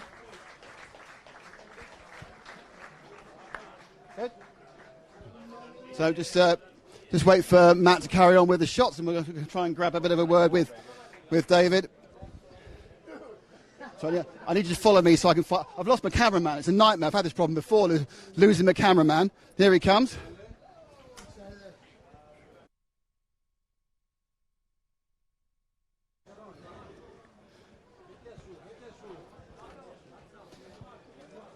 Well, David, we've seen the ecstasy of victory with Davide, and with you, it's the agony of defeat. Yeah, to be honest, I thought I had it. Like with 2 stops to go, I was in a good pit strategy. I got by him because of that, and was in front. Had a couple of bad landings here on the downhill. My car was just a little bit sensitive in the air when it was very windy at times. So, yeah, that sucks. But hang on, You started 11th. You came second and you were leading. That is a fantastic performance by anyone's standards. Yeah, I mean, we made a gamble on the start with the tire compound, and obviously it worked out really well. Now looking back, it sucks that we had the semi we did because we started so far back. Lost a bunch of time in the start. I knew the car was quick. I could feel it, and it was the best it's felt all week. Tried to put my head down and charge back. Davide had like a 15 to 20 second, I think around 15 seconds on me there. I knew with my pit strategy that I would probably save 2 stops on him. We did that. And yeah, towards the end, I just wish I would have been a little close. I lost focus like just for a tenth of a second there coming up the straight one time and rolled it right when he pitted. Probably just tried to look where he was in the pit lane and just forgot to hit the brakes and rolled it there. So yeah, that was that really sucked. I think it could have been a good race, but it's the second place at the Worlds. In the end of the day, it's not bad considering where we started, and I'm happy with my drive, happy with the team, happy with everyone helping me. So yeah, I mean, and you've had a completely new package this year. You've got a car from the ground up. You've got the disadvantage of having JQ engineering from You've got a great engineering team. You work at Adrian with his new engines, and you bought that thing. You've won the European Championships. You've been second in the Worlds, and effectively, if you take away the first 3 laps, you were the fastest because you made up all that time. I realise how you're feeling right now. It's absolutely gutted. Will you promise me by Monday you'll start reflecting how well you did? No, for sure. I mean, this drive, it was probably similar to what I did at the Euro in the main there. It was a really strong drive. I kept my head down after, I had some trouble with traffic being a little slower there in the start, but I knew I was going to have to deal with it. And, I'm happy I was in the mix. Didn't really think we were going to be there after qualifying, but, we worked good today. We made a gamble on the compound, and it worked out good, so... Thanks indeed. Honestly, you did brilliantly. Trust me. Well, one more chat, just for the final and I'm talking to Brian Baldo, the man who put the whole thing on. Brian, it's over. Yeah. How do you feel? Tired. I need to rest. I think 1 week. I mean, it's been a fantastic event. The track's been marvellous. It's held up brilliantly. The weather's been too hot, but it's been fine and consistent. You must be so proud of your team. You must be so proud of the event. And really, you must be so proud of yourself to put on the Worlds here at Redovan. I'm proud that the people enjoy, I think. And we watched a super nice final. Until the last minute, we don't know who win. And I think this is the more important. Always a racer, Brian. We'll be back here next year for the Euros. But so if you can please keep the slushies on. The slushies are fantastic. We love those. So I want the slushies there. Thanks. That's Brian Baldo. Well, what can I say about the final? Unbelievable. One thing I would say is I think that Ronnefalk-Ongaro is a battle for the ages. If you like that battle and you'd like to see it again, well, I've got a little championship called RCGP. It may just be happening in 6 weeks, but I'm not allowed to plug those sort of things. Just gives me a chance now. I want to say thank you very much to our sponsors. One of them here is Nicola Moroni. Thank you for sponsoring some Hot Race tyres. You had a lot of the cars in the final. You didn't win, but still everyone said your tyres were going great. Yeah, we had 9 drivers in the main, so with that huge hot race, so it was crazy. And in the end, with the Ronnefalk, we made a different... compound of tires, just the last second compound, because Bertin told me, okay, Nico, we can't win right now, so we have to think about something different, and we put the clay compound on the car. Was a risky, to be honest, but he started last and arrived second, very close to Davide, and so for me it's okay. 9 drivers in the main final World Championship is...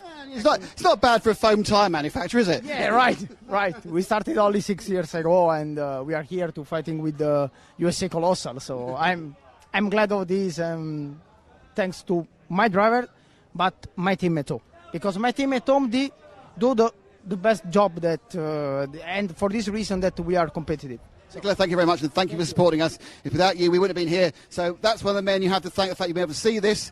So Nicola, Hot Race Tyres. Also, I'd like to thank X-Ray. X-Ray come to us, and X-Ray with us next week for the Worlds as well. Thank you so much to Clinic RC, who liked what they saw on Tuesday so much. They joined us, and don't forget to get your air filters from them. Thank you to Hearts RC Models, who liked me so much 2 weeks ago. They decided to sponsor us as well. Please get all your RC modelling requirements from them immediately. Thanks to J Concepts, one of our longest-standing sponsors. Jason Rawn has been backing us for many years, and genuinely, we do need these people, or these events wouldn't happen. And finally, thanks to JK, we take the mickey out of him, but he is a very, very nice guy deep down from invisiblespeed.net. He's also a brilliant engineer, and if you want to learn how to get quicker, buy his book, take his course. Finally, thank you for myself. Thank you to Matt McCallum. Thank you to Ricardo. Thank you to Frank O'Connor who've worked with us. Thank you especially to Keenan White, Lefty the Great. Couldn't have done it without you guys. Fabulous. We now have to go and pack up. But until then, that's the 2022 Worlds in the books.